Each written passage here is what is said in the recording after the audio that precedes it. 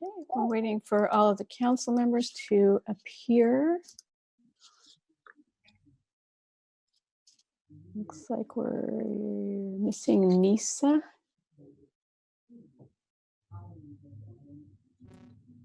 She's here. Okay. It's 5:45. Let's call to order this joint City Council Planning Commission study session. Andrea, could you please determine if we have a quorum?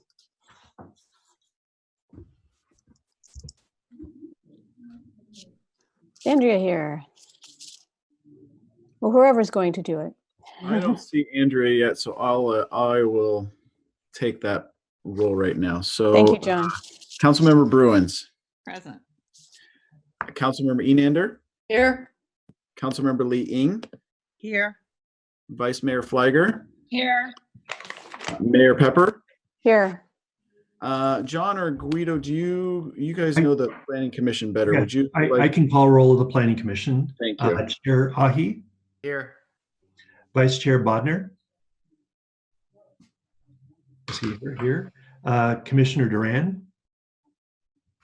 She's not present. Commissioner Merrick. Not present. And Commissioner Steinle. Yes. Okay, we have 3 members of the Planning Commission, not a quorum, but 3 members of the commission present.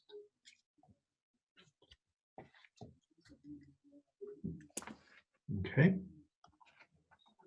Okay. So our item here tonight is to review the objective standards, review the presented material, and provide direction. And this is the administrative draft that we are going to be going through tonight. This will then go to the Planning Commission on November 5th, based on the direction tonight. If the Planning Commission approves it on November 5th, we will likely call a special meeting of the council, probably on November 17th, to approve it and adopt the ordinance on November 24th. So, John, I will turn it over to you. Thank you very much, Mayor Pepper, members of the City Council and members of the Planning Commission. Thank you very much for joining us this evening. We do have our consultant team that has been doing a lot of work on the objective standards. I think you've seen in the packet that there is a draft of the document that will be going to the Planning Commission at their next meeting, in their first meeting in November, along with the PowerPoint presentation that our consultant team has prepared. And with respect to the consultant team, Lisa Weiss will be going through the presentation this evening. She'll go through the presentation, and I believe that she would like an opportunity to get through the presentation, and at the conclusion of the presentation, she will open it up for an opportunity for members of the City Council and Planning Commission to ask questions. And then, Mayor, I would suggest you open it up to public comments so the public can provide some feedback. So Lisa, with that introduction, I will hand the table over to you. Great. Actually, John, can I just interrupt for a second? It Sure. looks like Sally Meadows, isn't she on the Planning Commission? She is no longer in the commission, no. She's not, okay. All right, so I just want to make sure there weren't people in the attendees role that should be here showing up as panelists. Okay, thank you. It's good to check. Great, thank you, John. Good evening, City Council members, Planning Commissioners. It's good to be here again at this major milestone. A lot of work has been done at a rapid pace, working closely together. So we're glad to present the draft material tonight. I'm actually going to turn it over to Monica Sidlick at my office. Monica from my office, LWC, and Drew Fink from Opticos are going to go through the material, and then the 3 of us will be available for questions after that. Monica, if you want to share your screen. Yes.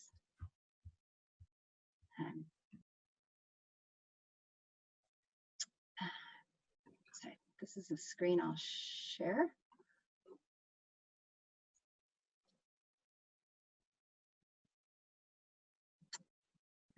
You probably do presenter view because we see your notes and everything. Okay, let me get the right screen shared.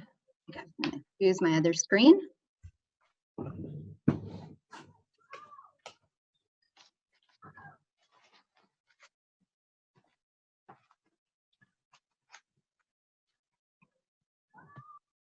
We can still see your notes, which is maybe not a huge problem, but now we see your whole presenter screen again.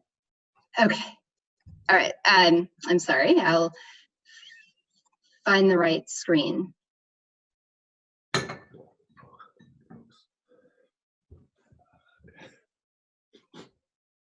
There you go. So from beginning.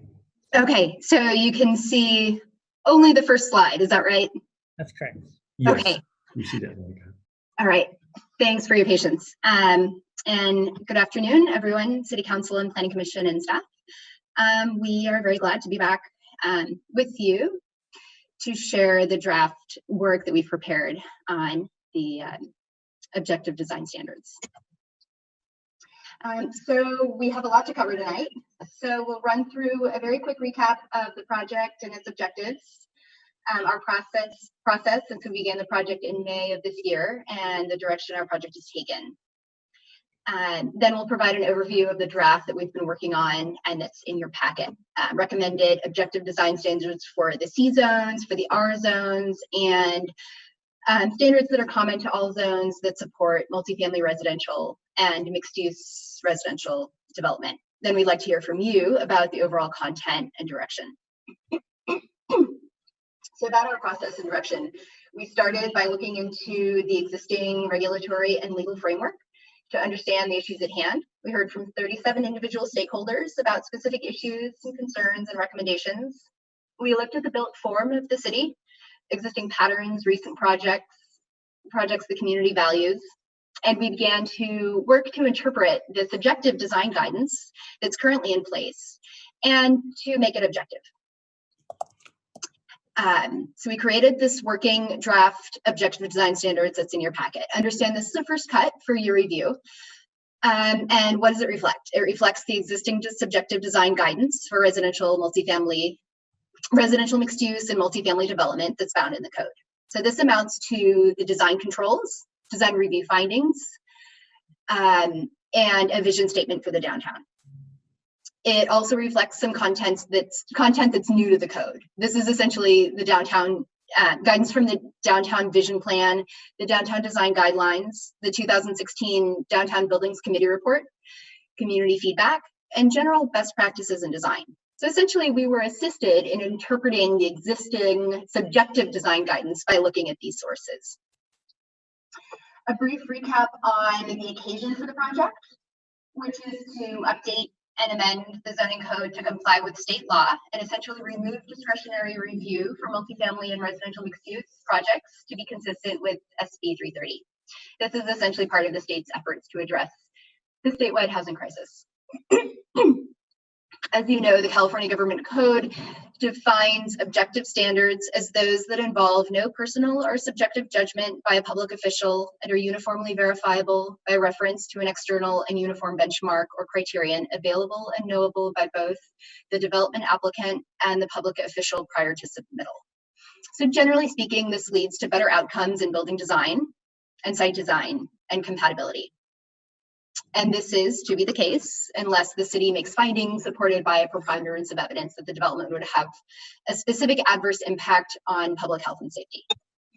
So you've seen this figure. This shows that the zones we're talking about, which are the zones that support multifamily and residential mixed-use development in your existing zoning code, that these amount to about 800 parcels and just under 6% of the city, which is primarily the downtown, the El Camino Real corridor, and parcels along the Foothill corridor. So there are currently a web of design controls and design review findings that apply variously to these 11 zoning districts. We've reviewed and analyzed all of them, and ultimately what we are creating together are rewrites of the code sections listed here.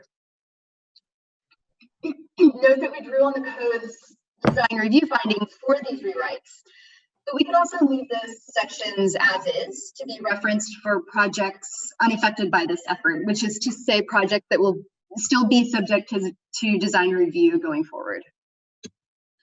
So let's start with what we've heard from you and what we talked about in outreach sessions and previous study sessions with you all. So we heard that in the downtown, the community is looking for design standards that reduce the perceived and actual size of buildings. So we explored ways of doing this that it is appropriate to and familiar to the Los Altos downtown. We heard about the desire for a continuous street wall that lines the rights of way and creates an unbroken pedestrian experience. We heard about the need for design to be at the human scale and to have a rhythm of volumes that can be perceived by the pedestrians. And we heard that ultimately the various building design elements need to come together into a coherent and successful design.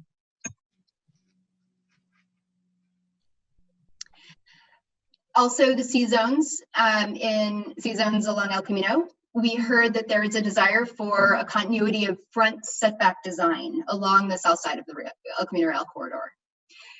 We heard that this streetscape should minimize the impact of on-site circulation, that a more consistent pedestrian scale is needed along the ground floor, and that there's a desire for architectural integrity. So this refers not to architectural style across the corridor, but rather for any one structure to exhibit integrity of style across its many building elements and components. So as we mentioned, we're looking at 11 existing zones. And the draft standards that you have includes a section for each of those. 6 of these zones are C zones and 5 are R zones. So the C zones are CN, which are parcels along the entire length of, but not all of the foothill corridor, and also parcels at the corner of El Camino Real and San Antonio. CT, which is essentially the rest of the El Camino Real corridor. CD, which is the southeast part of the downtown along San Antonio. CDR3, which is the north and south ends of the First Street corridor within the downtown and some parcels north of the State Street corridor. CRS is the Main and State Street corridors. And CRS OAD is the downtown side of the intersection of Main, San Antonio, and Edith. So here we've pulled out and shown in a table format some recommended standards that vary among the C zones. So these are all objective. We'll go through them one by one quickly. Note that no one standard achieves the goals of the project, but rather you put the whole package together and the result of the combined set of objective design standards will bring about the results the community is looking for. I'd also like to note that we will be returning to the Planning Commission on Thursday of next week. That's November 5th. And that can provide an opportunity to look at specific standards, to drill down, look at specific numbers, and discuss sort of in an in-depth manner the impacts of specific recommendations. So on this slide are basic standards for building placement, building envelope, building massing and articulation, and standards relating to sensitive adjacencies.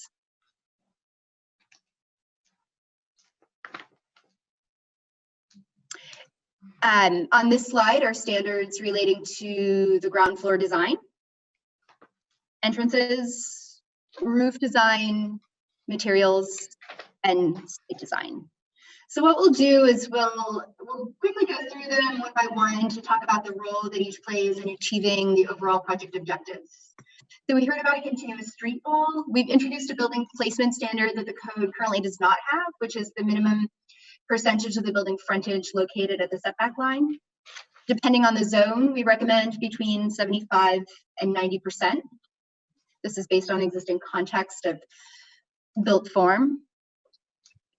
We heard about the perception of building bulk and canyon-like streets and the desire for a human-scale building massing at the ground level.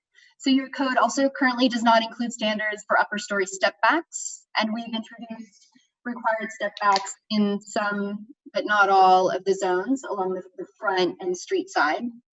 Excuse me, but you're moving around enough that your microphone isn't picking you up uniformly and you're dropping out once in a while. And it would help if you sat maybe just a little bit closer to your microphone and tried not to like swirl around a bunch. Okay. Okay. So there are a few a few more standards about building massing and articulation, and I'd like to hand it over to Drew to discuss a few of these.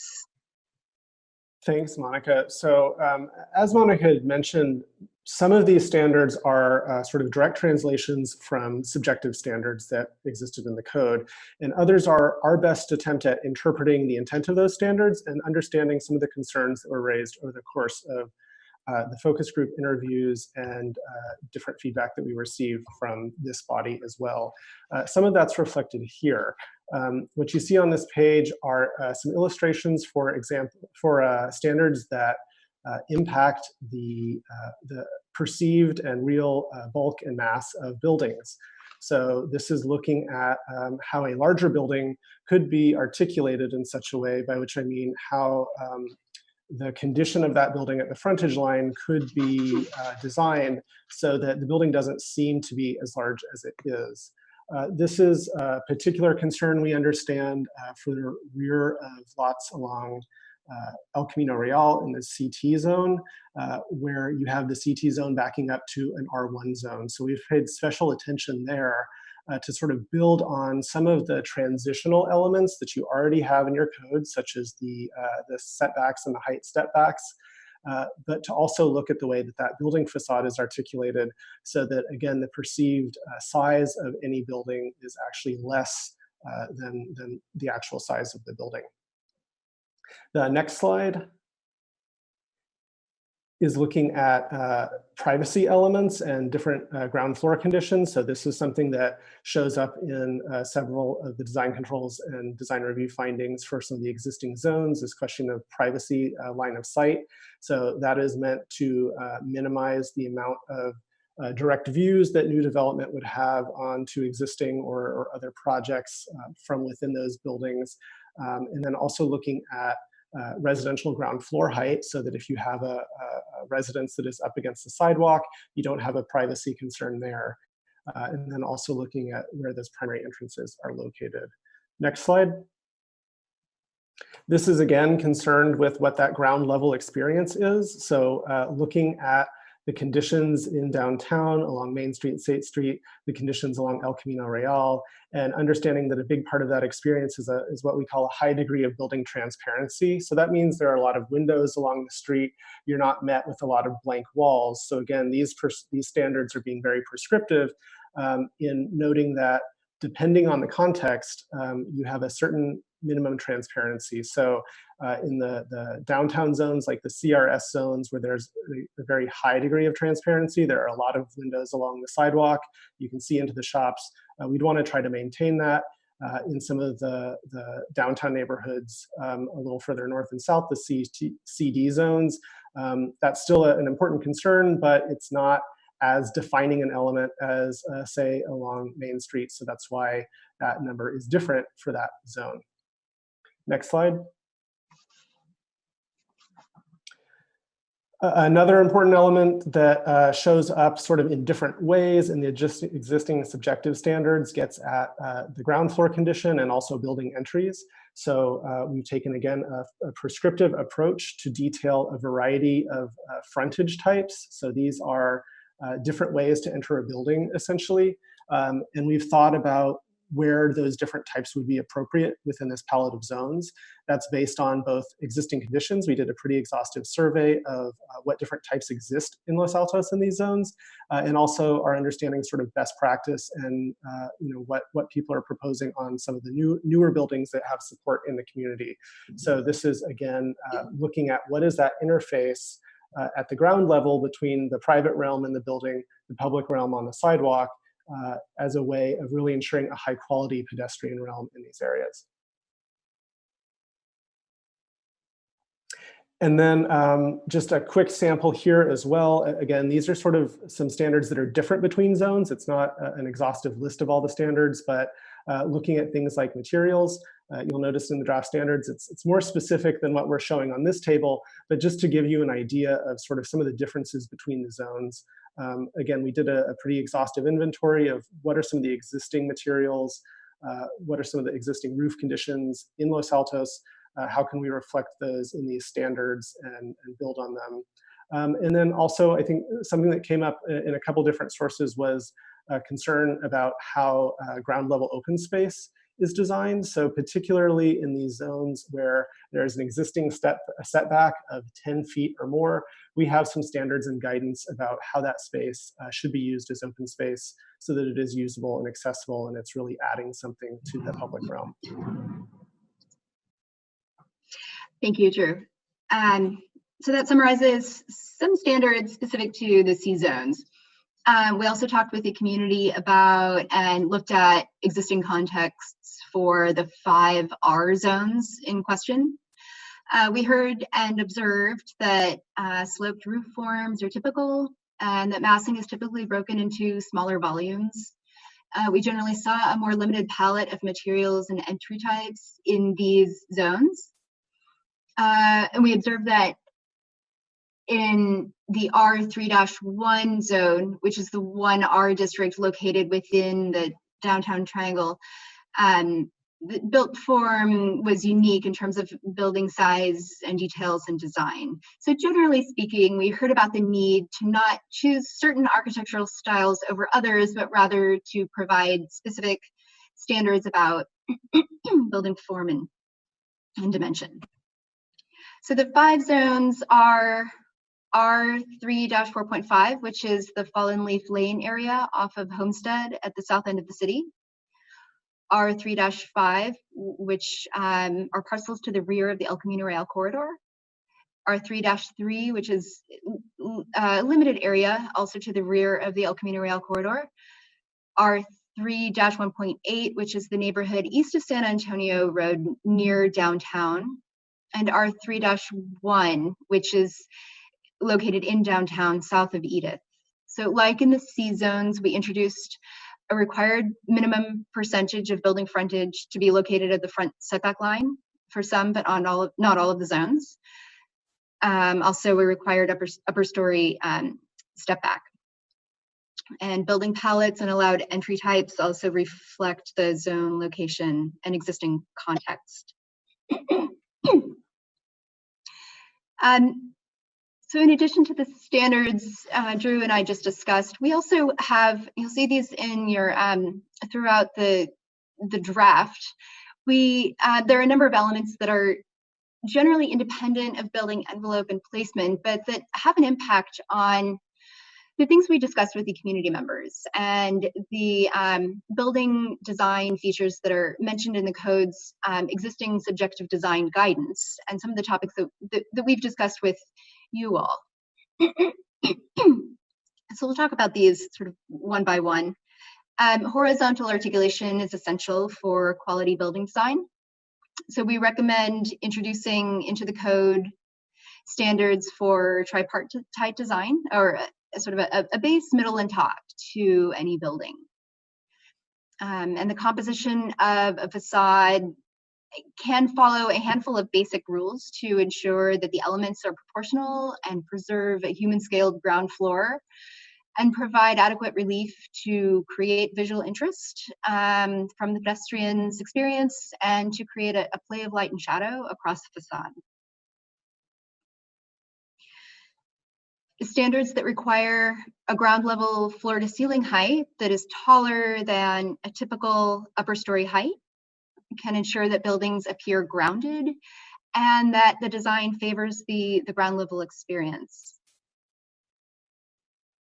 Window design can and does have an outsized effect on the perceived success of a building design, particularly when those windows are poorly designed. So our recommendations call out specific design elements and dimensions that ensure that windows add to the overall building design and composition.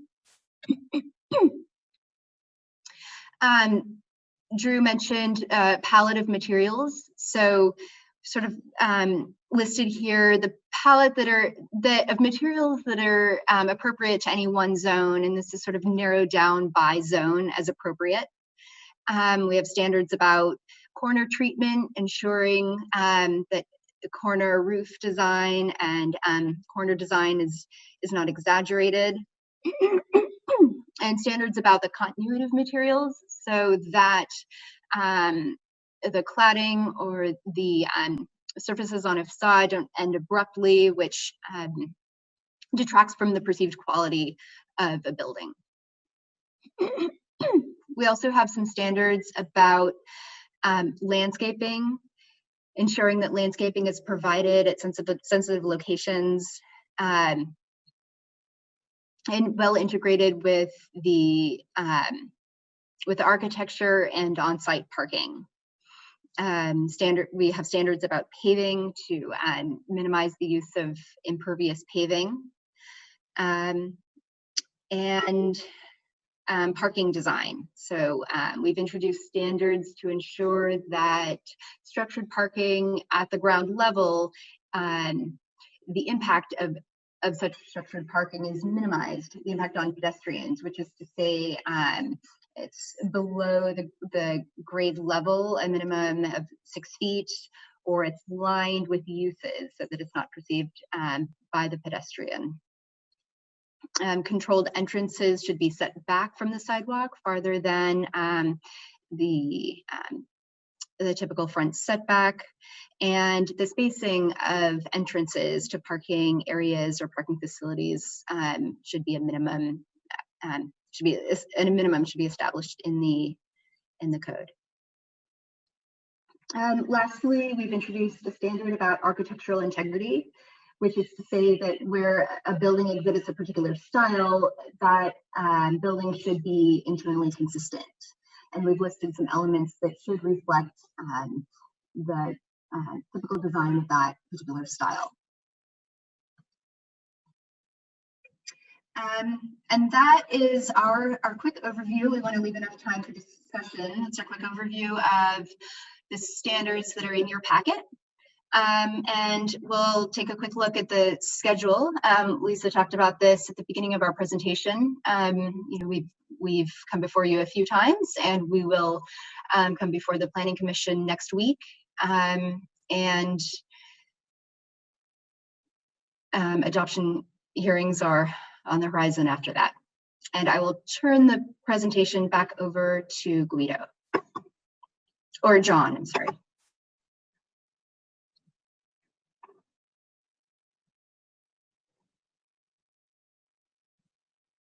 Thank you, Monica and Drew. I think, Madam Mayor, now is an opportunity for you to open the floor up to council members and members of the Planning Commission to ask questions of the consultant team. And then after the question and answer period, I would recommend you open it up to public comment. Allow the public an opportunity to weigh in on the presentation and the objective standards. Okay, so we'll turn to Council and Planning Commission for questions. Questions only, not opinions. So if you have any questions, please raise your hand in the participants panel, and then we'll go to public comment.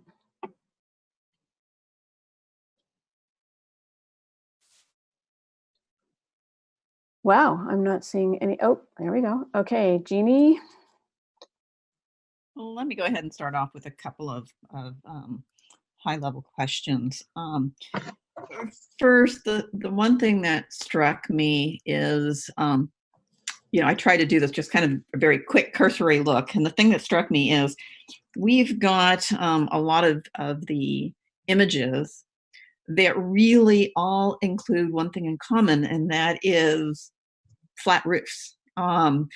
Whereas today, you know, we strive not to get the flat roof. So I would like to understand how to interpret what we have here. Is this moving us to flat roofs? Is this, because it sure, when anytime you give examples, it makes it sound like that's our preference, that's good. And up to this point, it has not been our preference. It is not viewed as good. And we always want to break that line of the roof. So what can we assume based on what we've seen right now? So let me make sure I understand your question. You are saying, what do the design standards do to discourage or flat roofs, or rather to encourage sloped roofs, pitched roofs, mansard roofs? Articulation at the roof line is how I would put it, because whether it's through facades, whether it's through roof pitches, et cetera, if you look at, examples like in slide 16 and slide 24, it's all, flat roofs. When it talks about parapet, it's a flat roof. It's a flat visual line. So are we adequately addressing horizontal and vertical articulation? Okay, because boxes across the city is not has not been our goal, and we actually like that more of that sawtooth kind of skyline rather than the box skyline. Okay, so very linear. So anyway, so I think we have need to address the question posed. Yes, thank you. So I don't know if you have an answer or if you want me to just move on to the next question. I'll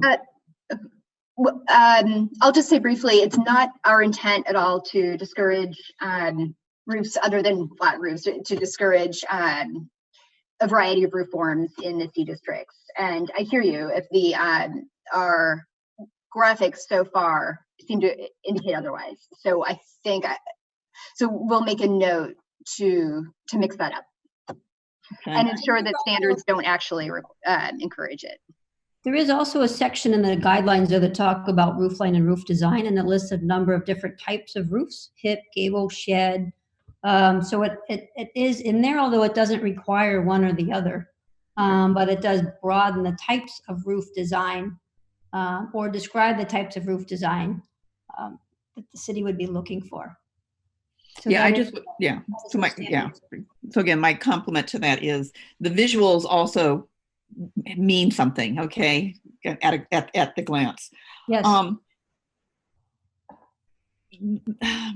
The next question I have is, I'm trying to separate out or try to understand maybe with the level of specificity in terms of objective standards, okay?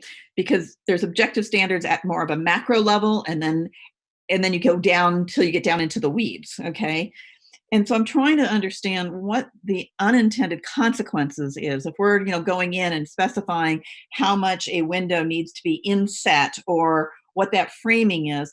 Are we going beyond objective standards and now actually having an unintended consequence of tying our hands when it comes to discretionary items, and when you really try to look holistically at a building and how it feels and does things? So my question is, are we striking the right balance? Okay.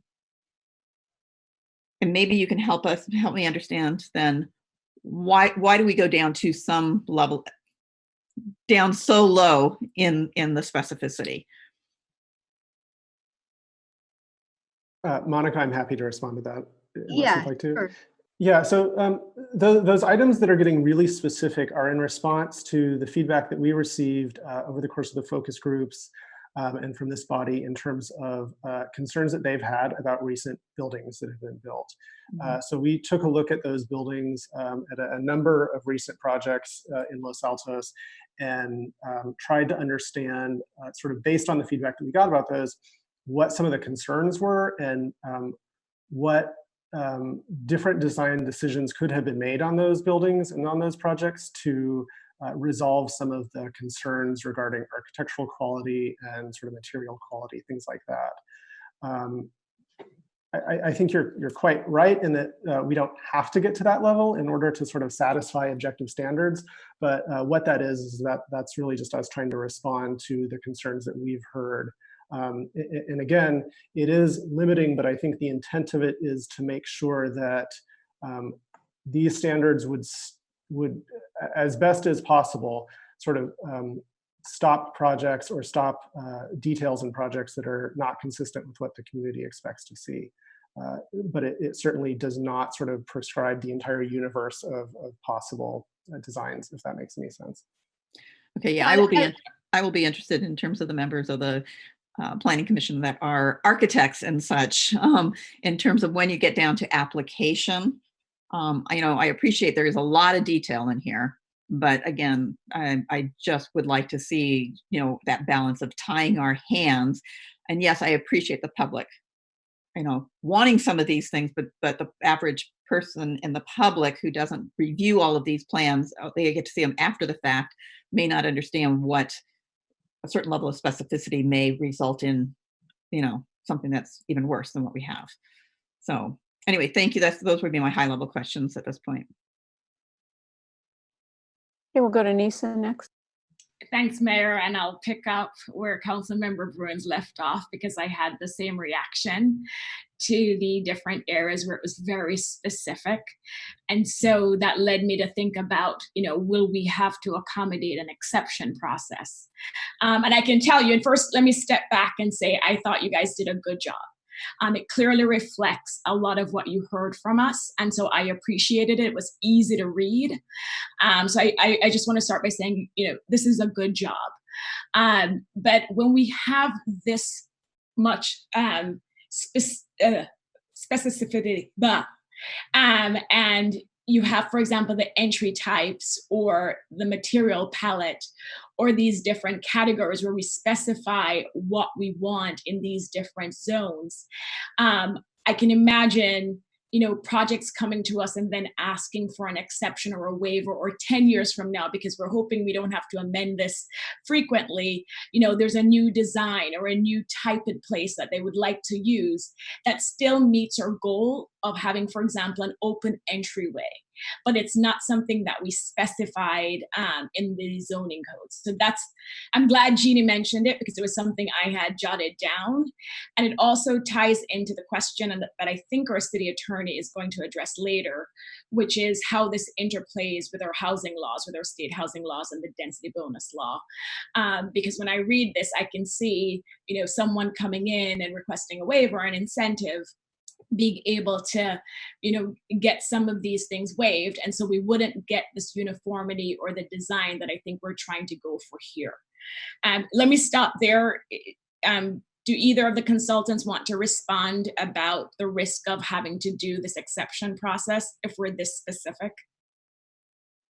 I can start on that. So, remember, we're trying to get objective standards and projects are going to be by right. So if we don't have a standard, there's nothing to gauge it against.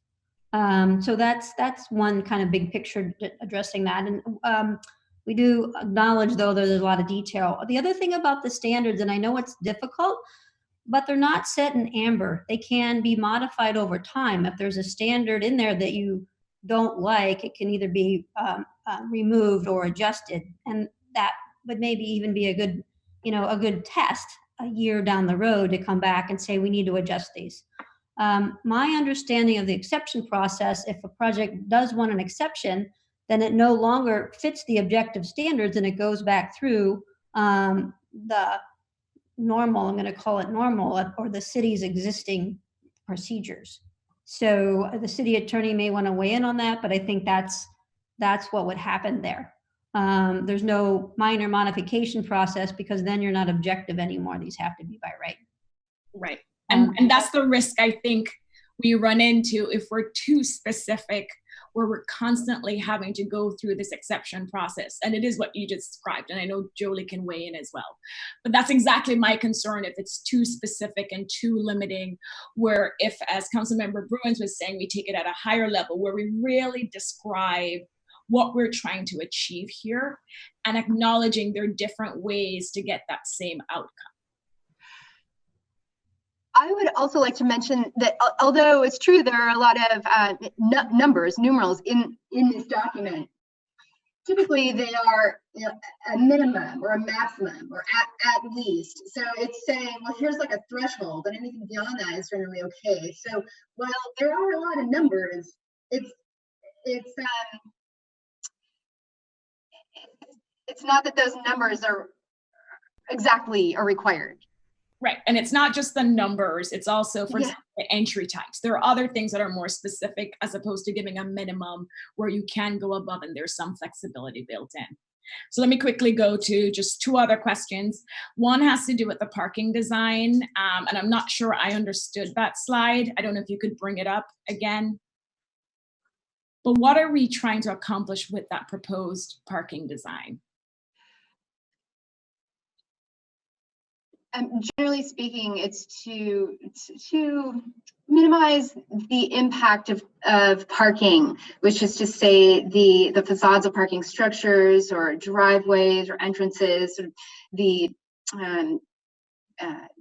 just the impact that circulation area has on the pedestrian experience.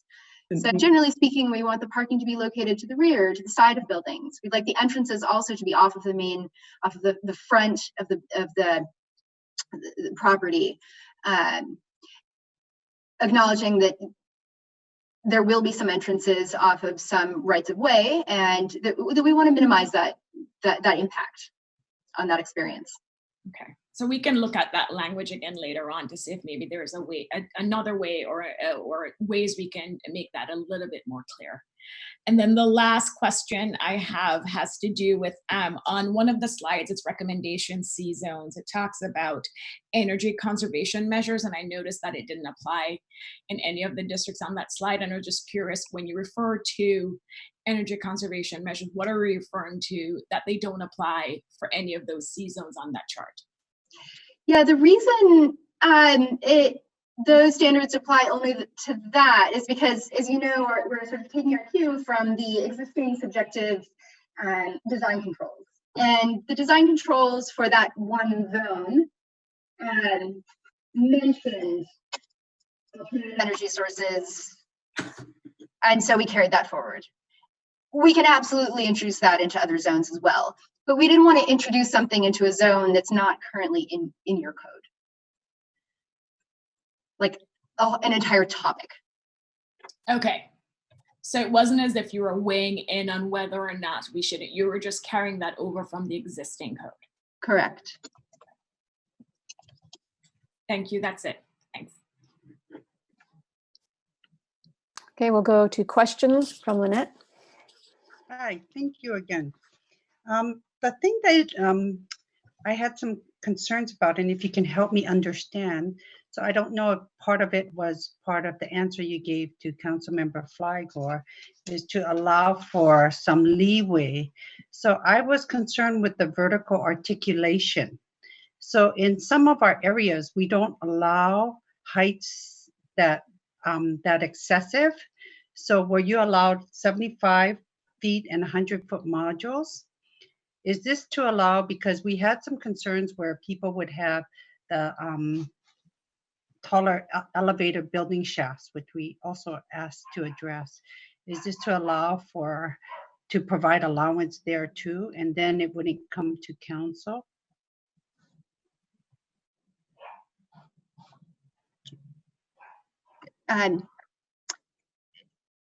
Drew, do you want to take the vertical articulation or building articulation question? Yeah, and I think this is super helpful feedback. Thank you for this question, because I think we haven't presented it very clearly. The 75 feet or 100 feet is actually talking about a linear length along the ground level. So we call it vertical articulation because we're thinking about how does the building articulate itself vertically along those 75 or 100 feet. It's not actually referring to the height of the building. So that's something that we'll be sure to clarify. And I think that the diagrams help for that, but we can double check on that as well. Does that address your question, Council Member? Well, I guess based on some of the corrections you will make, because based on the diagrams as well, I was a little bit confused. So thank you for that. And just to be clear, yeah, our intent, we're not intending to increase any sort of height allowance or provide leeway for that within these standards. Thank you so much. Okay, I had one question and then we'll move to Planning Commission questions. So I had a question on the floor to ceiling heights.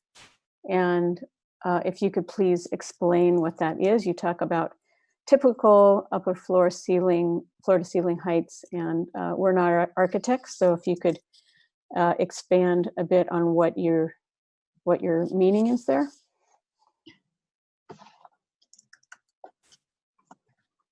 Yeah.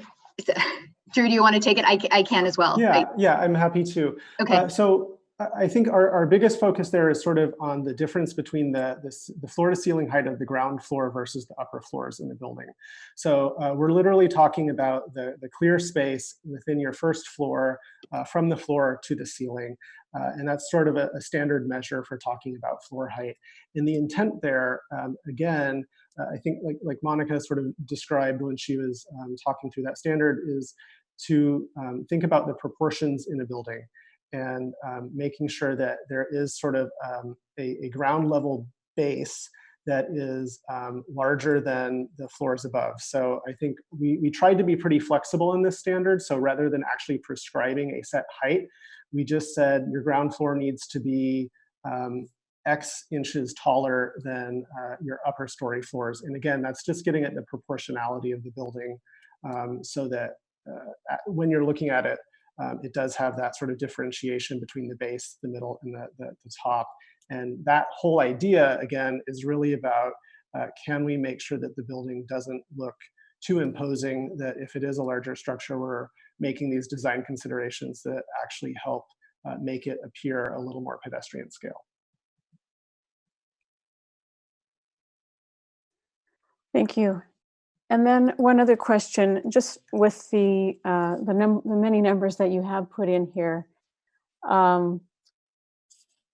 I'm sure it's too much to answer right now, but it would be helpful to understand how the numbers have changed from what we currently have, if we have a standard that does have a number. For example, when you talked about the vertical articulation, the 75 feet, I think right now in our downtown, we say 25 feet for, because the lot sizes are 25 feet.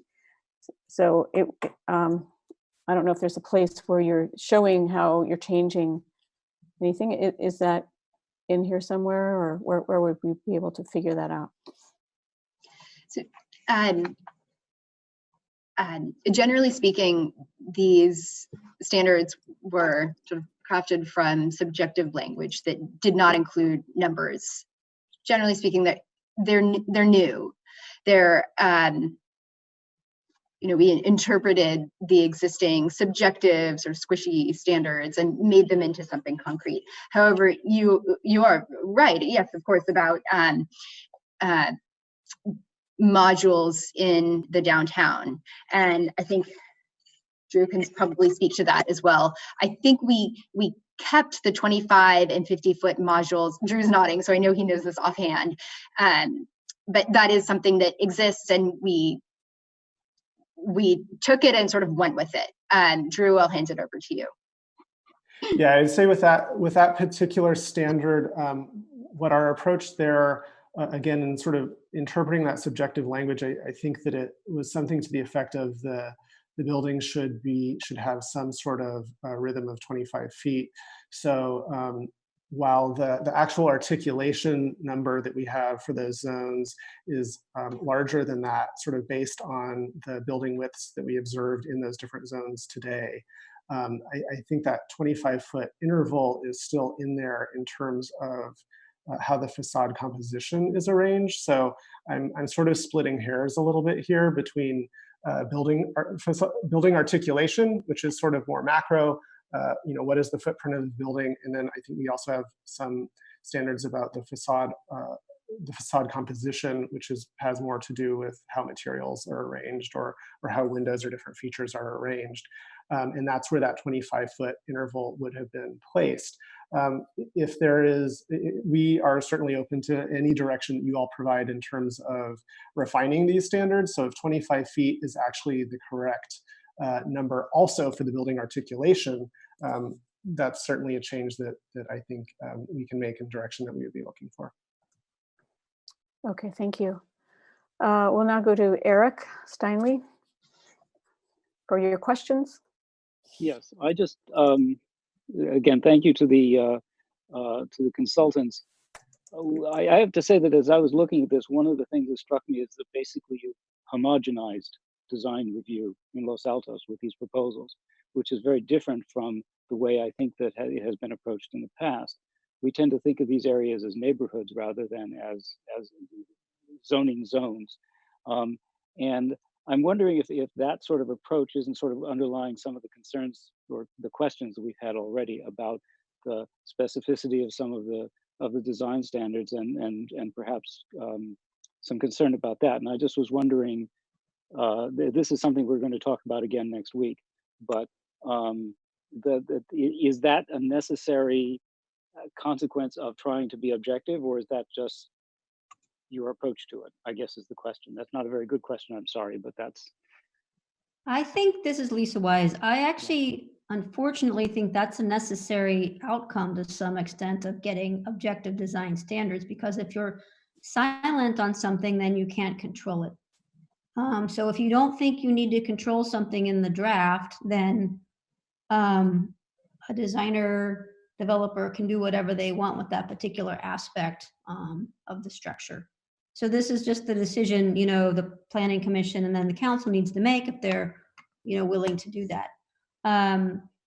So I mean, I think it's, it's just, we're not making this up. These are coming down from the state in terms of, No, I understand that, yeah. Jurisdictions need to do. So you're right, it is a balance in terms of comfort level and, how much control or direction the city wants to provide. And it's not easy. So, yeah. Okay, thank you. Are there any other clarifying questions from council or other planning commissioners? Okay, I don't see any other hands raised. I do. Sorry. Okay, Ronit, I don't see your hand raised, but go ahead. So I have a question about the parking recommendations. In it, you mentioned that you want the entrances to be separated by a minimum of 50 feet. And so the only, what I have observed, for example, like on First Street is projects are putting their parking to the perimeter of their lot. And we are actually asking the neighbor to put then their parking right to abut it right up against them. But this would seem to want to push it away from them. But then you have unless everyone is putting it exactly in the same location, which can't happen because choices have already been made, then you're either like forcing a project to put their parking right in the middle of their project, which aesthetically and also for design purposes isn't going to be ideal for anyone. And also because we are making every single project park themselves by virtue of the fact that we don't have a parking in lieu program, how can we actually accomplish 50 feet for parking entrances in the space that we have, particularly in the CN districts? Like they just don't have that volume of space. Okay, so you're referring to the CN, and then you also said the First Street corridor, the CDR3.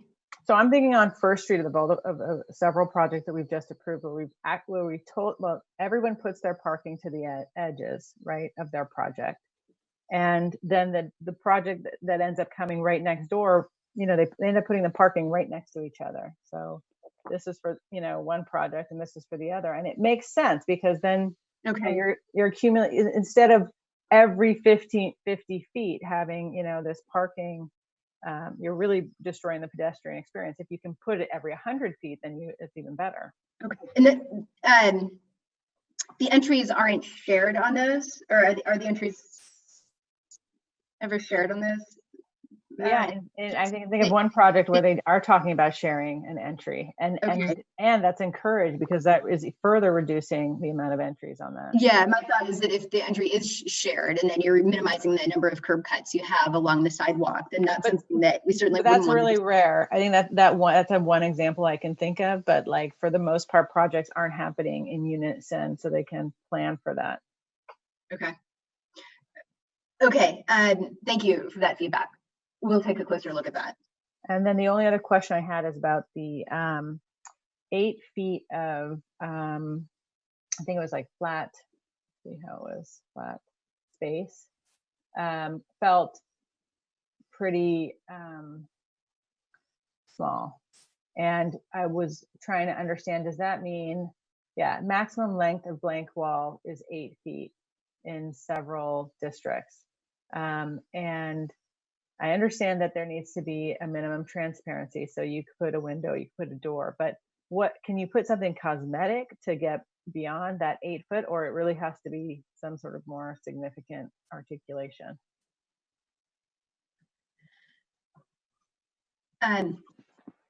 What were you going for there? I'm trying to understand. I think the intent there was that you would have some sort of transparency or opening, either an entry or some other type of opening there.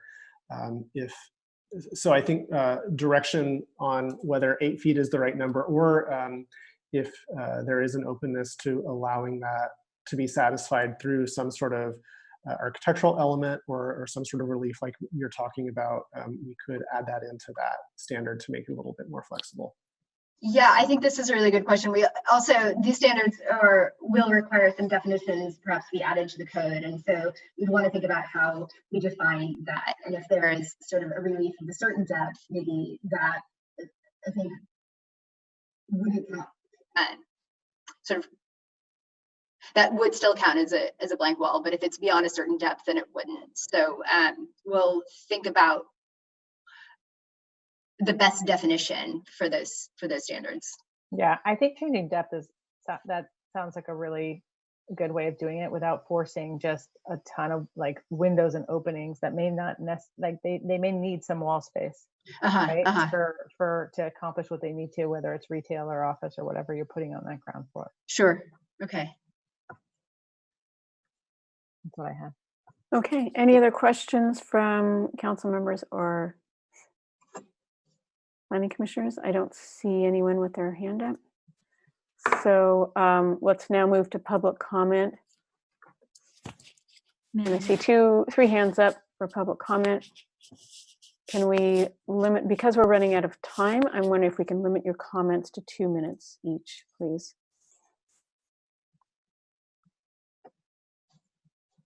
Okay, the first person I have is Cindy.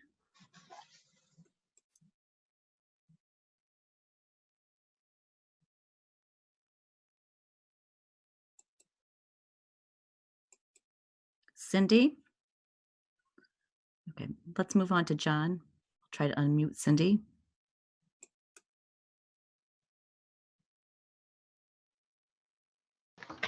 Yes, presuming everybody can hear me. You know, this presentation is really hard for people to understand, and as somebody who spent 9 years on the Planning Commission, it's not as though I am a rank amateur when it comes to this stuff. It would have been helpful, and it will be helpful, if you first tell us what the existing standards are, and then where the holes are, and then incrementally what changes you're proposing. You know, the simple reality is, if we have objective standards, we're going to have Levittown. And that's an unfortunate truth. Projects that look for an exception is actually a good thing, because it will go through design review, and by comparison, we'll get better designs. So in some sense, you know, the reality is, whatever we set as objective standards, we're not going to necessarily be happy with the outcome. I'm concerned that in the C zone, the consultants are changing what we already have. We have 25-foot modules on the CRS zone. In some of the other downtown zones, we have 50-foot. And then I think along El Camino, we have 75-foot. And what's being proposed here, at least to me, looks like they are being changed. And if they're not being changed, then what's being proposed is confusing at best. You know, let's not talk about, you know, let's talk about the vertical, what the consultants call the vertical articulation. That's the module. Let's just keep it simple. Let's make it as easy and as unambiguous as is possible. Thank you very much. Next speaker is Roberta. Hi, this is Roberta. Can you hear me? Yes, we can hear you. Hi. So just a couple of quick things. I do agree with John Bear, who just spoke, because that was what I was trying to read. I found it very, very difficult. And, was sort of looking for a side-by-side chart of this is what exists today and this is what the changes are going to be. So I think that would be very helpful for the community to understand that. The second question I had was on the heights. And on one slide, you show a 12-foot height. Are you, I hope you can answer this, suggesting that all of the stories be, a 12-foot, or, because once you say that, there's spaces between the floors and we keep adding more height. So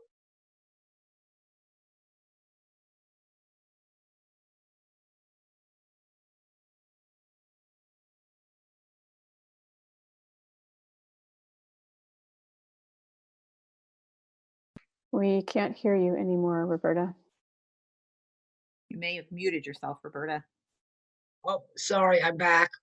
Going. Yeah, basically I was asking about the heights, because on one of the slides you have 12-foot heights. And I said, of course, there's space between the building floors. So is there a reason why you put 12 feet in there? Or was that just an arbitrary number? I hope you can answer that question, because, maybe we would have 9-foot height. I don't know. I don't know why that's there. And the other question I had is, have you been here walking in the neighborhoods and looking at what exists? Because it does seem like quite big changes in relationship to what exists today. And I guess if I have a couple more seconds, are you addressing corner lots? Because we have a proposal coming in up where the gas station is on El Camino, and I don't know how any of this applies to that. I'm looking at things that are on the ground now. Have you been here? And can you address the height issue? Thank you.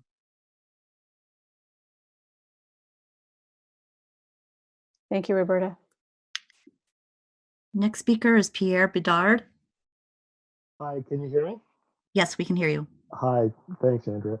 And thank you, great presentation. My only question is this: we're striving for objective standards, but it seems like we have objective standards, but they're each to a bunch of different zones. Were the zones predetermined essentially off what goes on the map today and on the plat? And if so, I know in the case of OAG, for instance, I think there's only 1 or 2 lots left.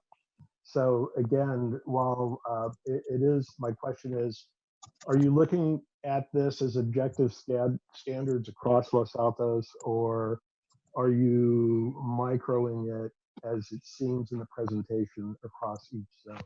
Thank you. Well, I want to mute. I should mute myself. Thank you, Pierre.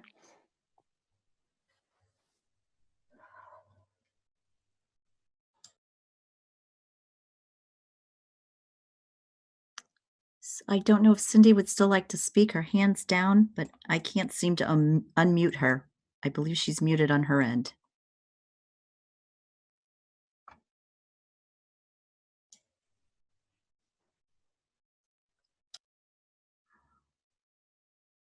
We'll keep going then. I'll bring this back to Council and Planning Commission. So everyone's had a chance to ask questions. Everyone has, public has spoken.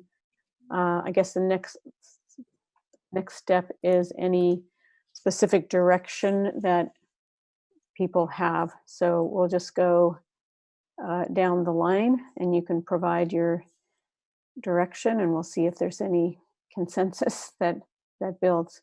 So if I could ask each person to try to be concise so that we can finish in 11 minutes. I know it's impossible, but let's do the best we can.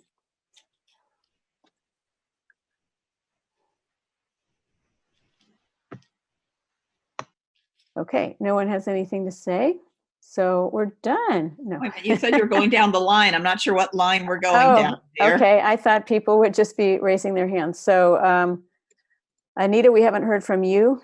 And Mayrus. So I want to go to council first, and then we'll go to Planning Commission. So since we didn't hear from Anita, I'll look to Anita first. Unless you don't have anything you want to add, which is totally fine too. I regret to say I could probably take up all 11 minutes. I'm not going to let you do that. So I know let's you're not going to let me do keep that. it This to is a significant 3. enough change that we have to get it right. And yes, we can change it after the first year or after we screw up the first building, but I think I like to avoid that. So one, I'd like to see a comparison of our existing objective versus the proposed objective measures with respect to things like setbacks, height, and anything else where we currently have an objective number, and that includes the modules, because I appreciated Drew's explanation, but if we don't stick to the module size that we have in our code, we're going to have a bunch of very unhappy people, and that's not just for downtown. Second of all, I think we need to look very closely at what we're encouraging in the way of entries in each of the zones, because one of the things we don't want is porch and terrace type entries that elevate the height of the building in zones where we already have sensitivity about height. Third, I would like to see us apply these standards to some of our existing buildings, especially maybe one or two on El Camino and several on First Street, to see how would these standards stand up if we were evaluating those buildings. And I'd like us to include the Packard building, because that's the kind of building that everybody likes. And the question is, if everybody likes it, would it be precluded by what we are doing here? I'm also going to suggest, not too facetiously, that we have an ugly design contest where we ask some of our developers in town to take these standards and apply them to create the worst building they can possibly imagine, because I guarantee you somehow we'll get one of those. And so if we can get them up front and then alter our standards, I think we'll be ahead of the game. Another thing I'm concerned about is that we do not have anything here, excuse me, that reflects things that are elsewhere in our code, like parapet height, elevator height, certain exceptions about height, and those aren't worked in, so it's hard to evaluate those against what's being proposed. I'm similarly absolutely baffled by the parking thing, because the way I read it, it said that you have to have at least 6 foot below grade for parking structures that are at grade. That's the way the chart read to me, and I said, I know that's not right. So I obviously have no clue about the parking stuff. I have a bunch of other things that are more detailed. The most significant, and then I'll stop, Mayor, is that we have very specific open space and landscaping standards that we have worked hard to try to hang on to, and I can't find them here, where we are requiring a minimum amount of open space, especially in the CT zone, a minimum amount of private open space, and certain amounts of green landscaping. And this is a green town. We want to keep it a green town, and that's really important. And I think that's missing. Oh, sorry, one more. I really object to the concept of how the lot line percentages are being set, because we've asked people to increase those setbacks in some cases to create not a fixed wall. And I don't know where this idea of a continuous street wall and continuity in front setback came from. It didn't come from me. If you heard it from everybody else, I'll shut up. But it is contrary to what I believe I have heard in Planning Commission and this council in the last several years. Thank you. Thank you, Nita. Appreciate your conciseness. You're a great example to everyone else for tonight. Let's go to Lynette. And then we'll go Lynette, Jeannie, Nisa, myself, and then we'll go to Planning Commission.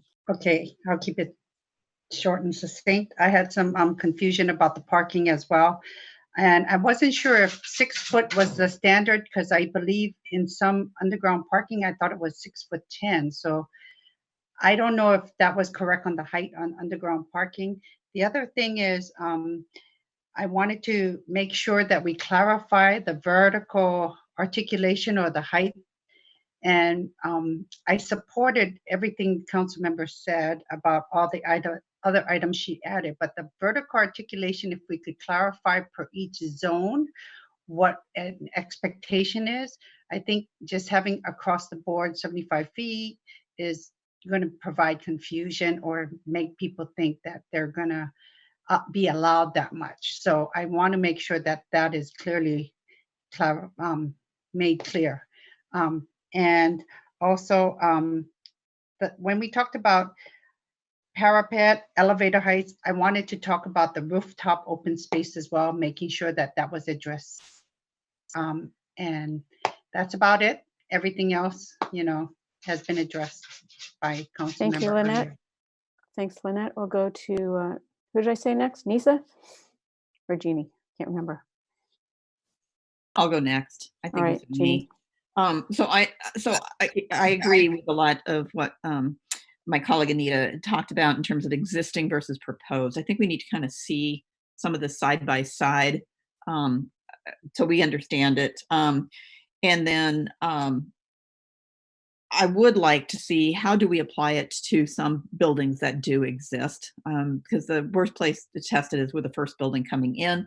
So while Anita said Packard building, I would take something that's already built out, whether it's 4880 on El Camino, whether it is 100 or I don't know what I would say the Lennar project on First Street. But we might want to pick a couple that are already built. So the ship has already sailed. And then I think we need to really look at it. And staff, I'm kind of talking to you as well, is because, at the end of the day, something comes in, staff has a certain amount of time with the shot clock.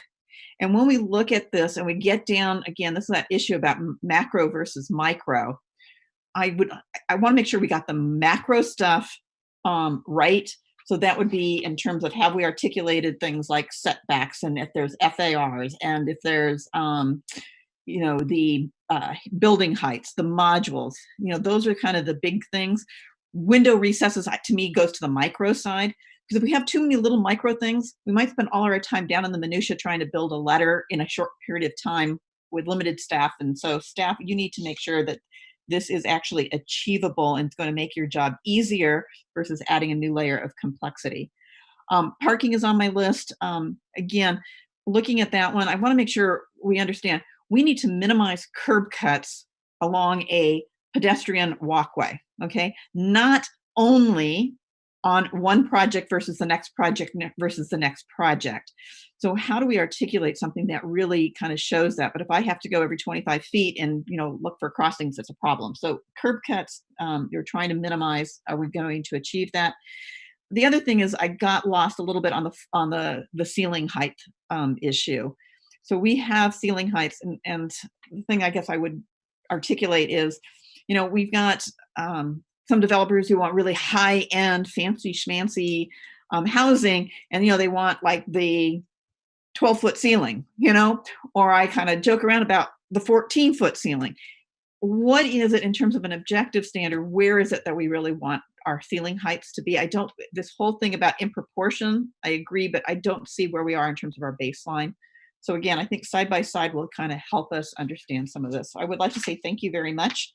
I think we're off to a reasonable start, and I'm really interested in the Planning Commission to also do the same thing that I'm asking of staff. Okay, imagine the building coming through. How does this affect what you're doing and the learning curve, et cetera? Thank you. Thank you, Nisa.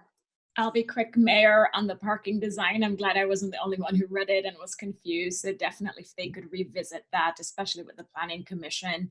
I support the ask of having some kind of comparison chart to our existing code and how it compares to what's being proposed, because I am concerned if our current code has better provisions and allows for more open space and green space. So I would appreciate seeing that chart as well. I would also ask the Planning Commission, similar to what Councilmember Bruins just said, when you get this proposed language, if you could look at it and really think through, if a developer came in, would they be able to apply it? Are there other ways to give us some flexibility? So the macro versus micro that Jeannie and I have been talking about, where we're trying to achieve. Oh, we just lost her. Uh-oh, we lost Nisa. Okay, I'll go, and then once Nisa comes back, we'll put her back on. So basically, I agree with everything that's been said, especially the comparison of what's being proposed to our existing. And okay, she says, I'm fine, go ahead. And then especially on the ceiling heights, So all of these things, all of this actually makes me think that there's no way we're going to get through this in the time frame that we're hoping for. But if the Planning Commission does a really intense study on this, maybe we can. So I want to move to the Planning Commission. Mayrus has had his hand up, so Mayrus, go ahead. Okay, I'll try to be fast. So I think there's a few elements that I think need to have a larger discussion. So obviously not tonight, but at some point. The minimum percent of building at the front setback line, I think what we're trying to solve is to not have that large continuous wall, but I think having the levels, the different levels, I think makes it feel kind of arbitrary. I think that it also should be a maximum percent. So, maximum, they can put 85, but there's nothing stopping them from putting less than that. The upper story step backs, you have 10 feet or none required. I think as an architect and a developer, I think 10 feet is very significant. I understand we don't want the canyon effect, but when you have 10 feet, you have to think about what you're going to design there. And I think if it's 5 or 6 feet, then it's possible to have maybe a balcony or a patio, but 10 feet seems very blatant.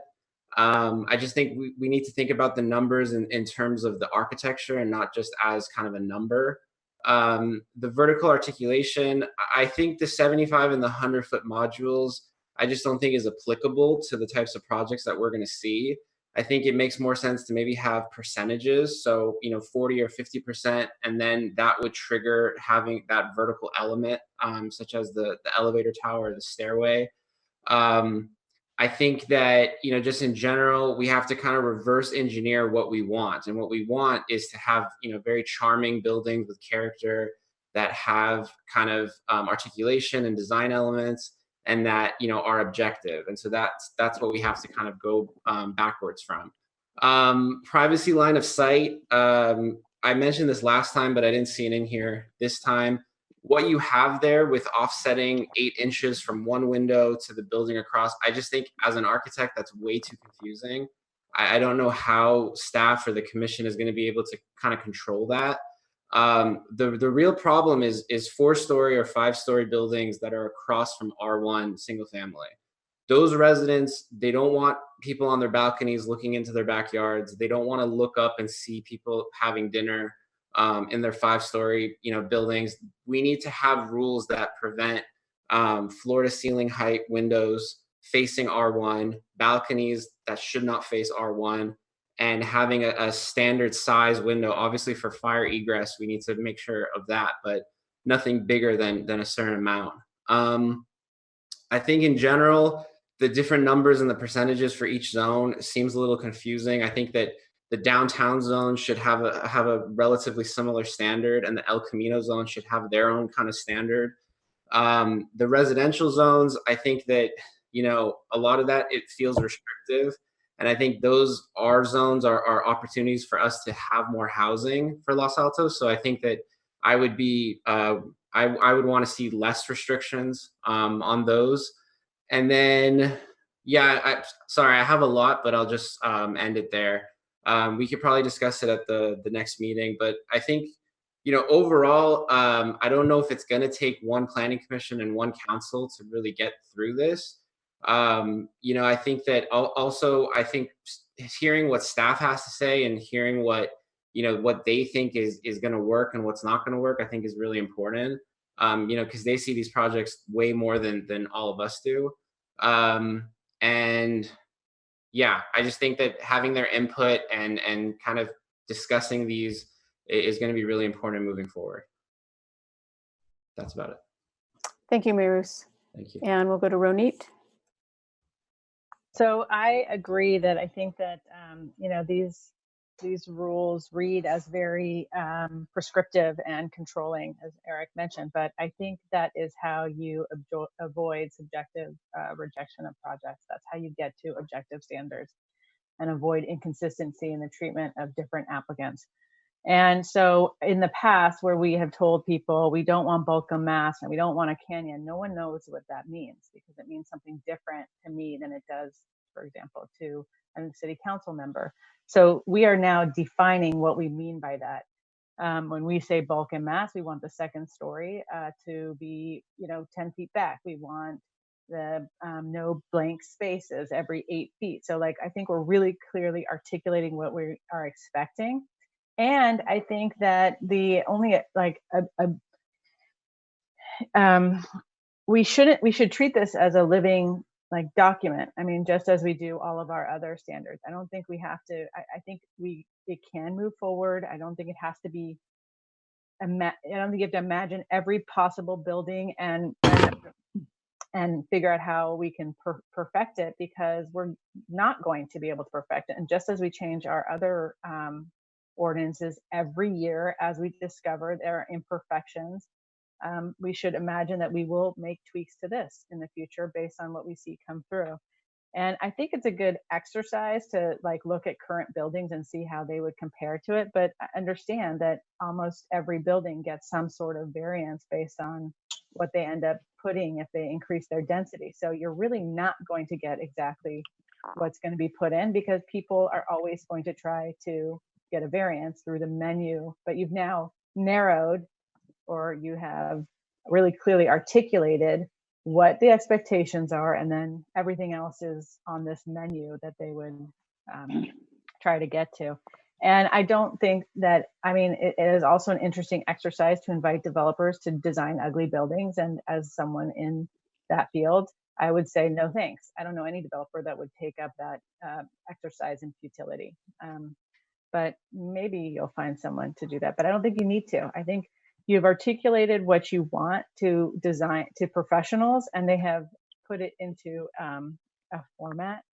And so, I mean, while I think it's too controlling and prescriptive, and definitely with related to the discussion about whether we should be even articulate even more restrictions on roofs, I would say don't. Don't have people now start planning a building around the roof design. Give a little bit of freedom to the design process. I think that you are getting what you've asked for. And so while I think that on the planning commission level, we may be more open to less prescription, I think this is the message that we have. I think that it feels like the message that city council has come out with, really wanting to have more control over design. And this is what that reflects. Thank you, Ronit. Anyone else from the Planning Commission? No. Mayor, may I circle back in for a moment? Yes. So I just want to make sure that we're all really clear, because as we're all making recommendations and such.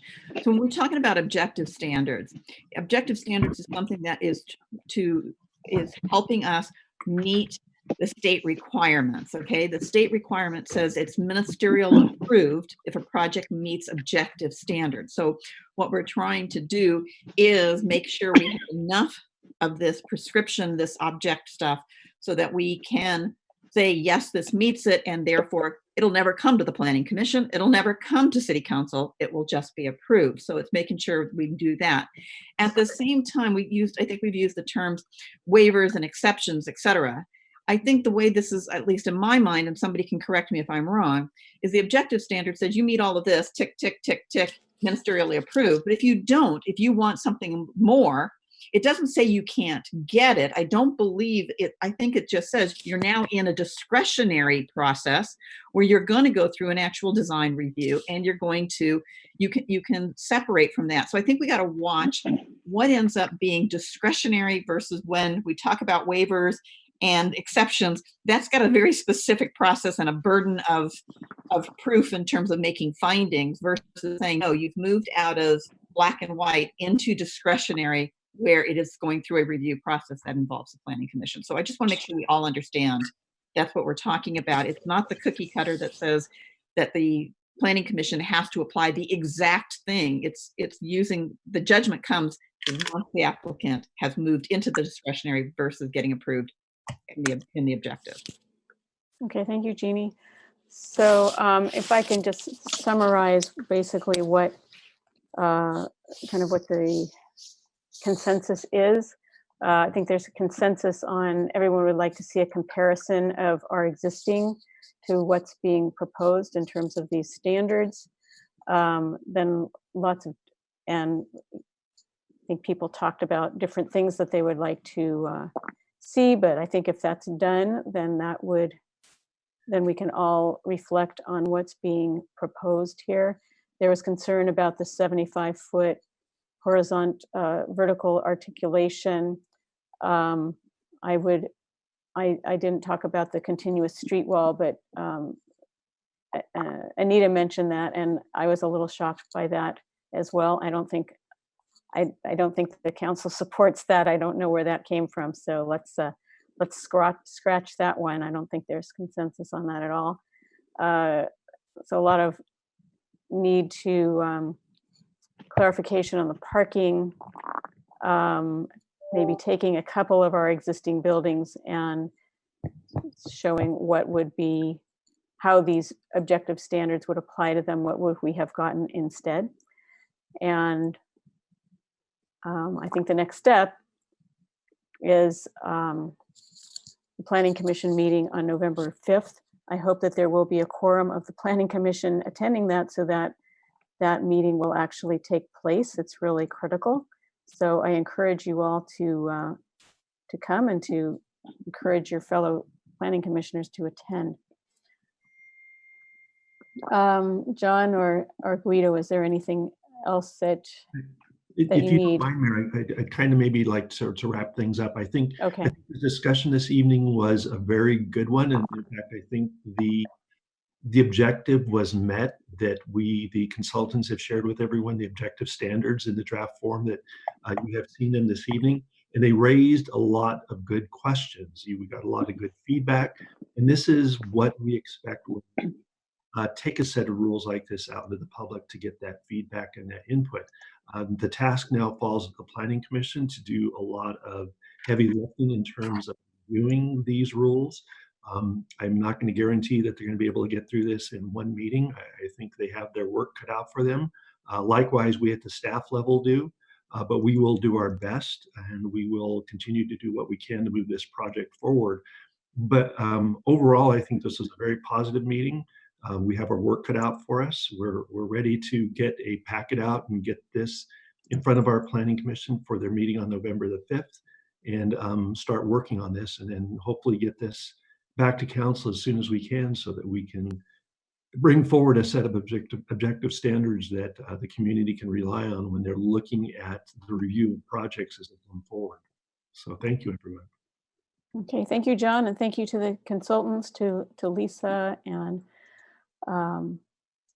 Drew and Monica. Thank you for all the work that you've done. I think we're now ready to adjourn the study session. It's now 7:13, so I'll ask that we reconvene at 7:20 for the start of our council meeting. And John or Andrea, if you can put a sign up on the Zoom so that people know when we're starting, that would be terrific. Thank you, everyone. Thank you. Thank you. And everyone can just stay on, you can just stop your video and mute so that you don't lose your connection.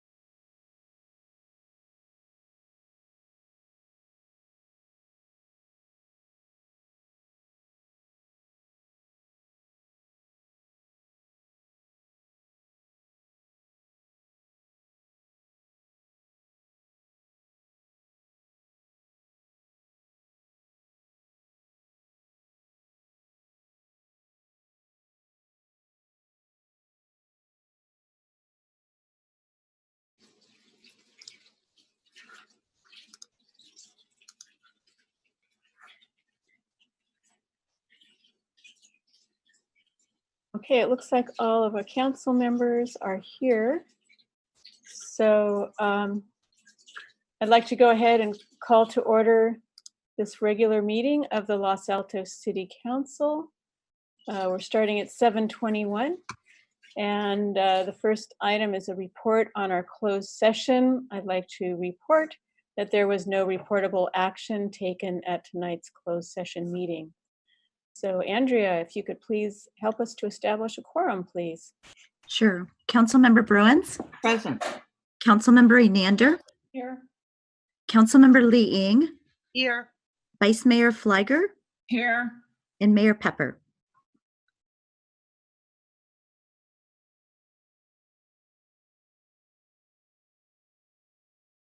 Mayor I'm sorry, Pepper. I didn't have my earphones in. Could you hear what I was saying? No. We could see you. Okay. Mayor Pepper. Here. Excellent. Thank you. Okay. Do you need me to do the closed session report out again, or did you get that? No, we heard that. We heard that part. Okay.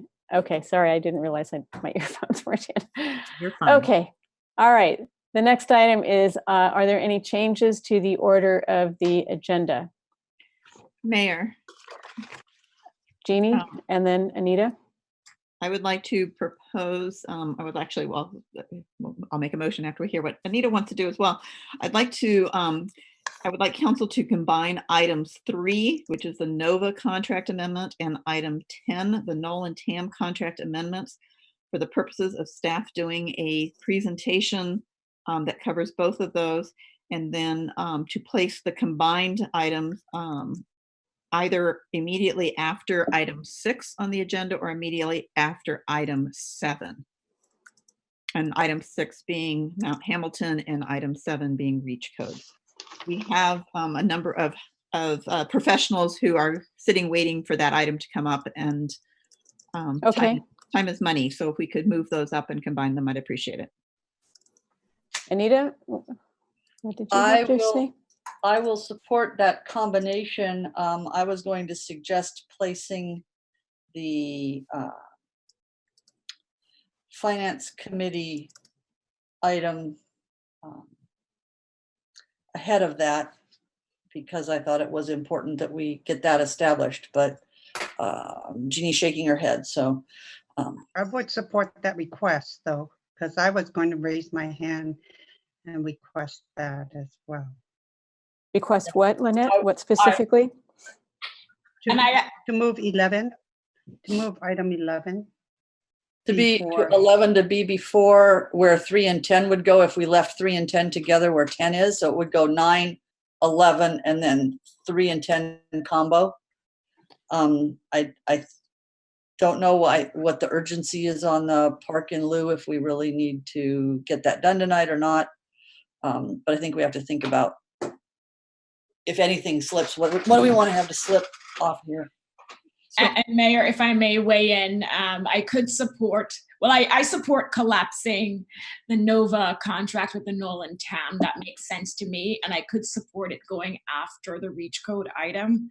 I don't see the need to move up the finance subcommittee item. In fact, I think it makes more sense to have that after we talk about the different contracts. So that's just my thinking on rearranging our calendar for tonight. Okay. And then I also agree with that. I agree with collapsing 3 and 10 together and placing them after the reach codes. Okay, then I will make a motion to collapse items. So item 3 would be pulled off the consent. It would be collapsed with item 10 and immediately following the reach codes. And I'm hoping we'll be efficient on the reach code so we can get to this in a timely fashion. Okay, is there a second? I'll second. Okay, Andrea, can we please have a roll call vote? Yes. Councilmember Bruins, Aye. Councilmember Enander, yes. Councilmember Lee Ing, Yes. Vice Mayor Fliger, Yes. and Mayor Pepper. Yes. Thank you. The motion passes 5-0. Okay, great. So next on our agenda is special items, which is commission appointments. And would someone like to make a motion? Do you want to do each commission separately, Mayor, or do you want to take them all together? I think it may make sense to do each one. Okay, Anita's shaking, nodding her head, yes. So Okay. can we have a motion on the complete streets, please? I'll move the appointment, and I'm so sorry. Now I'm going to be so embarrassed. I just have first names written down on my cheat sheet. Tom. Geschneider. That's my motion. I'll be glad to second that motion. Yeah. Okay. Can we have a roll call vote, please? Sure. Councilmember Bruins? Aye. Councilmember Enander? Yes. Councilmember Lee Ing? Yes. Vice Mayor Fliger? Yes. Mayor Pepper? Yes. Thank you. That motion passes 5-0. We have a motion for the Planning Commission. I move, Mayor, that we appoint Susan Menzinger to the Planning Commission. Can you do both of them? Do we want to do Richard Roche to the Planning Commission? I will second. Oh, I think Anita's asking for them to be separate. I'm sorry. That's what I thought because of our discussion. So let me start with Susan. I move that we appoint Susan Menzinger to the Planning Commission. I'll second that. Okay, it was moved by Flygor, seconded by Enander, I believe, to appoint Susan Menzinger to the Planning Commission. May we have a roll call vote, please? Councilmember Bruins? Aye. Councilmember Enander? Yes. Councilmember Lee Ing? Yes. Vice Mayor Fliger? Yes. Mayor Pepper? Yes. Thank you. The motion passes 5-0. And then I will make the next motion as well, Mayor. I move that we appoint Richard Roche, I think that's how we pronounce his last name, to the Planning Commission for the second seat that was open. I will second that. Okay, can we have a roll call vote, please? Sure. Councilmember Bruins? Aye. Councilmember Enander? No. Councilmember Lee Ing? No. Vice Mayor Fliger? Yes. Mayor Pepper? Yes. Thank you. The motion passes 3-2. Okay, so we've completed the 2 appointments to the Planning Commission, and the last commission is a Historical Commission. Can I have a motion for that one? I will do it again. I don't have last names. So. Kirk Page. What was it? So I will. Kirk Page. I move the appointment of Kirk Page. A second. Oh. Is moved by Bruins, seconded by Enander. May we have a roll call vote, please? Councilmember Bruins? Aye. Councilmember Enander? Yes. Councilmember Lee Ing? Yes. Vice Mayor Fliger? Yes. Mayor Pepper? Yes. Thank you. Your motion passes 5-0. Great. Thank you, and congratulations to our new commissioners, and happy to have you on board. Okay, next item is public comments for items not on the agenda. And do we know if we have any people who want to speak? Mayor, Madam Mayor, I see 3 people. Okay, Anita, was there something you needed to talk about on the previous item? Only that, given the urgency and importance of the objective standards, I hope that our 2 new members of the Planning Commission can get sworn in tomorrow or Thursday and are able to attend Thursday evening's meeting when they. It's actually November 5th. It's not this week. It's next week. Yeah, if they can get sworn in time, I hope they'll be able to join for that meeting. I think we all agree with that. Okay, go. Andrea, back to public comments on items not on the agenda. So our first speaker is Caltrain user.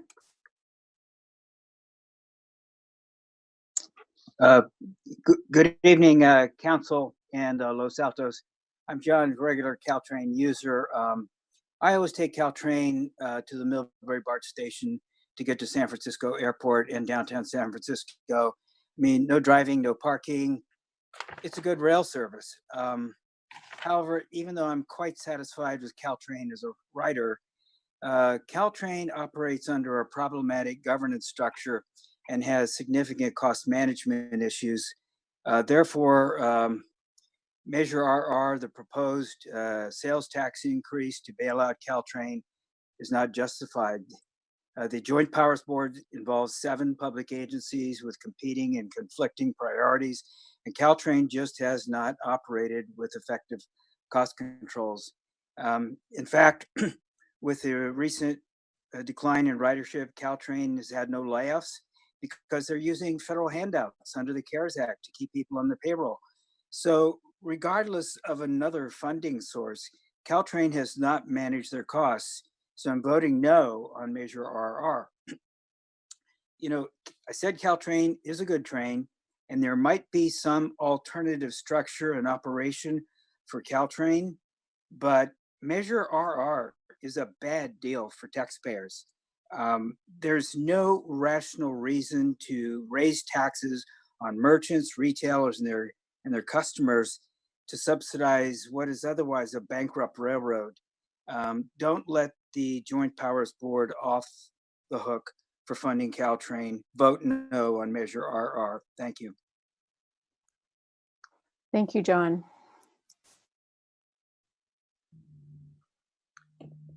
Our next speaker is Renee Rashid. Hi, this is Renee Rashid, and today I'm speaking as a resident of Los Altos and not a member of the police task force. Though my statement pertains to the police, it does not fall under the things that the task force is tasked with. I understand that the city is currently in negotiations with the police union, and I would like to point out that this is an ideal time to work with the police department in reviewing the police policy manual and look for improvements that should be made to increase transparency and accountability in our police department and reduce the impacts of bias in policing of our community. So I hope that the council will take a look at that.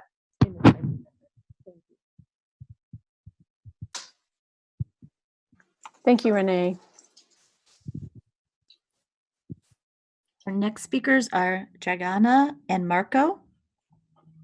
Yeah, hello, can you hear me? Yes, we can. Great. Yeah, hi, this is Marco Rojcic.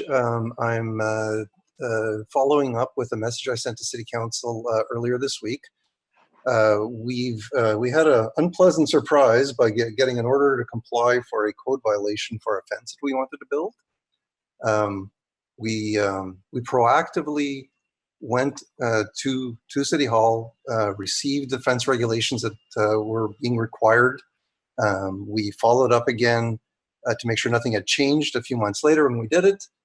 We built the fence according to the fence regulation, but then following an inspection by the code enforcement officer, received this order to comply, which called up other municipal codes that weren't given to us, not referenced in the fence regulation, and really worse of all, contradict the fence regulation in certain areas, particularly the Exhibit A in the fence regulation, which clearly shows how to measure everything. The other codes are in direct disagreement with this. So now we're faced with, despite trying to do everything right, we're faced with an order to comply, take down the fence, spend more money, all of this. It really it feels like the ambiguous codes are leading to unwanted results. And just as maybe another point of interest or a data point, just a unscientific walk around the neighborhood. There are dozens of people that have interpreted the fence regulations the same way as we have, just in this very small sample size. I imagine there are hundreds within the city. So, there are certain installations that follow the fence regulations. There are certain installations that follow the other municipal code regulations, but it's contradictory. So I'm asking the council for some type of reasonable accommodation, some type of relief from this until until we can examine these regulations and at least align them and make it clear for the people who are actually trying to follow these rules.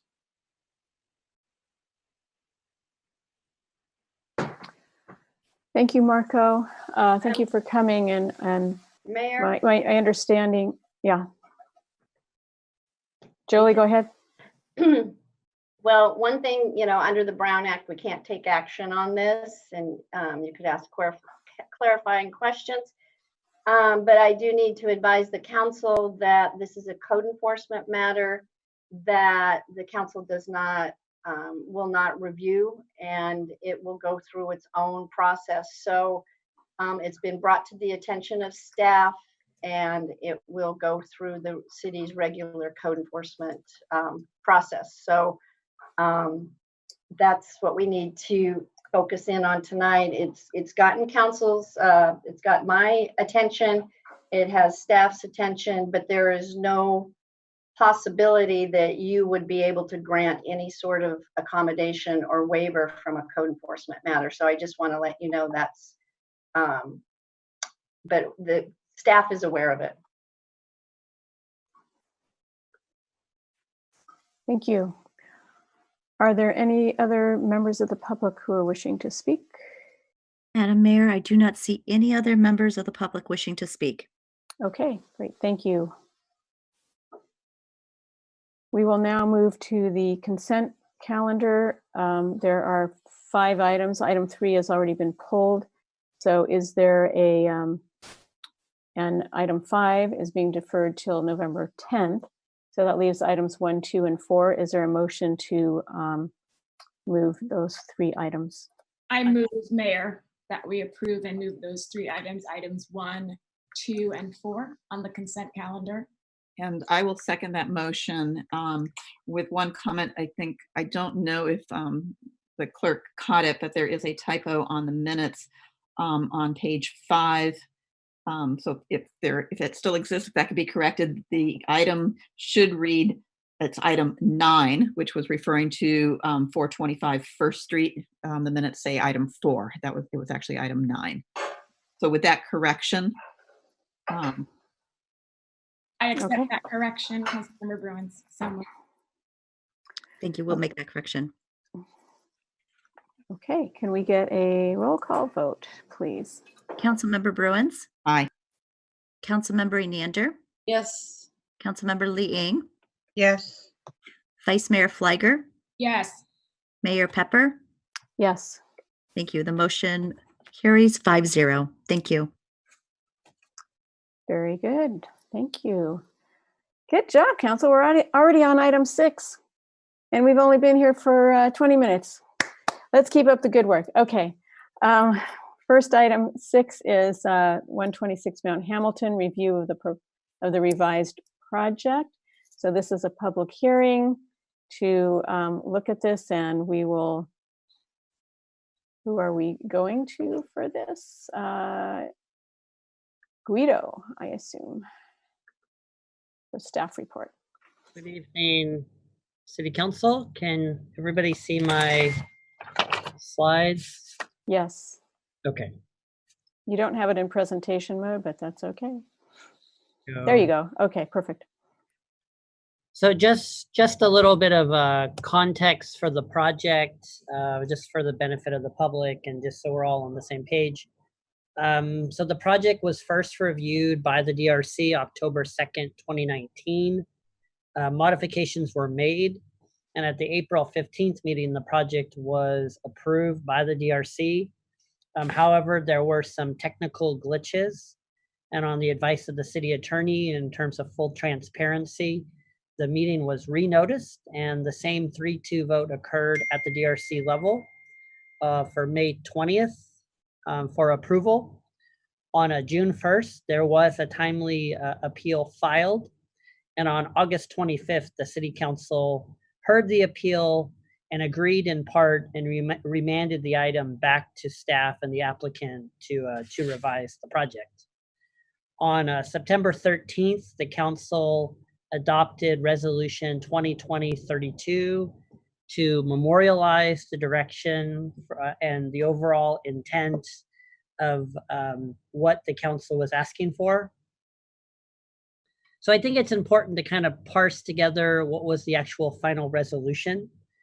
So the final resolution actually directed staff once again to work with the community development director and planning division staff to revise the second floor of the proposed residence to achieve a reduction in the appearance of bulk and mass of the second story by eliminating a number of wall planes that face the street, moving the second floor towards the back of the house, further away from the front of the structure, in an attempt to reduce the overall scale and to simplify the roof design. And as stated already, after review by staff, to bring it back to council for full review. So in terms of the real intent of the resolution, it was met by the applicant. And I can go through each of these in detail, but I will just summarize. The second floor was stepped back. The applicant made a number of significant modifications. The second story gable above the front elevation was modified and removed. The gables above the front elevation. Can you show that, Guido? We're looking at the text instead of a drawing. Thank Sure. you.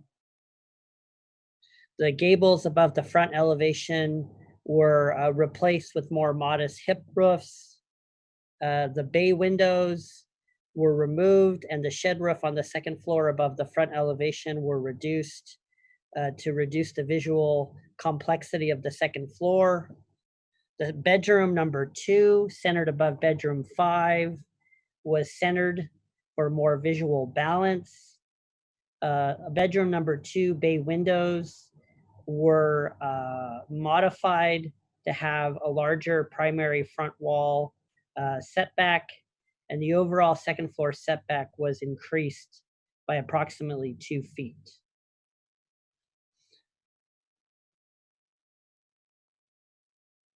Since the staff report was released, there were some comments that came in from the public that I thought need to be addressed. The basement, as you can see from the cross-section from the plans, is in accordance with the Los Altos Municipal Code in terms of being submerged.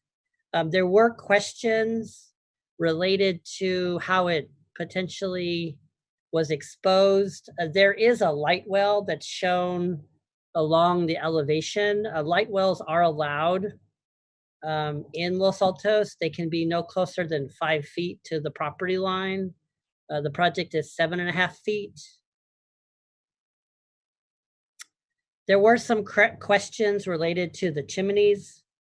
So this has gone through 1, 2, 3, 4 separate hearings. The chimneys have not been an issue. The DRC did not comment on those in terms of being out of character with the residential design guidelines. The chimneys are allowed per the design guidelines. They are actually allowed to pop out through the daylight plane. This one does not. But just in fairness, in terms of full disclosure, the residential design guidelines do say the chimneys, we shouldn't encourage massive tall chimneys. The DRC did not think they were. That's a question that the architect can answer as to why this is a fundamental feature of the design.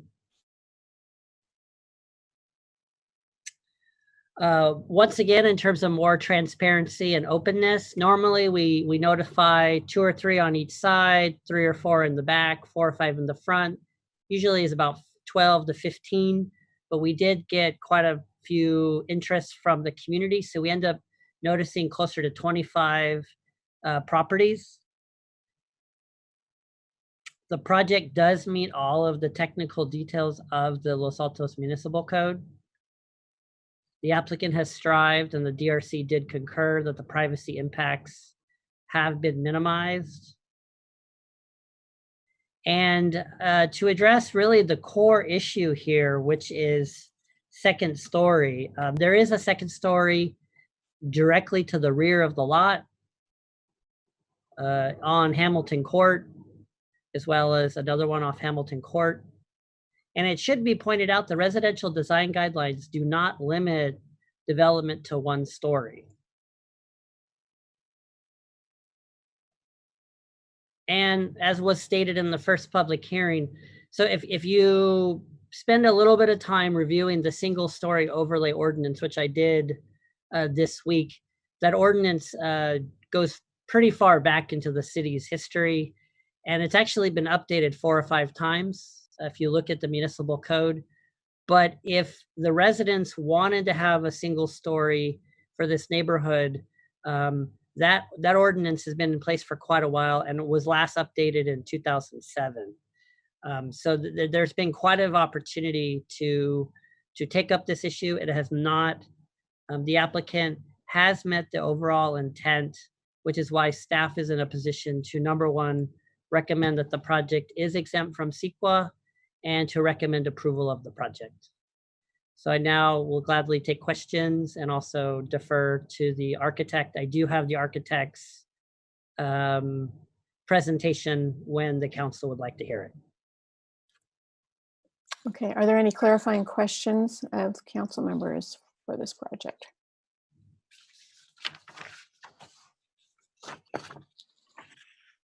Okay, don't see any. Are there any public comments for this project? Mayor, is the applicant going to be able to present? No, that's not the way this This is a hearing dis- is set up. They already presented at the last hearing. So Oh, if the applicant would like to make comments, they can speak as a member of the public and have, they would have 3 minutes. If there are specific questions that council members want to address to the applicant, that's possible too. Oh, Mayor, I wanted to follow up. So thanks for clarifying that. I wanted to follow up with what Guido said in his presentation about the chimney design. He said he was going to defer to the applicant or the architect to explain why they're positioned the way they are. So is that a question? Joey, Yeah, you can ask if that's a question to the applicant. Or to staff. You can do that. But how it's structured is this is no longer an appeal. It's just it's a council action item. And so if you have questions of staff has deferred it to the applicant's architect. You can ask them some questions. But what we're trying to do is just give everybody the same amount of time. And but if you have questions, ask staff. So are there specific questions that you have? So that's my question, Mayor, and Could you state your question again? It sounded like a statement to me. I'm sorry. No, Guido, I had a question about the chimney. And so Guido, in going over it, he said if we had questions about that design, we should ask the applicant. And so I'm just curious why they're positioned the way they are, like they stand out. So if the applicant or the applicant's architect could explain to us why it's designed that way, I'd appreciate it.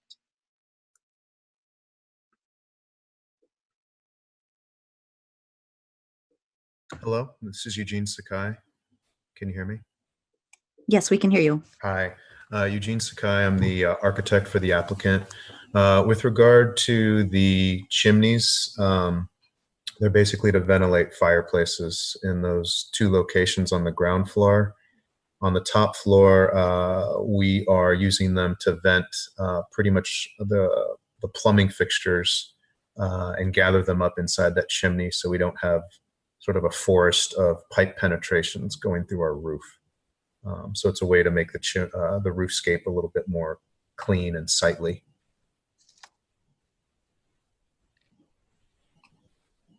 Thank you. You're welcome. Mayor, Jeannie, go ahead. I too have a question for the architect. So relative to the chimney, so when we had wood burning fireplaces, you definitely needed full-blown chimneys. Okay, given that we're talking about gas fireplaces, their ventilation requirements are different. Is there any reason why, in the interest of just trying to make a little bit further tweaks, that you would consider why the the two on the side, so not the one in the center that you just referred to, but the two on the sides. Is there any reason why we can't consider minimizing or eliminating that type of traditional chimney structure versus going more toward the minimalist that is required to vent the gas fireplace? I haven't had a chance to discuss that issue specifically with my client, but you're right. A gas fireplace can vent through a wall, through an exterior wall. We don't necessarily prefer that look, but by the same token, I don't think my client would want that to be the sole issue holding up your approval this evening. So, so yes, in consideration of everything at stake, if that was the issue preventing you from finding for our approval, we would be open to removing those on the ground floor.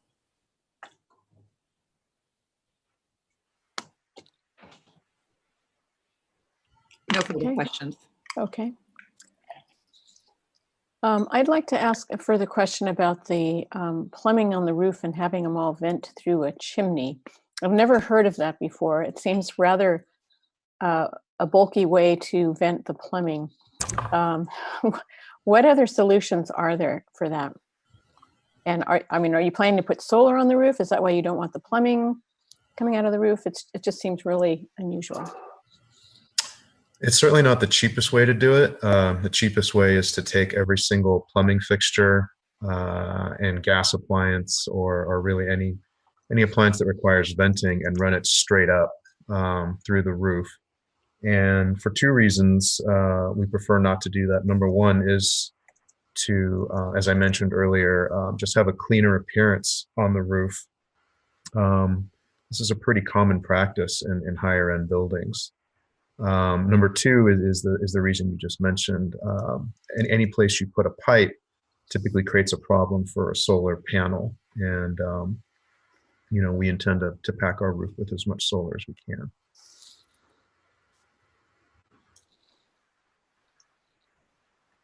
Okay. Any other questions from council? I don't see anyone else with their hand up. So I think we'll now move to open the public hearing and ask for comments from the public.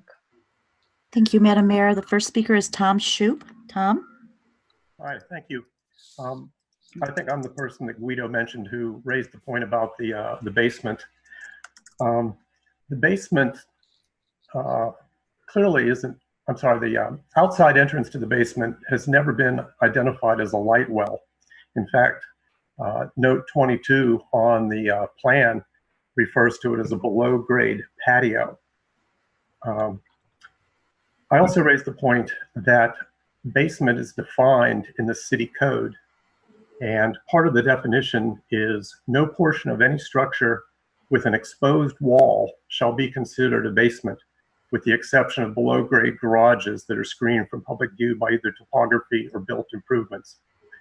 So almost the entire western side of this house has an exposed underground wall, and I think the whole lower level does not meet the definition of a basement, and therefore the square footage in that level should be counted as part of the living space in the house, and that would turn the total floor space of the house from 3,900 feet to 6,600 feet.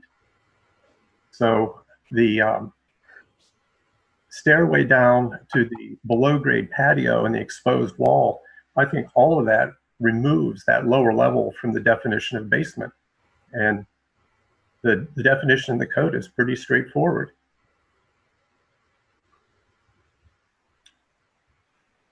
The whole discussion has been about the size and the mass of the house. Well, given that it's in conflict with the definition of basement, I think this is a much larger house than what the applicants are claiming, as well as what the Design Review Commission has affirmed. I think it's much larger because we should count the lower level because it does not meet the definition of basement in the code. Thank you. Thank you, Tom. Our next speaker is John, followed by Dia Gupta. John? Okay, so I do appreciate some of the changes that the owner applicant of 126 Mount Hamilton made, particularly of the design around the front entranceway. But the building still has significant mass and bulk. Yes, it meets the daylight plane, but design review, particularly on consistent character neighborhoods, it's not simply about meeting the daylight plane. It's about creating compatibility with other buildings in the neighborhood. And on that criteria, this building fails. You know, there's an attempt here to say, well, the applicant did everything we said. Well, I'm sorry, design review is not a checklist. You simply don't say, well, I did that, so it's good enough. You have to look at the totality of what's being done. And yes, it's better than what was presented initially, but it's still not good enough. What you did not see in the presentation was the 126 Mount Hamilton and the two adjacent structures. And if you look at those, you will see that still this building has significant mass and bulk. And I think there's more substantial design changes that need to be made, and would encourage the City Council to return this to the Design Review Commission, because frankly, doing design review is not your core strength. And I don't mean that in any negative sense, but it's simply very hard to engage in that without an architect, without a lot of back and forth, and that's hard to do at a City Council meeting. And I guess I would have a different point of view than staff, that this design does not meet the overall intent of our guidelines, because our guidelines are very clear about neighborhood compatibility, and that daylight plane is required, but not necessarily sufficient when you're looking at two-story buildings in a single-story consistent character neighborhood. So I would request that you ask the applicant to make further changes and or send it back to Design Review Commission. Thank you very much. Thank you, John.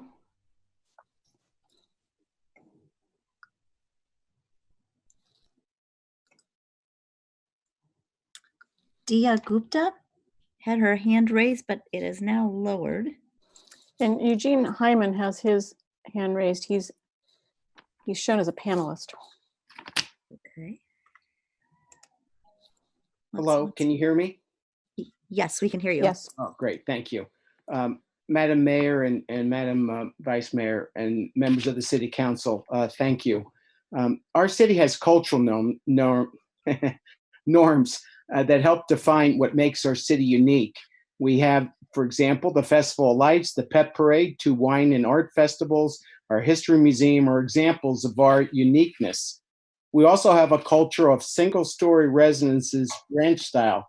This doesn't mean that there aren't 2-story residences, just means that our history is one of ranch-style homes.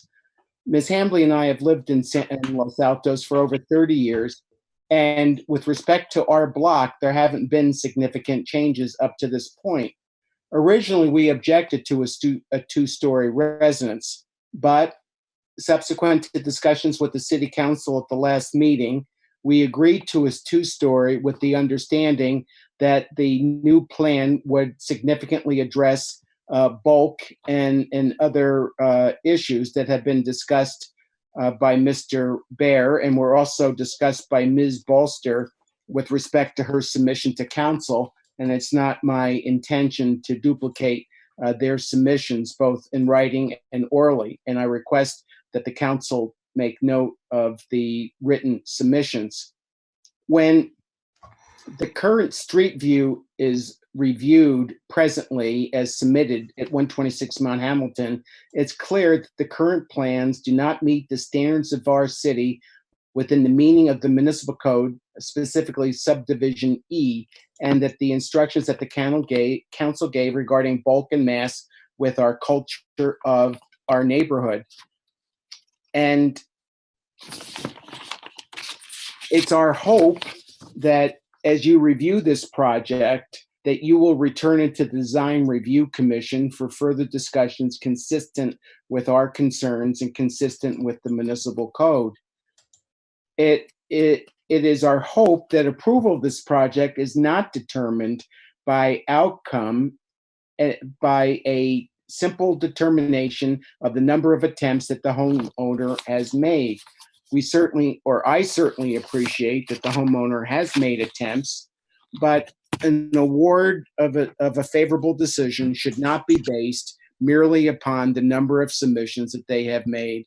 They either do what is appropriate and consistent with our cultural values within our city, within the meaning of subdivision E, or they don't. Thank you so much for your time. Thank you, Eugene.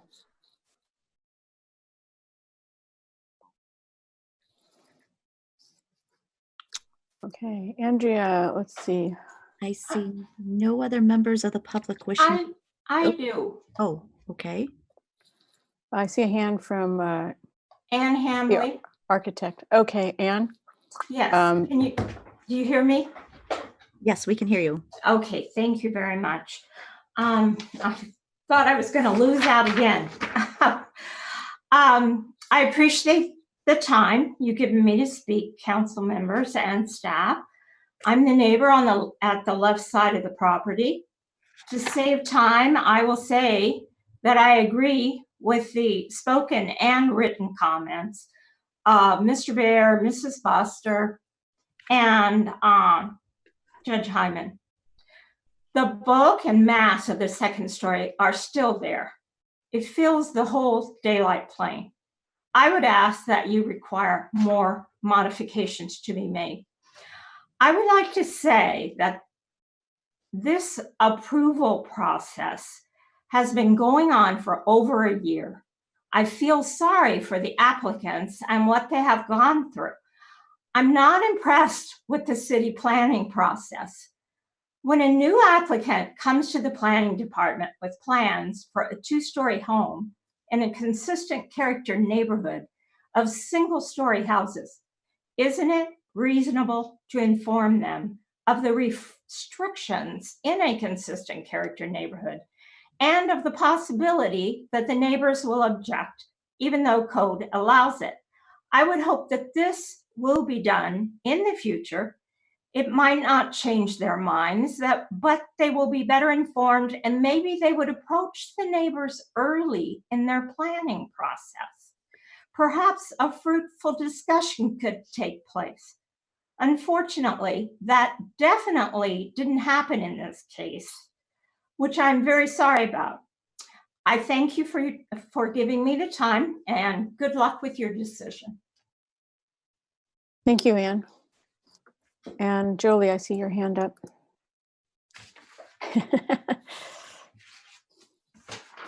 I'm in the other room or whatever it is. Okay, so there's been a few things said today or tonight. One, the last speaker made some references to a consistent character neighborhood, which is, it's really not defined in the city's codes. It's not a zoning district. It's not an overlay. There are single family overlay zones that would apply. It's not like a historic district that would control the design and the new buildings, remodels of buildings. It seems like it's something that has caught on to some people's interpretations, but it is not an existing regulation. So I really want to point that out, because the only thing that would apply to this neighborhood is if in fact they had a single story overlay. That would be a restriction. this house is controlled by the design guidelines, and those are guidelines. And the DRC is charged with reviewing this project with those design guidelines in mind.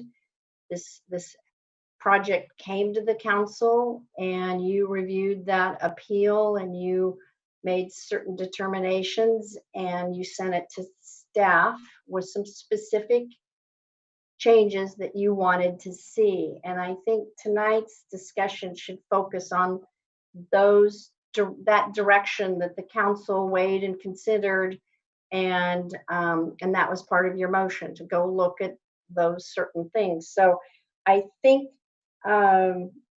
that's really what you need to look at tonight.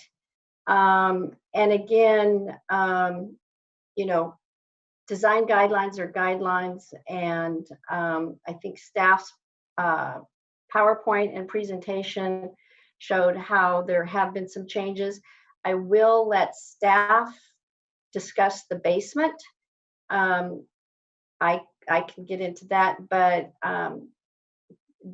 this project, basements don't count into the floor area ratio, and I'll turn that over to either Guido or John to discuss that. But I just kind of want to frame it that without a single story overlay, this applicant has the ability to propose a project that would comply with the city's zoning and its guidelines.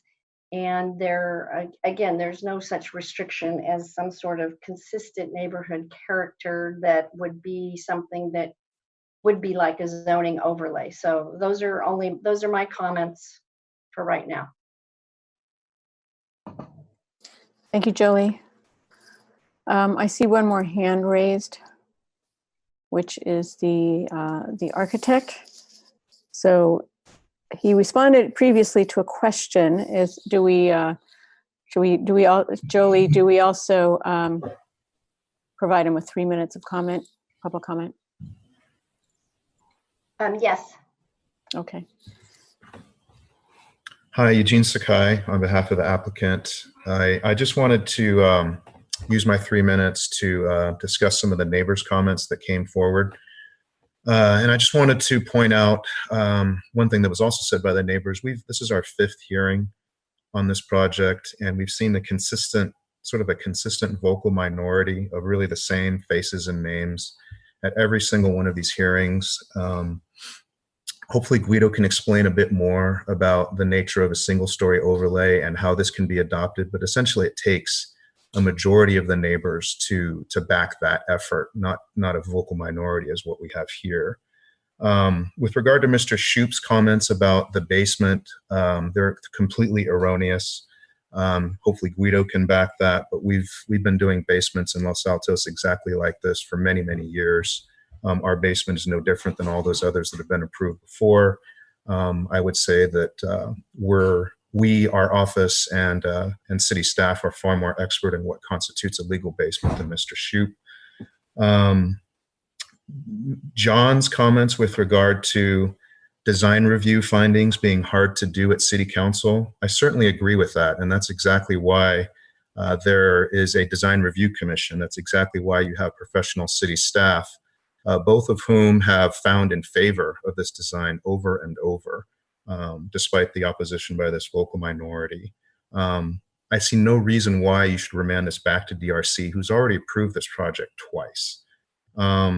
Mr. Hyman, speaking of a culture of single-story residences, I have no idea what this culture is. We've designed our building to conform with the guidelines, the written ordinance. This has been verified multiple times by city staff and your own design review commission. His statement that, quote, "we agreed to a 2-story," to me just sort of speaks to his presumption over the rights of my client, which quite frankly is very frustrating at this point. Ms. Hambley, our neighbor's comments about consistent character neighborhood, as ably pointed out by your own city attorney, this does not restrict a 2-story home next to a 1-story home. Your design guidelines point that out very specifically, both in writing and in diagrammatic form. Her comment that we did not approach her early is completely false also. Made multiple attempts to reach out to her, all of which went unresponded to. The only way she responded to us was through city staff, not directly to either myself or my client. So I'm sorry if I'm a little bit emotional here, but this has been a very long, frustrating process, and I think I represent my client's feelings on this as well. I hope we can get this project approved tonight. Thank you. Thank you, Eugene. I had a question for that speaker. Go ahead, Lynette. Mr. Sakai, thank you for your comments. So in the last time you came before council, you were willing to move the house back a little bit. And I was just wondering, because we understand that, you know, you are not being denied a second story, but sometimes when you have a larger home, setting it back a little bit more will minimize the appearance of bulk and mass. So I was just wondering, because perhaps it might be helpful to everyone involved if it was set back just a little bit more. If you're willing to do that, we're not saying that we're forcing you to do that. So I'd like to once again ask you if you're willing to do that. We are willing to do that, Councilwoman Ingen. We have done that. We've actually increased the second floor setback to 36 foot 8.5 inches, which is a 3 foot 10 inch increase from what we were showing at the last hearing. So yes, we heard you loud and clear, and we made that revision. How about in the bottom floor? Any chance a little bit there? That wasn't specifically discussed, so no, we did not. The discussion at the last hearing was with regard to the second floor, and we took that to heart. So would you be willing, just by chance? Because I think it helps with the minimization, and I think it's like a good neighbor gesture. we already are in excess of the 25-foot minimum front setback. And I guess, you know, that would be my response. We're already in excess of what is required by code. Okay, so would you be willing to ask your? I would say at this point, I'd like to understand the will of the council based on the feedback we got at the last hearing, which was specifically with regard to the second floor and its roof line. This is new to us, and we made an extreme effort to respond to your comments last time. So I think I'd like to sort of understand how the larger assembled council feels about those changes before we agree to things that weren't discussed at the last hearing.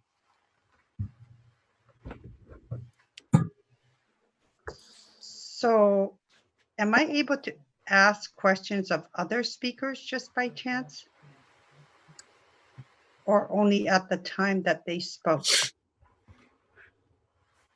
At the time that they spoke. So what you need to do is you need to ask your questions to staff, and but I really do not want to get this, you know, if we open the public hearing again and you start asking other questions. No. So I would like to ask staff your questions. That would be more appropriate.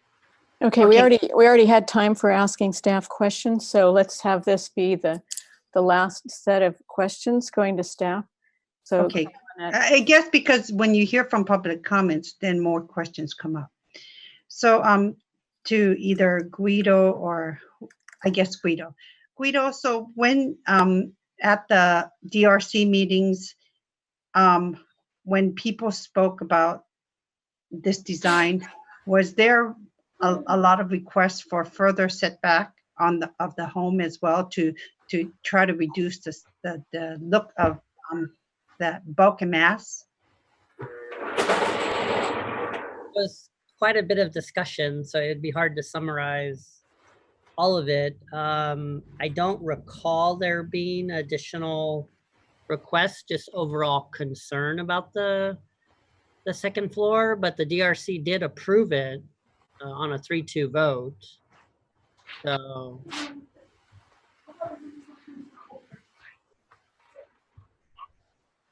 Do we have any members of DRC here today? I don't see it. I don't see Councilmember Lee. I don't see them on the call. Yes. Okay, thank you. I'm looking through the list of people. And one thing I can advise the council is, you know, the DRC did review this 3 times and it did come up to the council, and then you reviewed it on appeal and took public comment. You took public comment now. And I think really tonight's focus needs to be on that council direction. You know, do you believe that this project has complied with the council direction? And I believe that was a 5-0 vote at the last meeting. So this is really a very narrow issue at this point. So that's, you know, I think that's where you need to focus.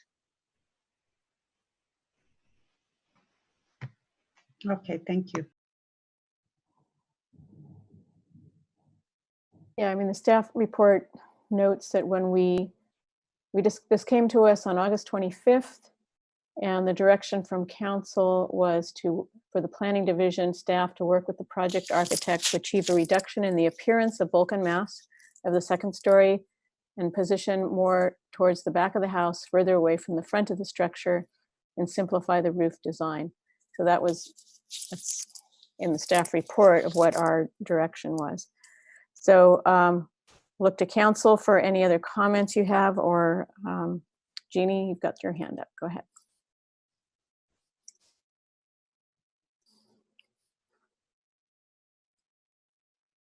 Jeannie, go ahead. Jeannie, you're on mute. Sorry. I'm happy to move forward with a motion, but before I do, I want to make a couple of comments. The last time this came before us, the one thing that I tried to assist all of us in achieving was, what exactly are we asking for? Because to ask somebody to do things that you can't specify and therefore you can't objectively evaluate doesn't help. I think we got down to, and again, there's a resolution that memorialized that, but the steps were, yes, reducing the bulk and mass of the second story by reducing the number of wall planes that face the street. I believe they did that. That's a black and white. Moving the second story towards the rear of the house. And again, by simplifying the wall planes, they have moved a major element back significantly. So in my mind, they have met this one as well. And then the third one was simplifying the roof design. And so I think by moving to the hip and such, I think they did achieve that to my satisfaction. I understand there's a temptation to want to redesign, but you know what? This is not the time. So I'm going to make the motion. And my motion is to adopt Resolution 2020-34, approving the revised design review application SC 19-0010, subject to recommended findings and conditions. And I would like to also add to that motion that the applicant give due consideration to the elimination or minimizing of the ventilation of the 2 chimney structures on both exterior side walls. So No, I'm glad you added that, Councilmember Bruins, about the chimney. I mean, I understand now why it's designed the way it is and why they have those 2 chimneys on either side, but thanks for doing that, and I can second that motion.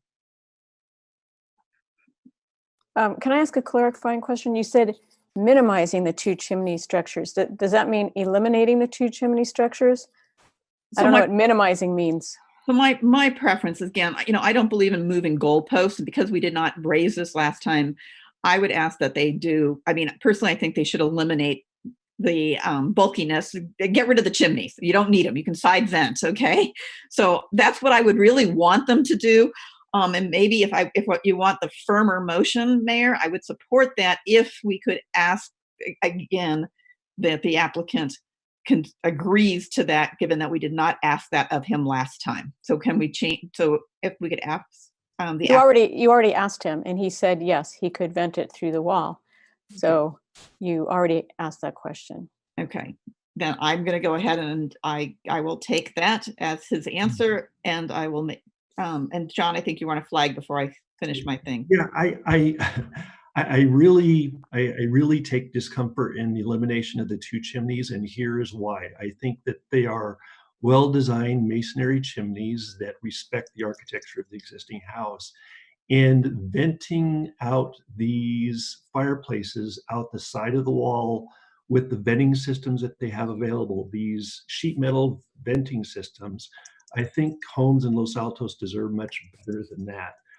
It's better, in my opinion, to have a chimney that allows for the venting than this sheet metal device on the side of the wall that becomes discolored, disfigured, full of cobwebs over time and becomes a real eyesore on what otherwise would be a really nice home. I just. So I hear you, John, but I guess and maybe if the architect needs clearer direction. For me, it doesn't mean you go to this metal piping sticking out of a friggin' wall. I would still assume there is an enclosure. I just do not, what I'm looking for is the enclosure is significantly reduced in size. It does not have to have that look and feel of a full-blown functioning chimney. It can be a more low profile or kind of like no profile, protruding above the roof. But I mean, there's a middle ground. So it's really so that's why maybe my motion was originally wishy-washy, because I think there's different ways to implement it. I'm not asking for ugly piping coming out of the side of the building. Okay. Okay. That makes me feel better. Thank you. Okay. And so that's my motion. And maybe can I, Mayor, if we could we just ask Eugene, is he very clear what I'm asking for in the motion, saying we are asking him to remove, still have an enclosure, but it's removing the bulk and mass of this thing, i.e. not making it look like the big chimney. So Eugene, would we allow him to comment, please? Yes. Yes, Councilwoman Bruins. I've been conferring with my client. For the same reasons Mr. Biggs outlined, we would like to cover up that ugly piping that otherwise comes out of the fireplace, but we are open to reducing that enclosure in scale, mass, and height. We can hide the piping, but still have a good-looking enclosure and reduce its mass. Yeah, no larger than is necessary to get the job done. Okay, then Mayor, thank you, Eugene. I appreciate that. Then that is my motion. Just to ask a clarifying question, how much in height does it reduce? Because I don't want just an inch. I mean, just a better understanding. So we can get better educated on how these piping thing works and how much height it needs. Eugene, can you please answer that question? How much will the height be reduced? I mean, I think we'd be willing to reduce its height. I mean, it has to, technically, the way it's set up, it does need to go above the roof. Otherwise, you're potentially going to throw gaseous, wall staining fumes upon your own building. That's why chimneys are designed to go up above the roof line. But we can lower it down to be closer to the roof line. We can also we can reduce its width and mass. So height can't reduce that much while still keeping the function of it. But the plan dimension of it, the width and length of it as seen in plan, could be reduced significantly, maybe as much as 50%. Madam Mayor, this is Guido. I, as a staff member, understand the intent of the motion, which is to reduce it as much as possible, and I believe Councilmember Bruin's motion was to duly consider it. So I understand that we need to work, if the motion carries, to work with the applicant. So I just it's very clear for me what you guys are asking. So. Okay, I have Anita's hand up. Thank you, Mayor. I am going to oppose this motion I am fully cognizant of staff's role with respect to code compliance and in trying to make things work for a developer or a proposal, anyone who's representing someone who wants to build something in this town. I'm also very respectful and appreciate the role of our design review commission. They have a difficult job because in this kind of case, we do not have an objective standard such as X height. We don't have an objective standard such as with a single family overlay. We do not have a black and white line that says you can go this far but no farther. What we have is a guideline that says we're trying to make our houses compatible within our neighborhoods. And having walked up and down that street, my impression is that this house will be hugely out of scale. Our daylight plane rules exist in order to guarantee a certain amount of light to the neighbors. They do not constitute a maximum form to be filled. And more than one person has mentioned that this basically fills the daylight plane. Guido, would you put the diagram you have, the illustration of the front of the building as redesigned up on the screen, please?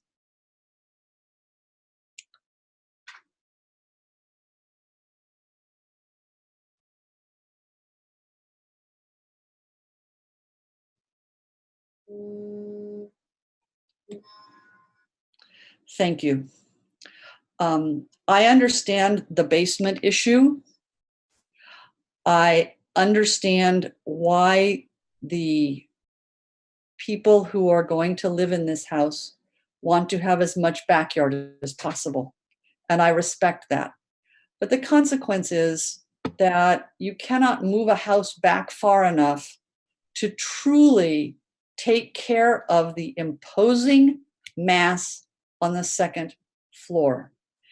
And I'm going to refer back to what the mayor read, which was our original motion when we heard this last, was a reduction in appearance of bulk and mass. And for me, there has not been a significant reduction in the appearance of bulk and mass. And therefore, the bulk and mass of this proposed house does not meet our guidelines. And we are the ultimate decision makers about that, even given the excellent work done of the Design Review Commission. So I will oppose this motion. Thank you, Mayor. Is there a different motion that you would put forward, or you would not approve anything with this? I believe Current with design. the motion on the floor that we should proceed with the motion. Okay. Right, Jeannie, do you have your hand up, or is that left over from before? I'm sorry, Mayor, that's leftover. Okay. All right, any other comments before we take this to a vote? So I have a comment or question. I think it can be close or almost there. So would the rest of the council be open to it going back to design review and working? I mean, it seems like it's getting there, and if the community can work with the architect in helping them reduce the bulk, just my asking and checking with everyone else. How are you feeling? The reason I'm not proposing an alternate motion is that if there are already three members of council prepared to approve this as is, there's no point in trying to work something further. So I think that's why I'd like to hear the view of other council members and take a vote before I do any further work. So I'm staying with my motion because again, the ambiguity that I thought council strove to achieve was not just saying reduce the bulk and mass, appearance of bulk and mass, because that is ultimately, at the end of the day, subjective, which is why we have discretionary design review.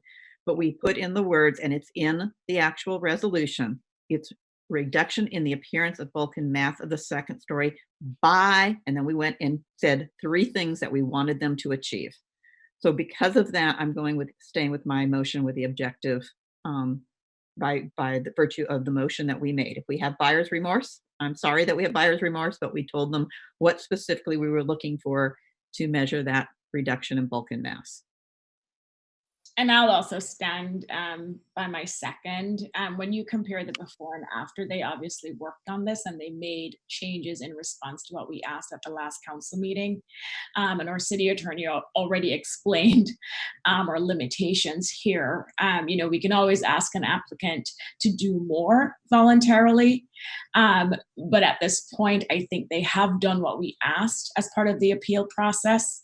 And so I am prepared to move forward with this motion. I'm also pleased that the applicant was even willing today to make changes to the chimney. And so for those reasons, and Council Member Enander's points about our design guidelines and the unfortunate position we're in where we don't have objective standards, those are some of the reasons why I think we should move forward with the motion, because of the unfortunate situation we're in. And I do want to also take this opportunity to thank the neighbors, and I know Judge Hyman, knows these codes and understands them and our limitations. So I still support the motion. Okay, thanks, Nisa. Guido, I have one question for you. One of the public comments was about the basement, how they felt that the basement was not in compliance with the term basement. Can you please respond to that comment and whether there's any there? Yeah, so I mean, when you look at the zoning code, the zoning code itself is, a couple hundred pages. You have to look at the totality of the comments, and you can't really just take out a couple paragraphs here and there. You have to really look at the totality of the whole code. In its totality, the project does meet the intent of the zoning code. The light well is 7.5 feet away when 5 is required.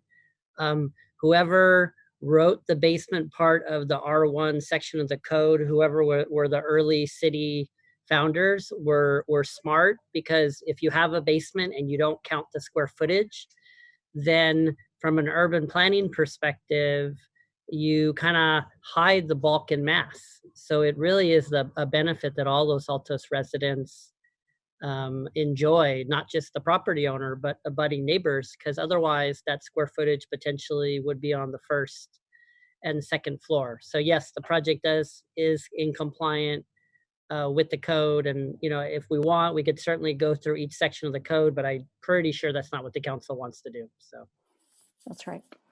Okay. I think I'm inclined to support the motion.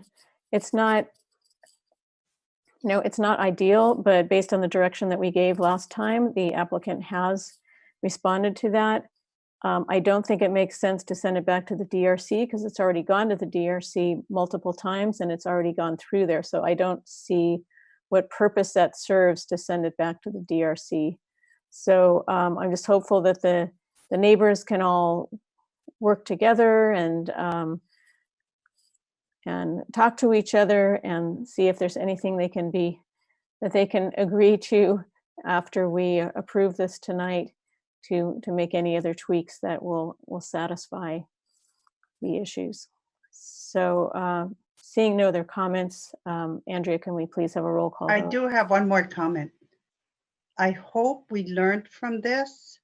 I think it's taught us a lot. I think it makes us aware of what more is needed in regards to our objective standards for residential. And unfortunately, I think it's, we all have to make sure we're on the same page. We have a compatibility questionnaire that we provide to people who are going to be building in neighborhoods. And I want to make sure that everyone, the design review staff and all of us moving forward are clear on what is expected in regards to residential compatibility and what we can encourage. So I hope we can somehow clarify this and learn from this. Andrea, could we please have a vote? Sure. Councilmember Bruins? Aye. Councilmember Enander? No. Councilmember Lee Ing?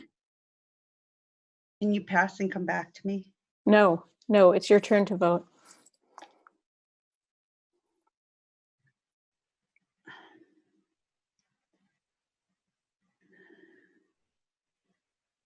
Unfortunately, I have to hold my nose and pass this because I think we've heard from the attorney that Okay, we that's a yes don't have vote. grounds. That's a yes. Let's keep on moving. But I do not, well, you know what?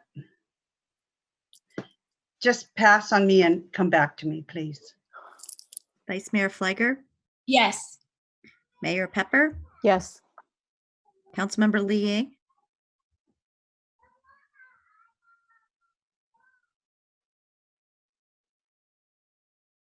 Yes, with the suggestions that I had provided earlier. Thank you. The motion passes 4-1. Okay, thank you. Mayor, I would like to make one comment real quick, and that is I would encourage staff, if maybe if we have a light meeting in terms of DRC, maybe it could be a discussion point in terms of what could be learned from this. But I would caution all of us in terms of where we think we might be going, because I remember as a commissioner when we had a hacienda style in a ranch, and we had a Cape Cod in a ranch. So it's a slippery slope. Discretion is what we have been using in our single family to allow for some variety. But anyway, so I think it could be a good case study for them. Absolutely, Councilmember Bruins.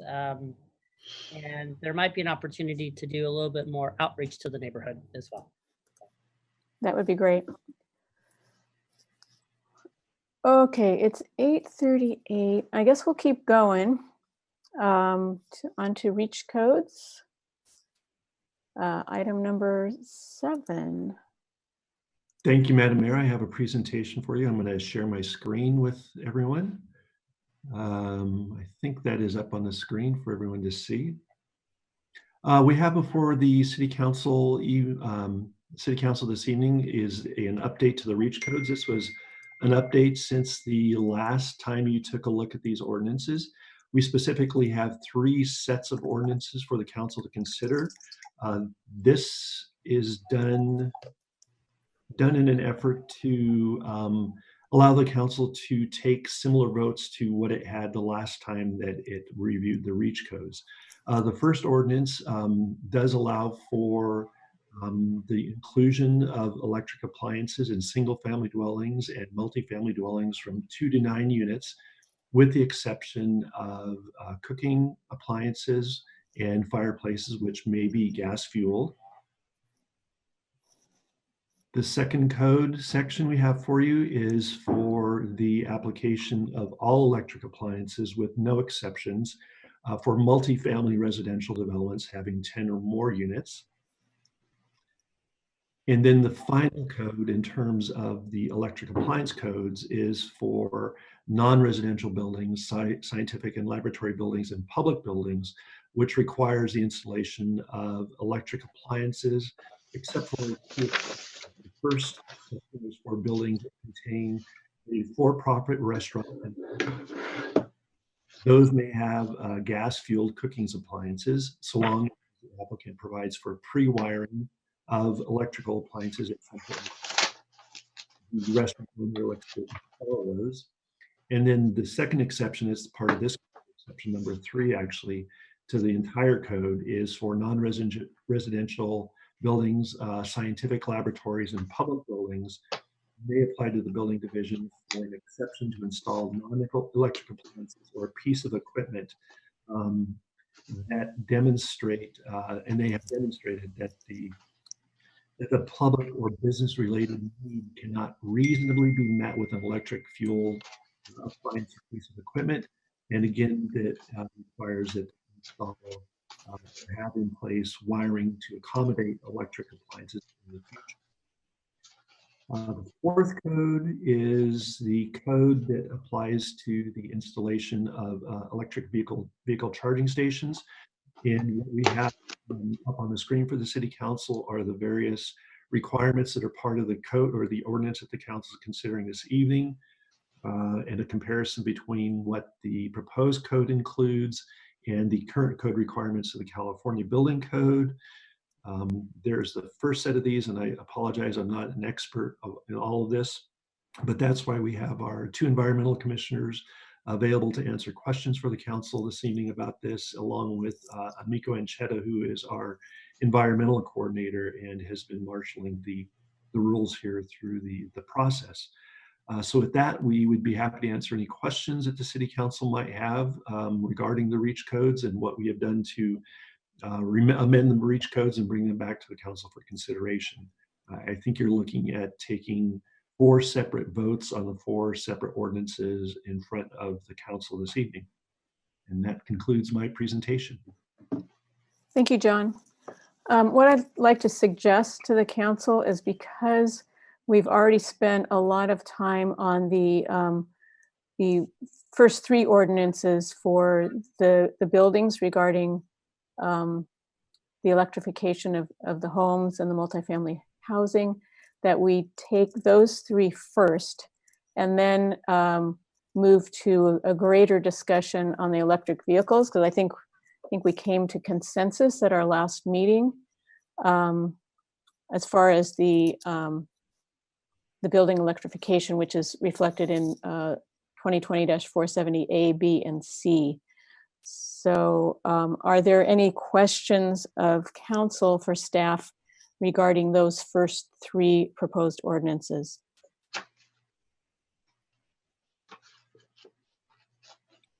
Okay, I don't see any questions. I see some hands raised from the public, so we can go ahead and take public comment on this. I see 5 hands. 6. Let's do 2 minutes each, because I'm sure there's going to be more hands going up as we move along this. Let's take 2 minutes each for public comment on the REACH codes.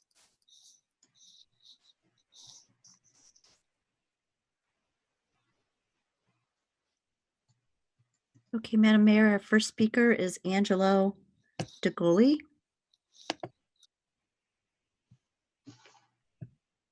Angelo?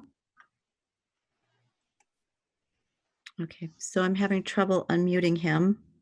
We will try Dia Gupta. Hello, can you hear me now?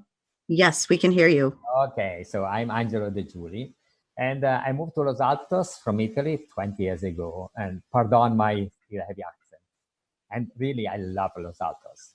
I'm also an avid hiker and backpacker, and 20 years ago in Italy, I could see the impact of climate change in the dramatic reduction of the glacier in the Alps. And now, here in California, I backpack a lot. I see the impact of rising temperature, the destruction of the Sierra and our footing forest, and also due to fire or the bark beetle that attack the trees weakened by the drought. So I really would like to see that the city of Los Altos to be at the forefront of the battle against climate change. So I think we should really do something. Also, I was very happy when the city officials started considering the adoption of the REACH code. At the time, I was not even know what it was. And now, after 1 year of discussion, it's kind of time to pass it. We all experienced this book this summer, and also we know about the California mandate for electric car by 2035. So really now it's time to pass it. The draft is not perfect for my ideal, but as presented is still a very good step forward. Please approve it. Now about the electric car, well, now that we have a mandate of all electric car in 15 years, so it's simply logical that we push for having a strong EV charging infrastructure in our buildings starting from now. so that new building would not require retrofit, expensive retrofit when it will be needed. I just added the retrofit myself because I have a plug-in car and I know how much it costs. So I think it doesn't make any sense not to add this to the current, to the REACH code. Okay, thank you for your time. Thank you, Angelo. Our next speaker is Connie Miller. Can you hear me? Yes, we can. Great. Madams Mayor Pepper, Vice Mayor Flegor, and to all the councilwomen, I want to thank you for your September 22nd vote on the first 3 items. And it reads the same to me, so it feels like it should be a kind of a slam dunk to approve those. I want to give a special thank you to Mayors Pepper and Councilwoman Bruins for their tireless dedication and visionary service to our city, since they will be terming out and I might not have another opportunity to speak to them. I've been in this town 18 years and I've seen the progress that they've made to help bring us in sync with regional and global trends. Given the 11 months of discussion that our community has had about the REACH codes and the facts that Angelo mentioned earlier, coupled with the fact that we contain the number 2 zip code in the state for EV and hybrid adoption, it's really important that we provide as many level 2 capacity EV connections as possible and make sure that we have at least wiring for them in our new buildings.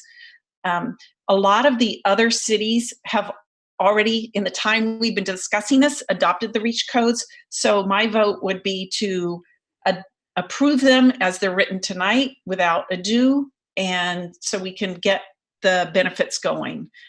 Thank you again for being a resident visionary council and keeping up with futures that align our city with what's going on in the future.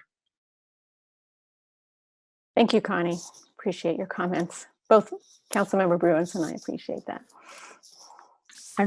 Our next speaker is P. Zenny.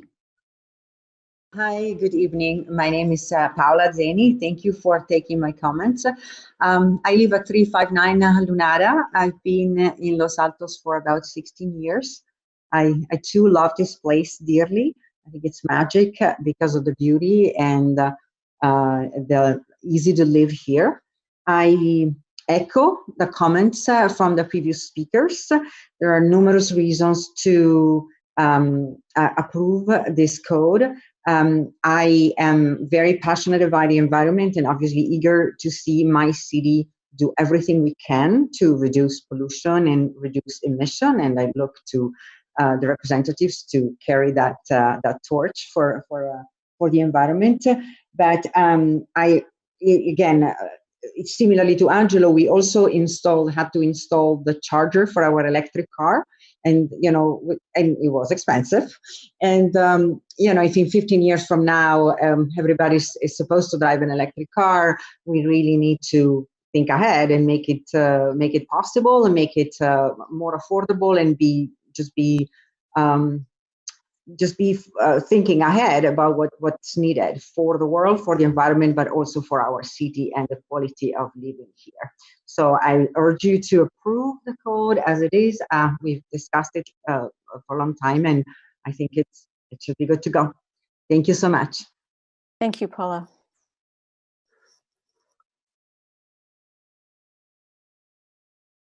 Our next speaker is Roberta, followed by Dash. Roberta? Hi, this is Roberta. So I just want to say how really disappointed I am that last time there was a proposal just for the residential neighborhoods only, because I don't have problems with any of the rest of it, of not allowing for home heating or water heating in residential neighborhoods. And there was a compromise that Lynette Liang had of trying to use the Milpitas model, and I think that the majority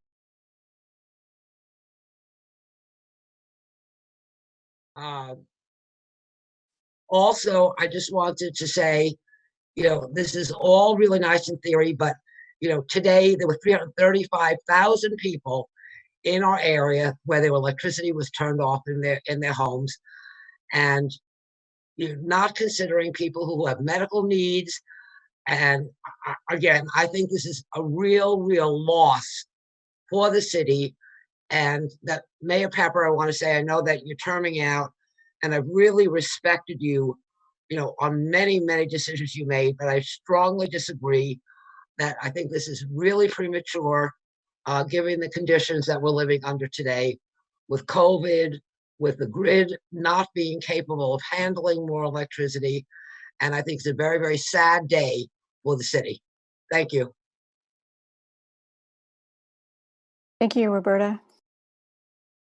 Our next speaker is Dash, followed by Dia Gupta. Dia, I'm having I'm getting a message saying that your program is an older version, and I'm trying to promote you to a panelist, and that should allow you to speak.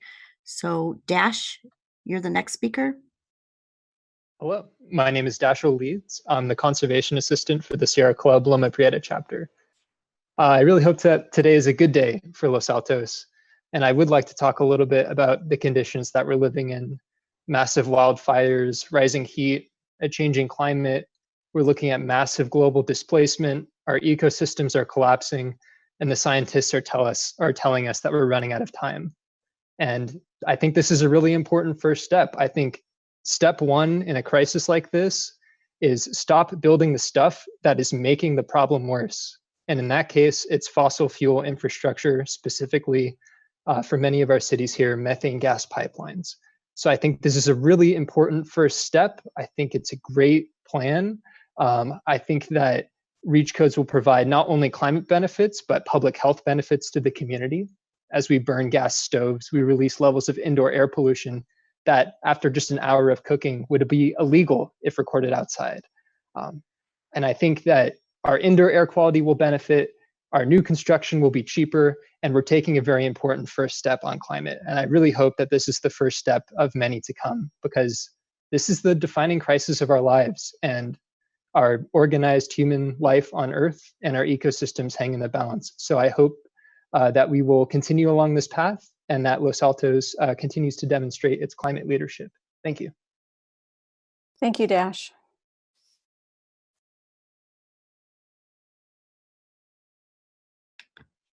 Our last speaker would be Dia Gupta, if she can unmute herself.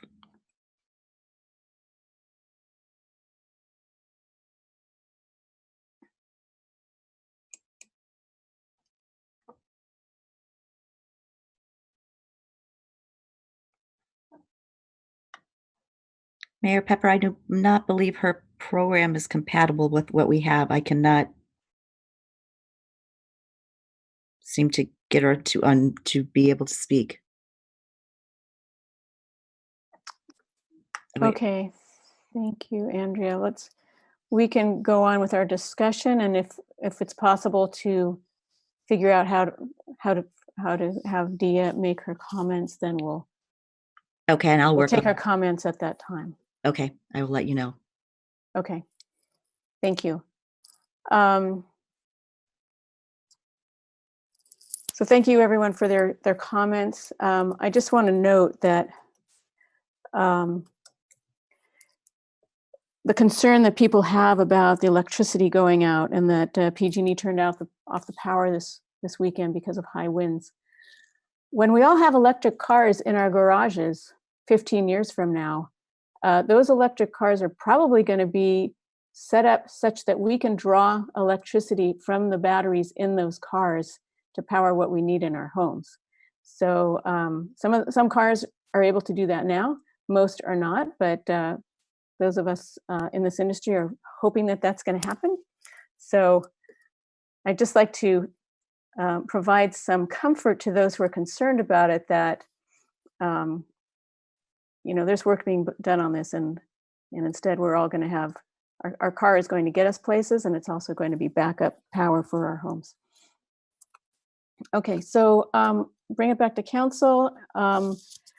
I don't know if we need any more discussion or if we have anyone who's willing to make a motion to for the first 3 ordinances. I can make It's Mayor. Okay, go. Yeah, Jeannie, did you have a comment? No, I was gonna say, I would like to move forward and make the motions.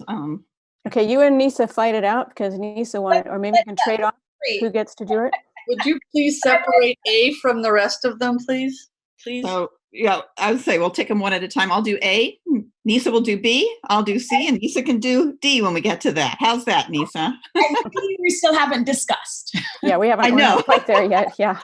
Okay, so I move introducing and waiving further readings of ordinance number 2020-470A, amending chapter 12.22 Energy Code of the Title 12 of the Los Altos Municipal Code relating to amendments to the 2019 California Energy Code for all electric single family buildings, multifamily buildings having 2 to 9 residential units, and detached accessory dwelling units. Do we have a second? Second. Okay. May we have a roll call vote, please? Councilmember Bruins, Aye. Councilmember Enander, No. Councilmember Liang, No, but I'd like to make a comment. I would support, I would have loved to have seen us adopt, all of us adopt the Milpitas model.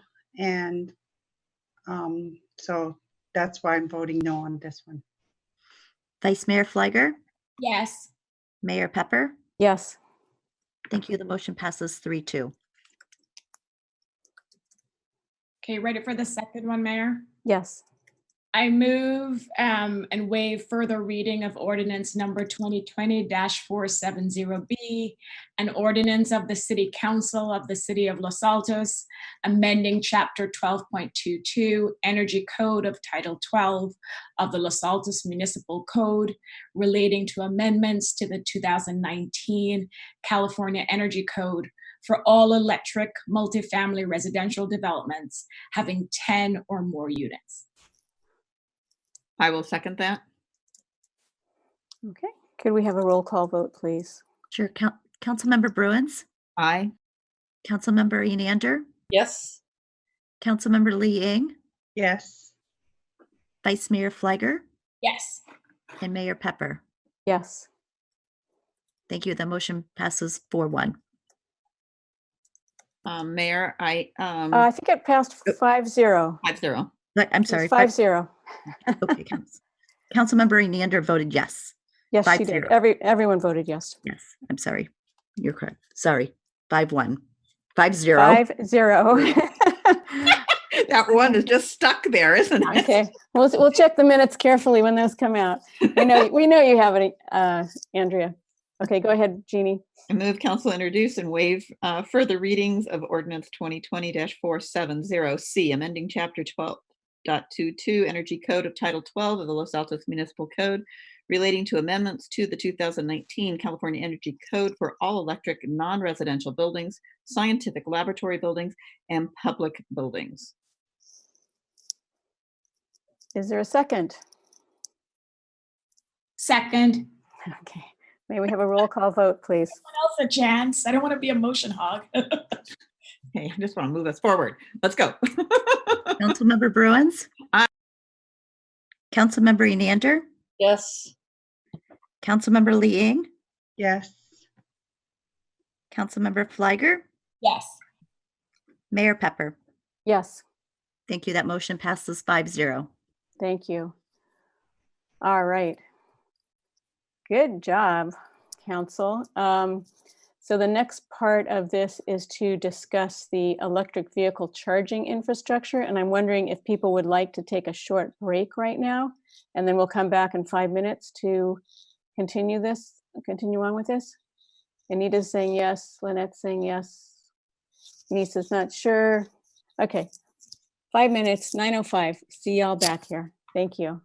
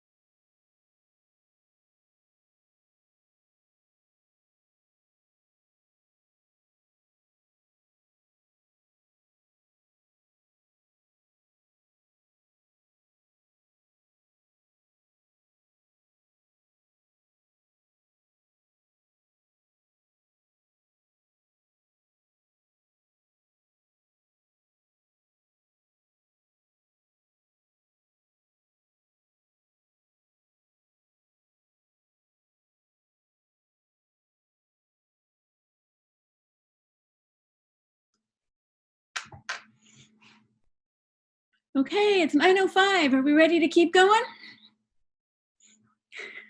Yes, ma'am, Madam Mayor. Okay, here we go. And Andrea, were we able to figure out a way for, No, I believe the message I'm getting is that she has an older version, and I try to promote her as a panelist, but she does not come back in as a panelist. okay, is So she it's able to make a phone call in, or that doesn't work on this? She could, and we could hold if she called a cell phone, we could hold it up to the mic, and she could speak that way. Okay, we'll have you, if you can, if Let Dia me- still wants to speak, we'll have Andrea continue to work with her to make sure we can hear from her. Okay. Okay, great. So let's go on to part 2 of the REACH codes, which is the electric vehicle infrastructure codes.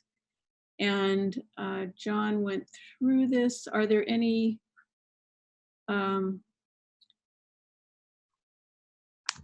actually, are there any questions of council to staff on the electric vehicle part? On the ordinance, ordinance. Mayor? I actually have some questions, but if others have questions, you can go first. I have questions on the ordinance code, the proposed language. Okay. Is that what we're doing? Yes. So we're moving to ordinance 2020-471. Okay. So let me start with 4.106.4. And is it John or Guido or members of the Environmental Commission who will be answering the questions? I think Environmental Commissioner Whedon might be best to address this. John, can we share screens and put it up there so we're all looking at the same thing? I think that would be very efficient for the council and the public as well. Let me get the PowerPoint up again.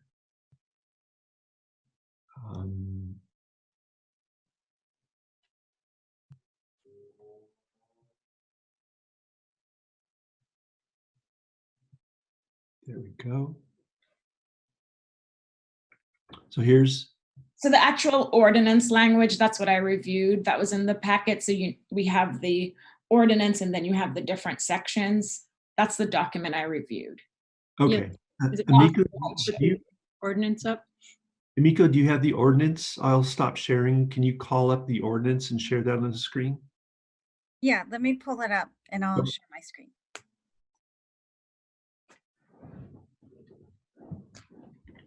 Yeah, because if we're going to just make some minor word changes, it will be good for all of us to see what we're actually looking at and maybe changing. So. And I can throw out my first question under the section 4.106.4. We have exceptions for ADUs. And then also spaces accessible only by automated mechanical systems. And I'll take those two separately. I understand why we may want an exception for junior ADUs, but I was curious why we're making an exception for ADUs.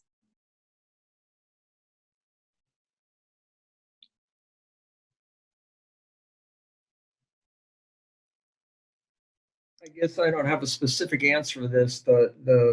The ordinance was prepared based on the model ordinance that came out of the work of a consultant to Peninsula Clean Energy and Silicon Valley Clean Energy. And so regarding especially item number 3, I went back and I looked and the automated mechanical parking devices were excluded in that consultant's work. I would have to go back to the model ordinance and double check, but I assume that that was also an exclusion from the model ordinance. And so therefore it's the work from the consultant that did when he was looking at the cost effectiveness of these various REACH enhancements to vehicle infrastructure charging. So maybe cost prohibitive. So on the ADUs, I'm curious because as more and more Los Altans build ADUs and we have more people residing in ADUs, I would think, especially because everybody's thinking 15 years out, it would also be good to have that infrastructure there. And then for the mechanical car parking system, we're getting more and more projects before council that have this type of system built in. And I know there are variations on the type of mechanical system. And so even if it's costly, I don't know if maybe we just do EV capable, like the lowest level, possible. But I would love to discuss that with council, but wanted to find out first what the thinking was behind excluding these.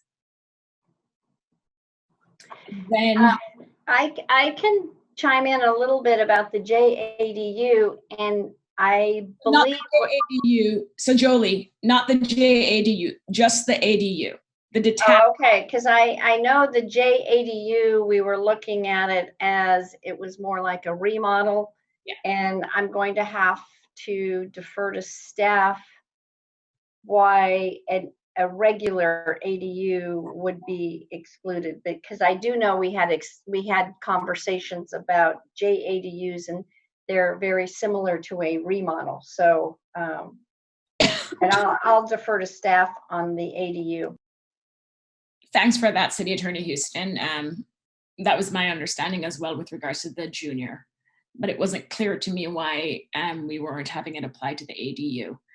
And then next is under section 4.106.4.1. This is a word suggestion change.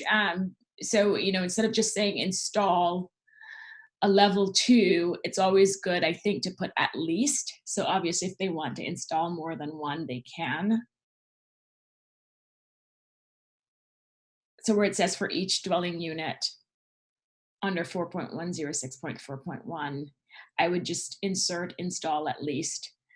And I guess that wasn't much of a question, Mayor, so I'll go to a question. Going down to 4.106.4.2.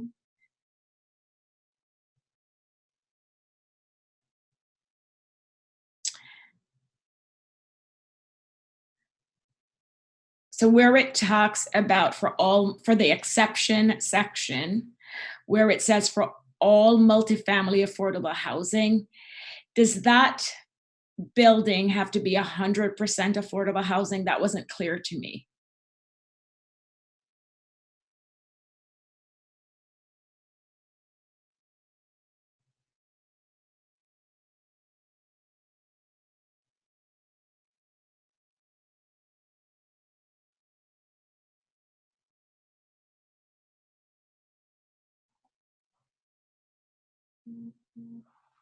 Councilmember Flagger, that's how I am reading that particular code section. So it would be an all affordable multifamily project. Okay. Yeah, that's how I read it too. And I'm sorry, but I did get an email from Daya Gupta, who was not able to be unmuted. Would you like me to read her statement? Is it in response to something we're talking about? It's for the REACH code. Yeah. It's member of the public. Yes. Okay. And then we'll keep going on. Okay. Hello, all. My name is Daya Gupta, and I attended Los Altos High School, where I am an active member of the Los Altos High Green Team, our school sustainability and environmental club. I am also a Los Altos resident who cares about the environment, which is the main reason I am here. I'm speaking to you all to push for your vote for candidates who support efforts to reduce greenhouse gases. I would also like to thank council members for your efforts to evaluate and approve the REACH codes for the past year. On behalf of the Green Team and Sustainability Group at Los Altos High School, we can all say that we are in strong favor of these codes being passed and urge you to pass them without any more delay. The draft that has been presented is effective, revolutionary, and vital to ensure a better future. With Gavin Newsom's issuing of his executive order that will lead to all cars becoming electric by 2035, it is more important now than ever to push for the passing of these REACH codes. We need to start the building of a foundation where we have a strong electric vehicle charging infrastructure in our buildings, and we need to start taking action now for a brighter and more sustainable future. Thank you. End of statement. Great. Thank you, Andrea. And Mayor, I have no That more. was Miko, but that's okay. Oh, okay. Thank you. Thank you, Dia Gupta. Okay. Nisa, if you'd like to go ahead with your questions. No, I have no more questions at this time, Mayor. Okay.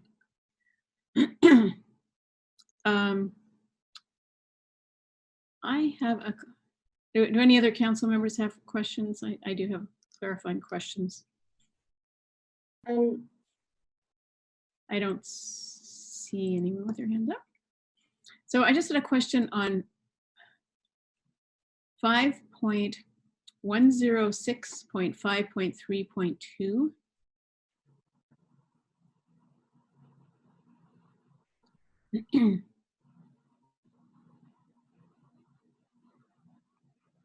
Five 5.3.2, go back the other way. Okay, right there. Okay, and I sent a question in about this, and I still was not completely clear on the answer. So this says that installation of each direct current fast charger with the, in the exception, with the capacity to provide at least 80 kilowatts output may substitute for 6 level 2 EVCS and 5 EV ready spaces after a minimum of 6 level 2 EVCS and 5 level 1 EV ready spaces are installed. So I wasn't quite sure what that meant, because nowhere else in this code do we talk about DC fast chargers. And so are you saying that this would be, if the building is such that they, yeah, so I don't know, can you please explain this? Because it's a little confusing to me, what it's saying. Take a stab at it. This again is language out of the model ordinance.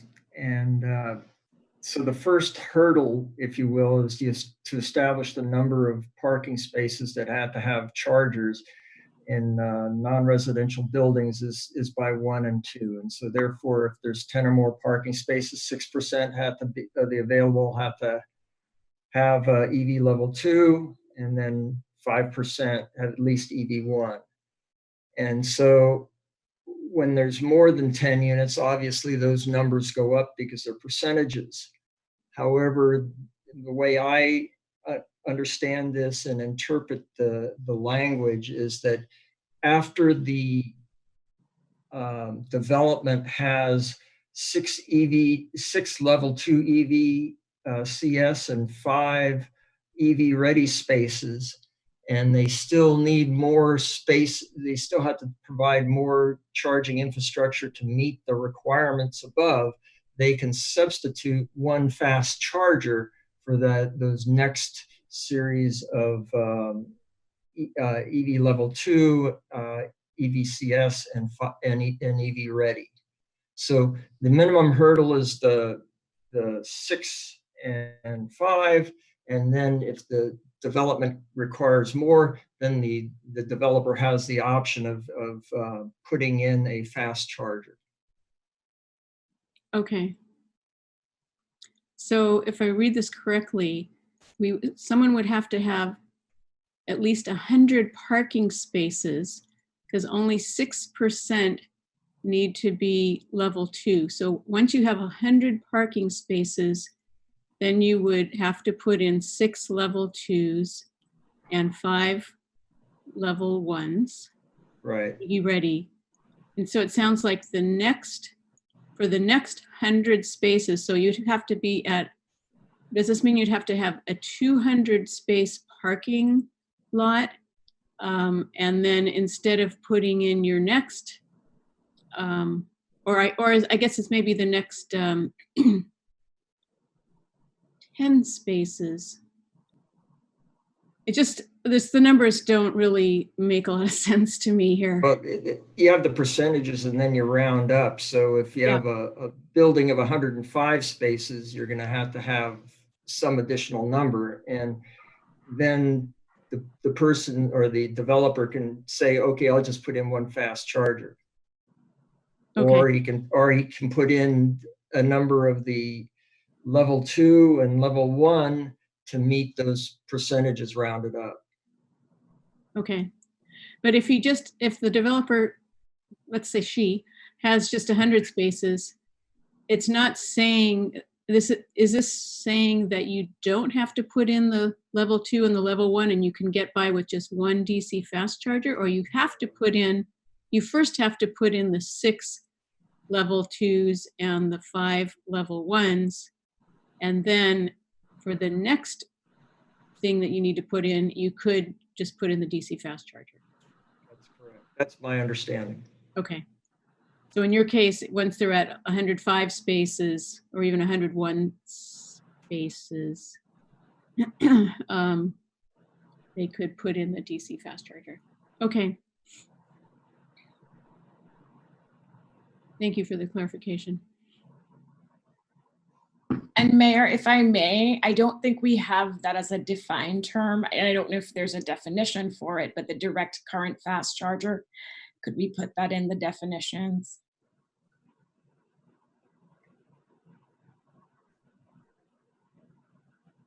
Good. Fine with me.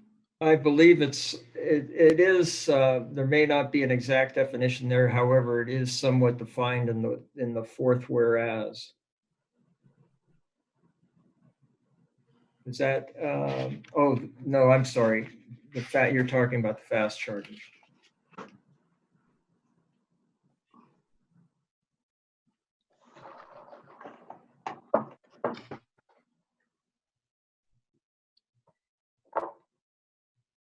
I guess maybe better ask your question again. Maybe I misinterpreted. I think the question is, can a definition of direct current fast charger be included in this ordinance, because there is no definition of that. So that would be in section 5. Right, the definition section 12.26.030. Yeah. Yes, we can add that. I thought we had that, but yes, we can add that. Thank you. And then another question, if we were to change any of these things, are we allowed to make this ordinance stronger, or are we limited to what is here, because this is what's being provided here is what's justified by the cost effectiveness study? Or actually, I think I know the answer to that question. I think for the buildings part of it, the cost effectiveness study that the Energy Commission approves is required. However, for the EV, electric vehicle charging station portion of it, it does not require a California Energy Commission approved cost effectiveness study. So we can do whatever we want on this part of it.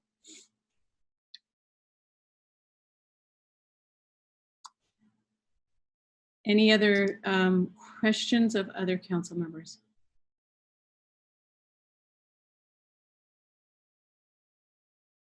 Okay.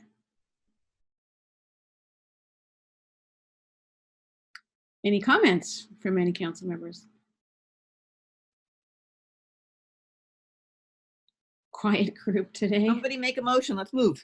Okay. Well, what I would like to suggest is, so the section that Nisa first pointed out, 4.106.4, if we can slide that one down on the screen, that provides an exception for mechanical car parking systems.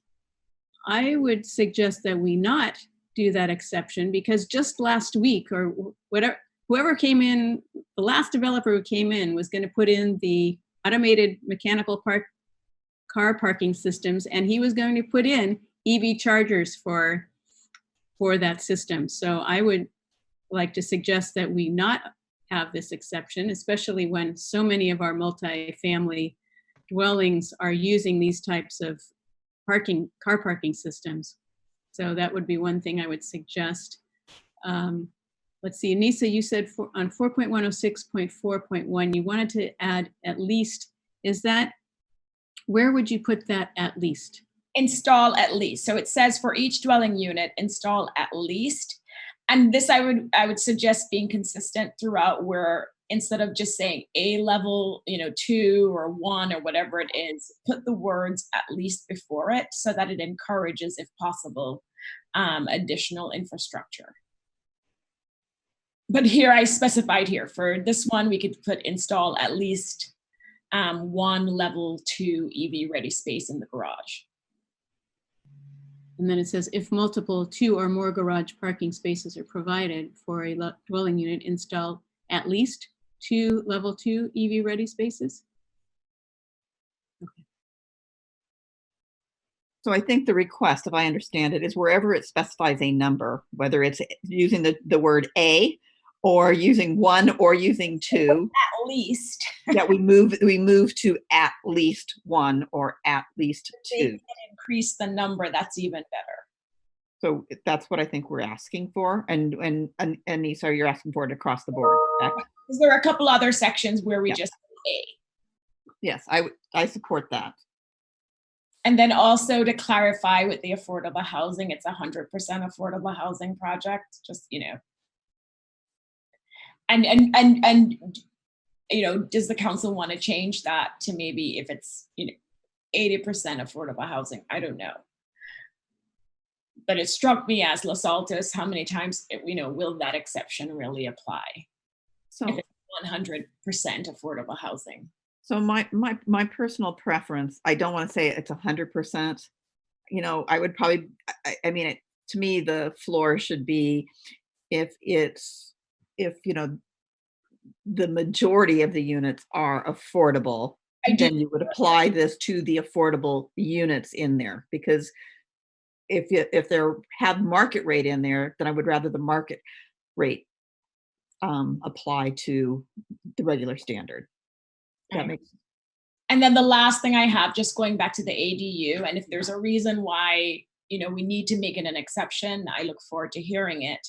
But at a minimum, I would want to see, for the ADUs, making it at least EV capable. So I think because this comes from the model code, I believe, but do we have John Supp? Is he on the phone? Maybe he can answer. Instead of me making an assumption, if John's on the phone, could he answer that one possibly? John Supp is here. Yes, good evening, everybody. So the exception for accessory dwelling units, I think comes from a couple of different areas, and this is, I think, where local knowledge of what your goals are, I think, really plays a big role. So one is that oftentimes with ADUs, there may not be any additional parking spaces being added. And so there's already, if you're not adding additional space, there may or may not be sort of a location for which you would attach this new EV charging. And so for specifically detached ADUs, that was sort of one thing that led to that. And then for junior accessory dwelling units, oftentimes those are just conversions of existing facilities. And so again, there may not be any additional parking spaces that occur because of that. So again, that's why it's really specific that, in these cases where there's no additional parking facilities being added, that's why there would be an exception for it. Did that answer the question? Yes. It does, but it's based on the assumption that there wouldn't be the parking space with the detached ADU. But if there were, then we would obviously want them to have some infrastructure there. So this is crafted. What I was going to say is this is crafted to say, if you're providing the only thing that's an exception is if you are not required to do a parking stall, okay, or additional parking facility. And some of the argument behind this is if you're not required to add an additional parking facility, and that parking is going to take place on the street, most jurisdictions do not want the infrastructure in the public right of way. Okay, so this is why it's not saying ADUs and JADUs are exempt. It's saying if they are not required to provide a parking facility, then that is what is exempt. Then I would reword it for number 2 and put the additional parking facilities at the beginning, and exactly what you said, Councilmember Bruins. If they're not adding any additional parking facilities with the ADU and the JADU, then it's an exception, because that makes sense. I have a question. Go ahead. So can you also in office buildings, when you say the percentages allows for the EV capable, or is John Sup on? Maybe he can answer my questions. Can we make it mandatory that ADA stalls be a requirement to have it? Or do you know of any other ordinances that have addressed ADA stalls, making it mandatory to include it there? ADA? Or the handicap stalls? Yeah, I haven't heard about ADA having to be Or EV charged. can we make it? Oh, okay. I'm just asking him. Yeah, thank you for the question. In terms of ADA compliance, we've left that entirely up with the local building staff, so the building official, to make those determinations. And so can we make like one of the handicap, make it mandatory that one of the handicap for like office buildings, make it that one of the handicap stalls, it be mandatory that one of the handicap stalls have it as a requirement? Well, one of the things that I'm worried about is that ADA is a protected class, and if somehow we impede or make it inaccessible to handicapped people, that what I would not want is to prohibit ADA people from using a parking stall because they weren't using the electrical charger or something like that. Maybe we need to look at that more closely, but I really would not want to somehow run afoul of ADA because we're making these ADA parking stalls now EV, and they get used by EV people and they're not used by ADA people. So maybe it's something that you give us some direction and we look at, because we need to comply with ADA. So that's all I'm concerned about. Okay, I guess my question is because people who are handicapped have wider stalls, and so how are they going to have access to it if it's a regular stall? Do you understand what I'm trying to say? And so I think the ask is, can we confirm that the handicapped marking, the ADA marking, trumps and continues to limit it to ADA use only, independent of the charging station? Because I agree with you, because as we start moving forward, you're going to see that, I mean, some people where they charge their wheelchairs and, their battery operated equipment it's going to be off their cars. So they're going to need it. I support Councilmember Lee Ang's ask as well. I do. Yes. Okay. I see a question from Anita. Yeah, I want to raise an edge case, and I don't know if it's been considered. Since you're talking about being able to look forward 15 years, as the current ADU regulations read, if someone wants to convert a garage to an ADU, you cannot require them to replace that with covered parking. So if somebody has EV in their garage and they convert that to an ADU, do they get to disable the EV stations in the meantime and then they don't replace them because there's no place where they're required to have covered parking? And I realize this is a way edge case, but I thought I'd ask it. I actually have a neighbor who has a charging station on the outside of their garage. So it seems like, you know, they would still need to keep it, but if it's not a covered parking space, they can have the charger outside. I don't know if we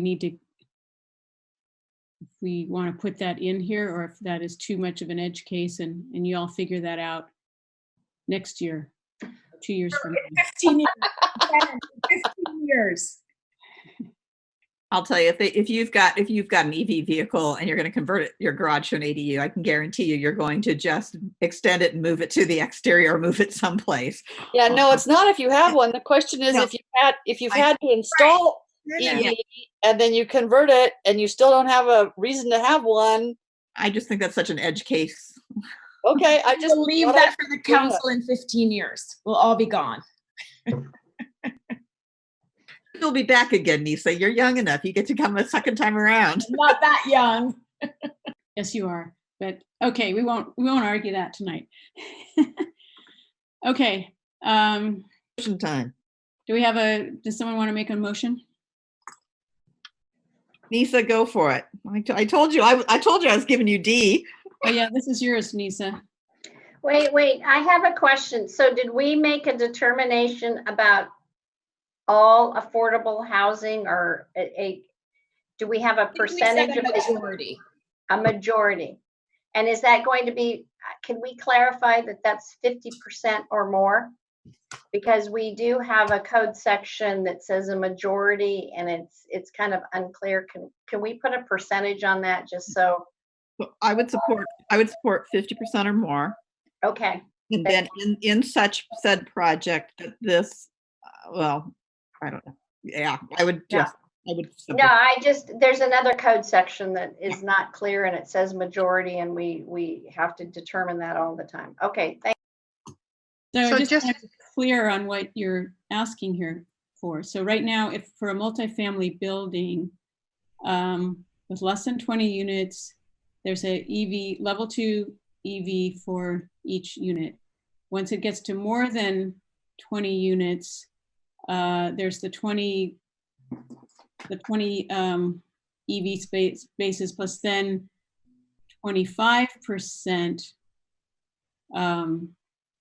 of those beyond 20 units have to have the EV charger. And if they don't, then every other one has to have a level 1. So you're saying for affordable housing, you don't want to provide the level 2 charging for people who live in affordable housing. Why not? Why shouldn't people who live in affordable housing get the benefit of having level 2 charging? Why should there be less level 2 chargers in an affordable housing project as opposed to a market rate project? Because it costs money. Well, but when you put it in at the beginning, when you put the infrastructure and you put the wiring in at the beginning, it's cost way less than later on in 2035 having to redo all of this stuff so that the people who live there can charge their cars. It just feels to me like it's kind of an equity issue. And why are we not providing the same benefits for affordable housing projects? May I weigh in on this? Yes, please. So I think your point is well taken about the equity issue.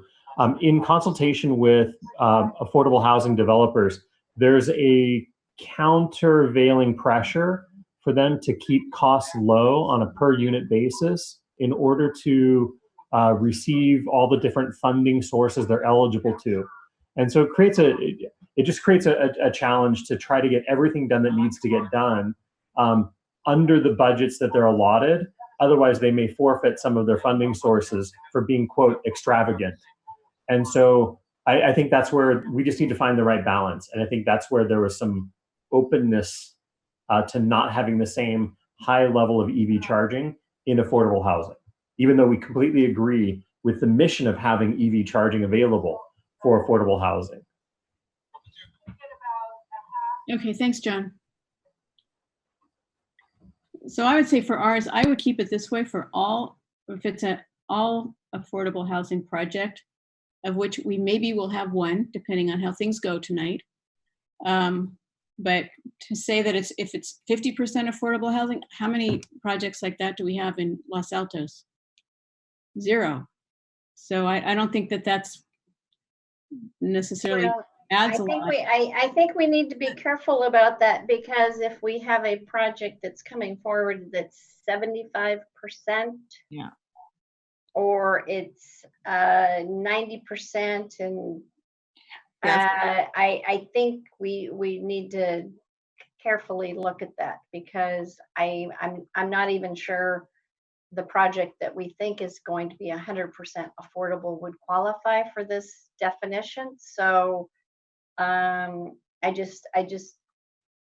want you to be careful about what you do with this pending this other future council decision tonight. So we could do this by formula as it's kind of before us.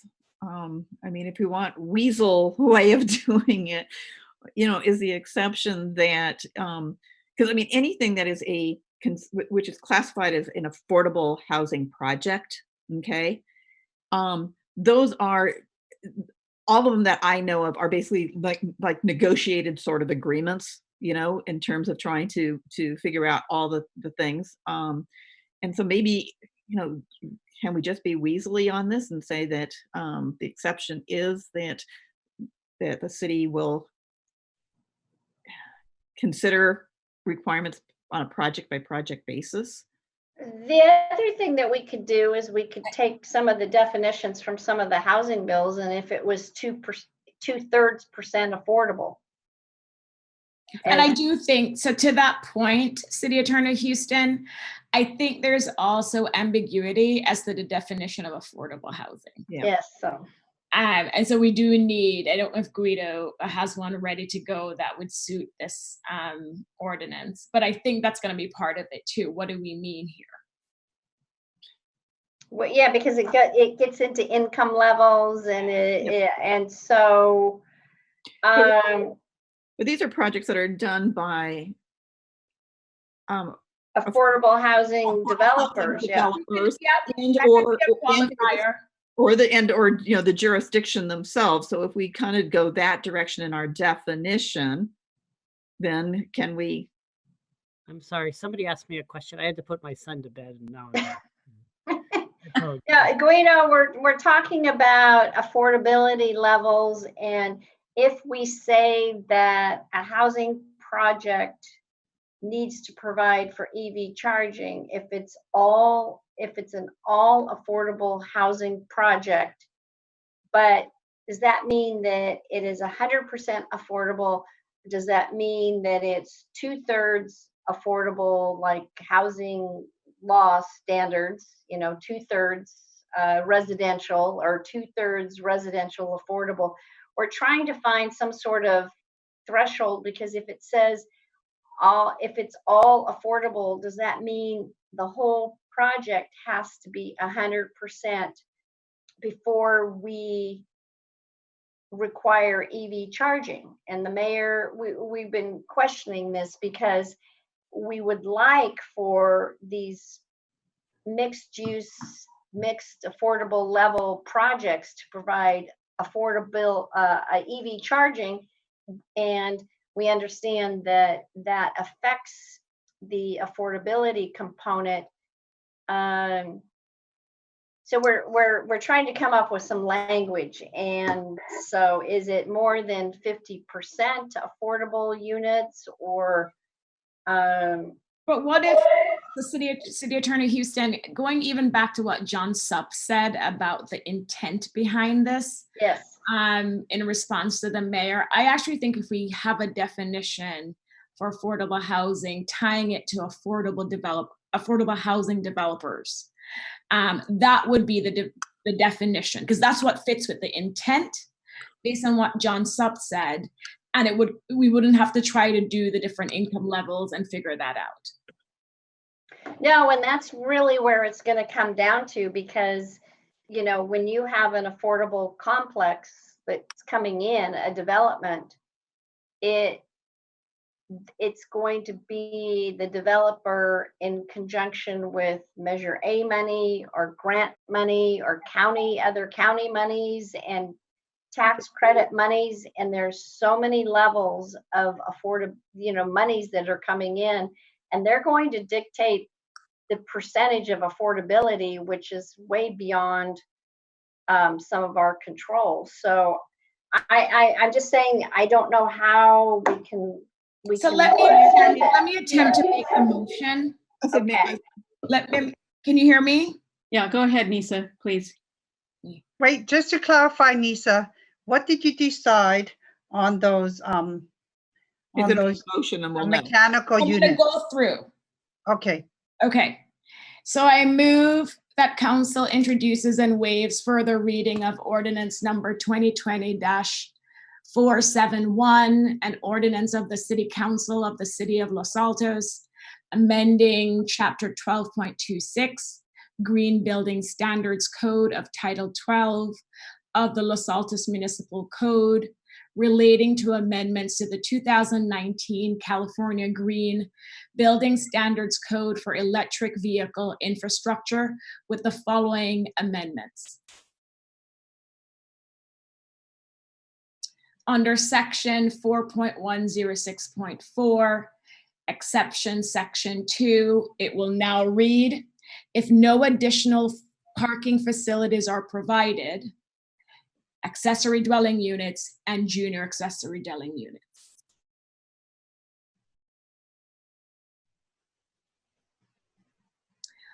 I crossed out number 3 because I think we have consensus there, but Councilmember Lee Eng, did you have a comment on that? I think the consensus was we didn't want to carve out an exception for mechanical car parking systems. We had an example a couple of weeks ago where someone was able to offer the EV charging infrastructure even though they had a mechanical car parking system. But you know, it's hard to access in the mechanical. So I think more so if you're using a mechanical system, it should be required. So I just wanted to know how many you were requiring for the mechanical. And I did wanted to see it for the ADUs. So. Right. So I modified the language for the ADUs that if they're adding any additional parking facilities, then they do need to have the EV charging infrastructure. Only if they're adding parking infrastructure. But then the problem is, what if they're not adding parking infrastructure? Then how are you gonna, if they're adding an ADU, they should provide it. But there's no parking facility. Somehow there's gotta be some access. Lynette, if we don't require a parking stall, the place that they're going to be parking is on the street. So this is why, when we don't require it, then there's nothing to attach it to, basically, in simple terms. Nisa, keep going, please, with your motion. In every section of the ordinance where we indicate one type of EV space, we replace the word a with at least. And we can use the example of 4.106.4.1, where it reads for each dwelling unit install, instead of reading install a level 2 EV ready space, it should read install at least one level 2 EV ready space in the garage. Okay, keep going down. Keep going. Okay, under 4.106.4.2, new multifamily dwellings. Under exception, we will leave the language as is and direct staff to work on a definition of affordable housing that includes the developer that would be building such a project. Okay, I'm going down.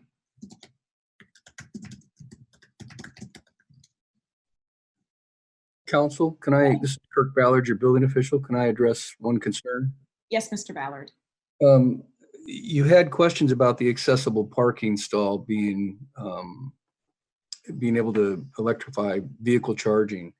And in the California Green Building Standards Code, at least for multifamily, they require that to be adjacent to and provide a stall for van accessibility. So in other words, you do have to put a charging station adjacent to the ADA parking in multifamily. So it is addressed, and they would be providing that charger there for both a van that was not accessible, and then again, it's adjacent to the required parking for the ADA. So it is addressed in multifamily. Where How is about that, in office? This is in multifamily parking in section 4.106.4.2.1 for electrical vehicle charging. And it does require these stations to be adjacent to an ADA stall. So there is provisions in the code for that. Now, they don't address it necessarily on the office buildings like the question was addressed, but I'm sure that's coming. And in addition to that, I did talk to Klaus Parking Structures, and as far as the vehicle lifts, they are readily accessible with vehicle charging stations, and they can be added to later. So the same amount of parking that would be required without the vehicle lift would be required for the vehicle lift stations. And Jeff Warma's project on 425 First Street had a Klaus parking structure installed. So they're easily added to later as well. So he's installing 20 of them, way over the minimum. But you can also, I talked to Klaus Parking Systems earlier today, and they can add to them very easily. They could make them all, or they could make 5 of them. So it is a readily available parking system that is available. Thanks for that, Mr. Ballard. And then I'm just going to add then to my motion to direct staff to look into whether or not we can add language related to EV charging infrastructure in commercial building parking lots or parking areas. Like, we're silent on it right now in the current draft, and so it'd be good if we could find out, how can we address that in the code? Okay, I'm going to keep going down. I think I'm down to 5.106.5.3.2, other non-residential buildings under the exception, and it's not a change, it's adding a definition of direct current fast charger to the definition section of the ordinance.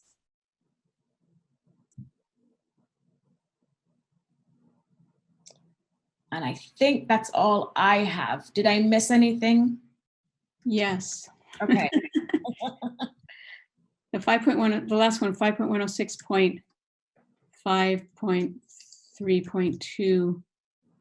Oh, you want to add a definition of direct current fast charger. DC fast charging. Okay. There's one other on 5.106.5.3. There's exception number 2. So I think this does apply to commercial parking lots. It doesn't say anything about office buildings because office buildings describes the next section, but exception 2, I would ask that you consider deleting that as well. I mean, that makes sense. It's consistent with why we're deleting the other section. Right.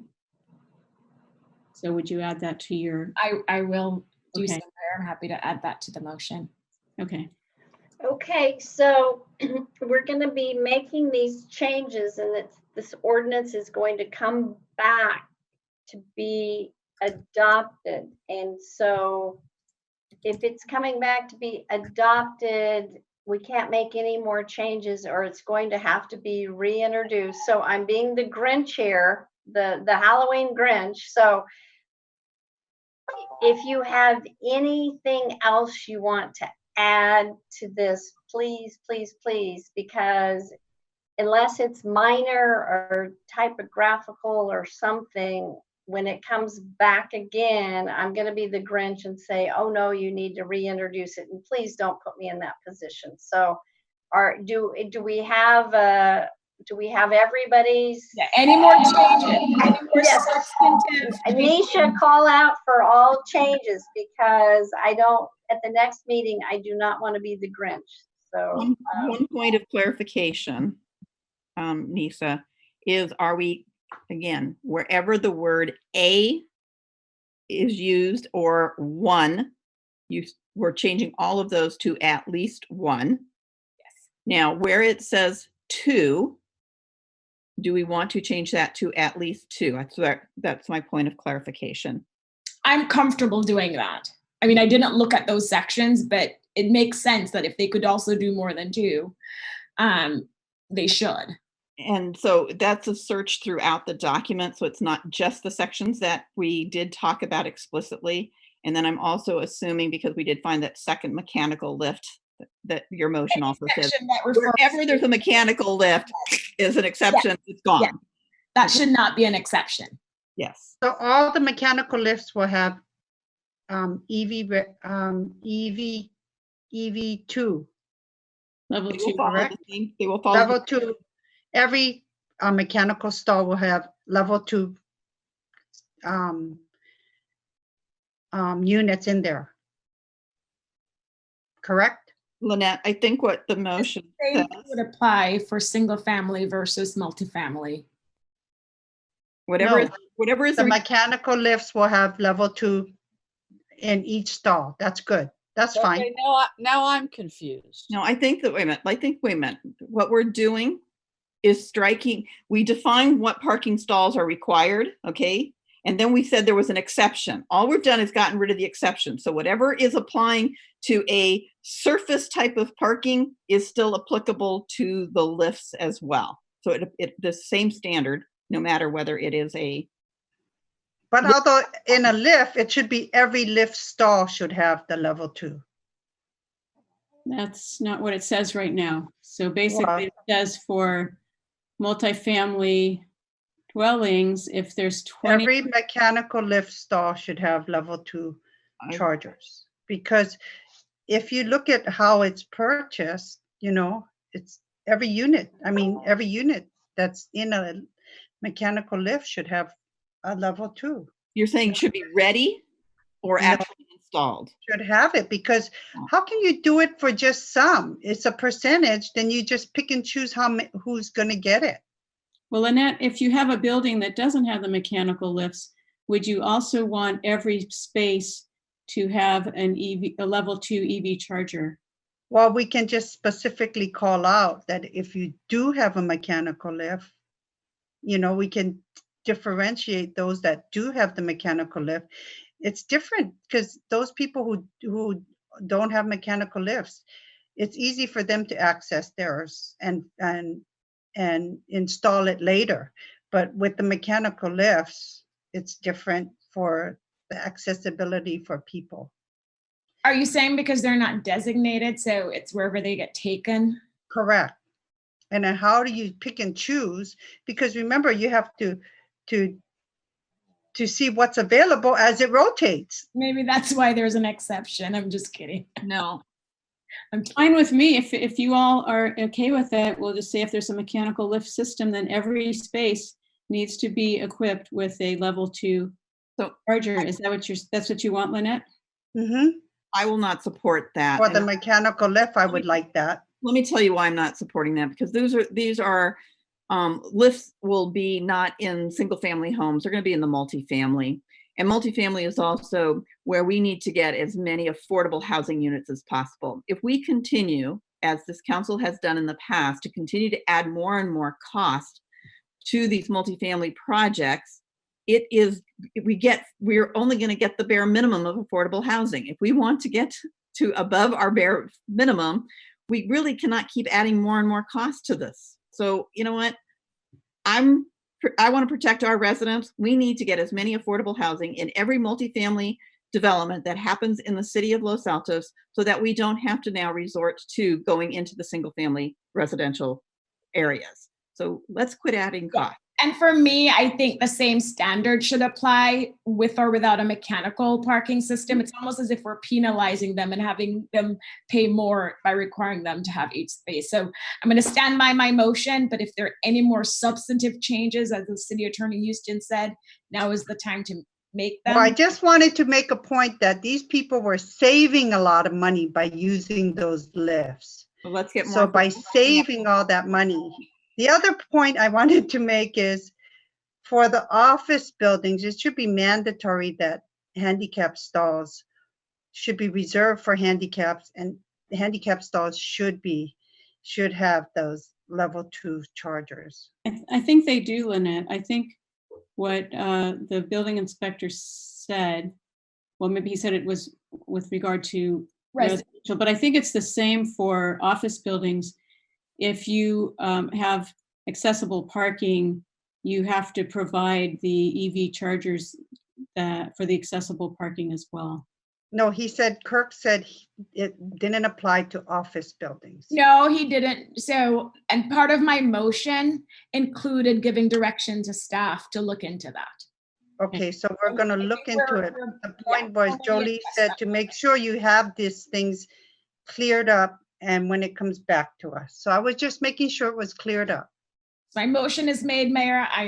Wait, I've got one more. I'm sorry, I have one more thing I'd like to have people consider on this, Nisa. Okay. So for the office buildings, 5.106.5.3.1.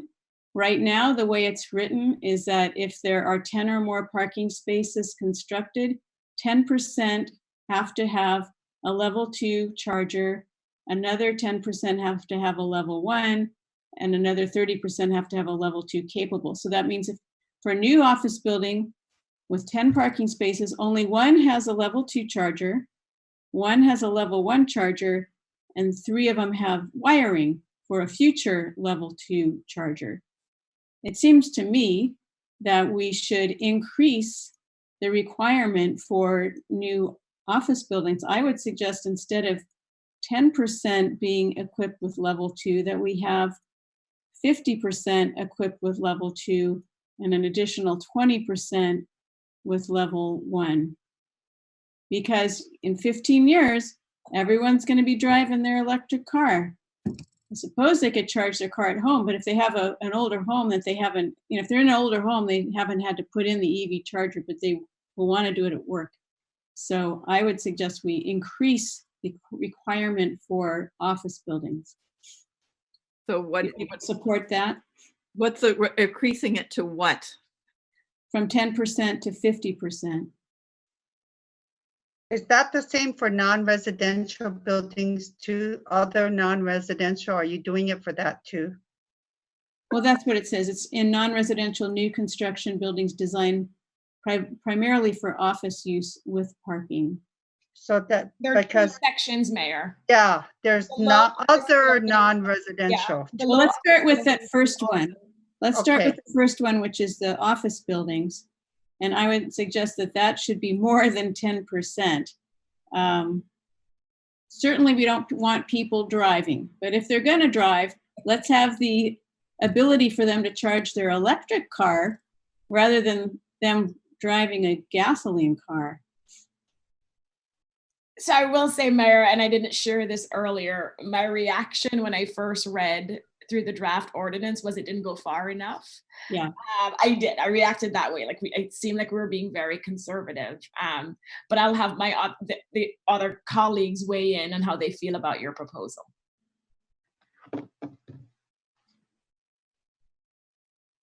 So are there others who support having 50% for office buildings? Lynette says yes. Anita says no. Nisa maybe is a yes. Nisa, are you a yes? I don't know where I am on that. Let me, because you know what, my head starts spinning because I start looking at things like how does this apply to when you're part of the parking district? This is new construction. I know it's new construction, but if I tear down a building and I'm building a new building, okay, I don't know how we apply this, but you know what? I would like us to move on to the next item because time is money. We've got consultants where we're going ka-ching, ka-ching, and we're going to be talking about how much money we're spending. So I would like us to move quickly. So say that you agree then we can move faster.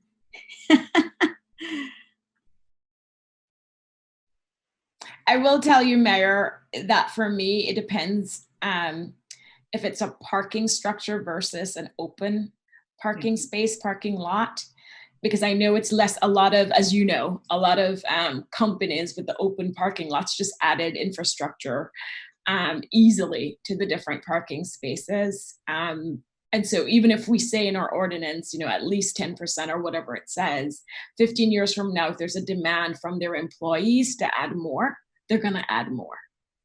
But it's going to cost them a lot more to do it as opposed to doing it now when they build it.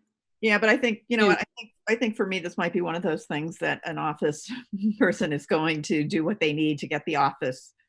I mean, we don't have a lot of office building of significance here that are owned by the corporation itself. It's the same thing as our retail businesses. You got landlords and you got tenants. And so I think the landlords are going to do what they're going to need to do in order to get the tenant and command the price that they want to. So, I'm kind of okay with the way it is. And quite honestly, I'd rather us be able to get to the point where we're waiting for the reading in the next go around. And if this is important, we can always modify it as a separate kind of thing. So I'm almost inclined, without having a lot of thought behind this, to just leave it as is right now, because I'm out of brain power. I did not sleep a wink last night. So Nisa, we haven't heard from you as to what you might be willing to increase that to. I am fine. I'm fine going up to 50%, but I'm also fine leaving it as is. I don't feel strongly, Mayor, on this one. I could go either way for the office buildings. Okay, so let's go for it. I'll support it if there's I will. I'm not opposed to it, and I don't feel strongly against it. So it's your motion. But have we talked to everybody? Okay, so yeah, I add it to Lynette's in favor. We got three. It doesn't kill the motion. No, we have three. Lynette's in favor of it. Okay, so wait a minute. So let's read. Can you read what it would say, Mayor? It would say when 10 or more parking spaces are constructed, 50% of the available parking spaces on site shall be equipped with 2 EV. Yep. And then an additional 10%. So what does number 2 and number 3 read? I think we can leave number 2 and number 3 the way they are. So that says that they would, or we can have 50% with level 2 and 20% with level 1. So 70% of it would be there for people to charge. So I'd say item 1, change item 1 from 10% to 50%, and item 2 change from 10% to 20%. So that would be 70% are have charging. Yes. 70% of provided parking will have a charger. Yes. Okay. All right, that's the motion. Wait a second. Then Lynette wanted to talk about other non-residential buildings, which is 5.106.5.3.2. So retail institutional use. So this is another weird one. It has, yeah.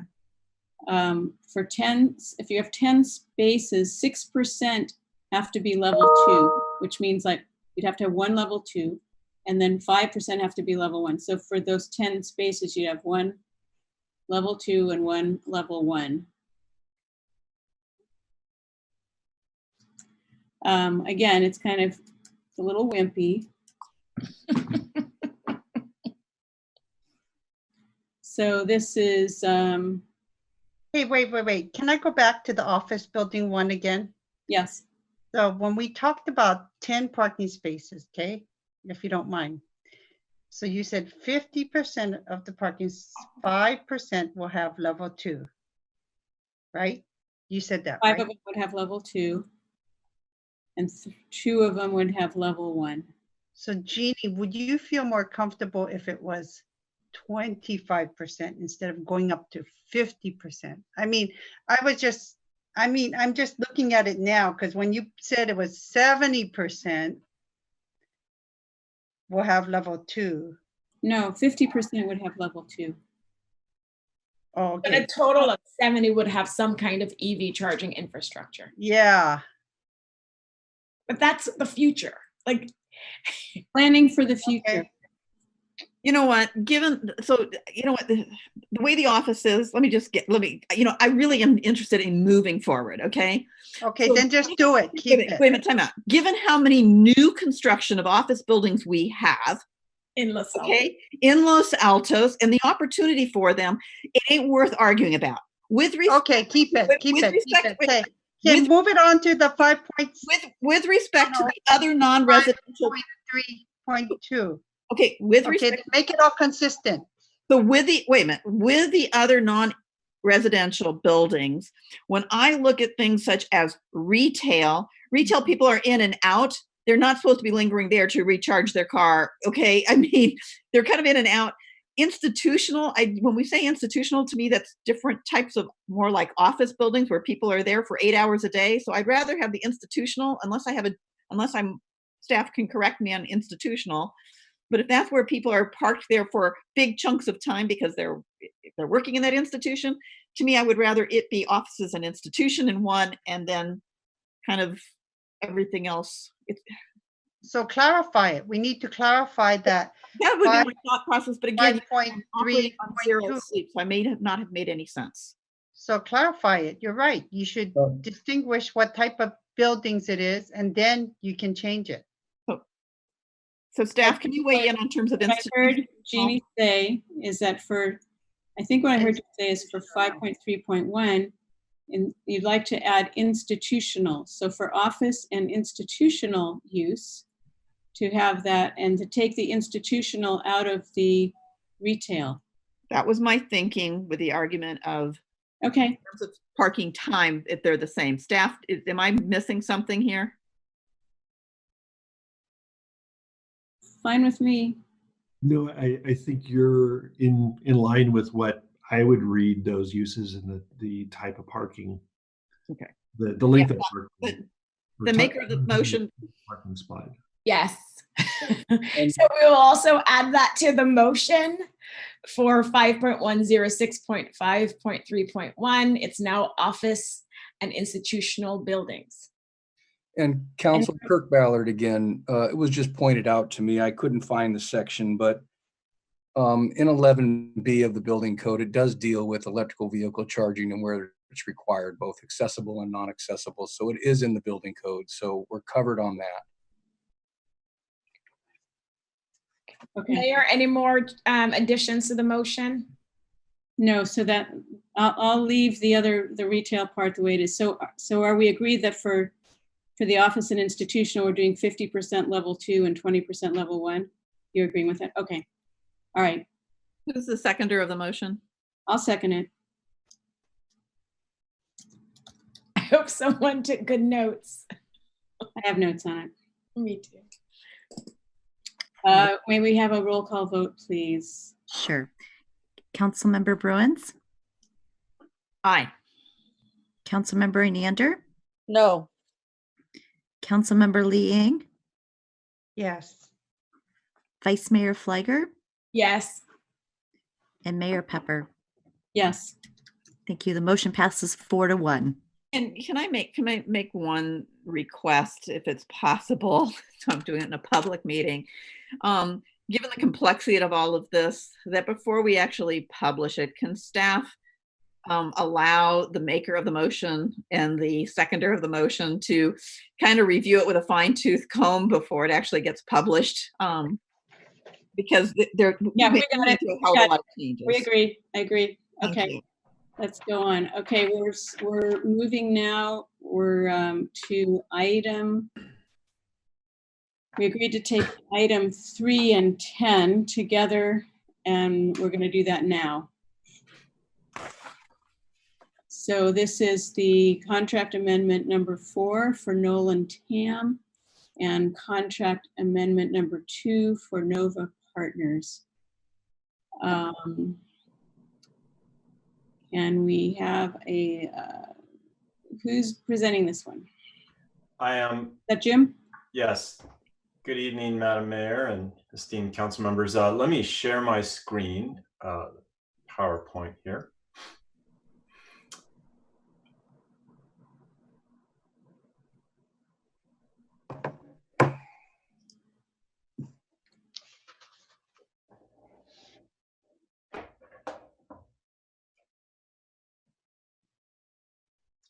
Can you see that okay? Yes.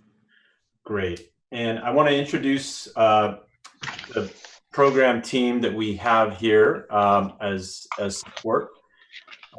Peter Maslow, who is our city staff project manager for the community center. And we have the construction manager representatives from Nova Partners, Joe Capps Jenner and Principal David Marks.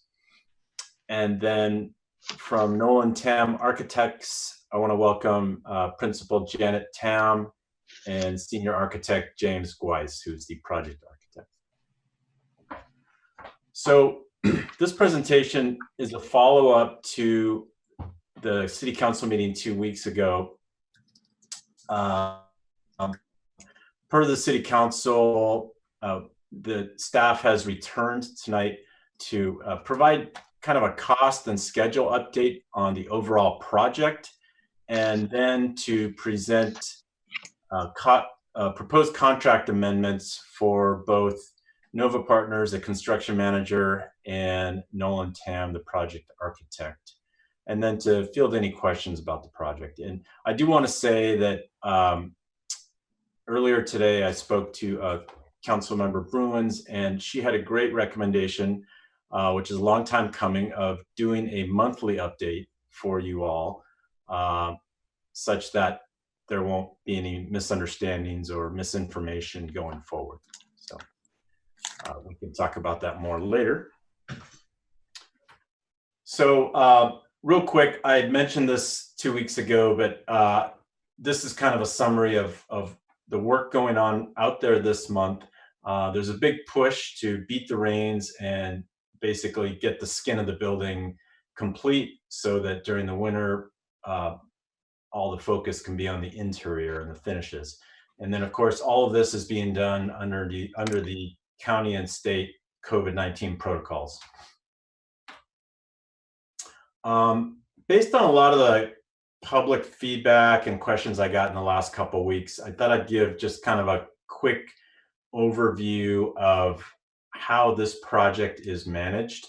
And this is basically, we're following industry best practice for a project of this magnitude. I mean, a project of, you know, $30 to $40 million typically has a program manager. And in our case, the city is serving as program manager, and Peter Maslow was hired for that reason. We're following this project cradle to grave, basically, taking care of budgeting, scheduling, planning, coordinating the design process and all the contracts involved with that, bid and award, construction, closeout, and then handing it over to parks for operations and to maintenance for maintenance. And we have our design team, Nolan Tam, who designed the project, and that took several years and lots of community input, I understand. I've got 3 shelves in my office full of reports and whatnot. And during the project, they are providing construction support, which is typical in a project like this. They're basically the owner's interpreter of the plans, specifications, and building codes. They process requests for information from the contractor, Gonzalez and Strunk.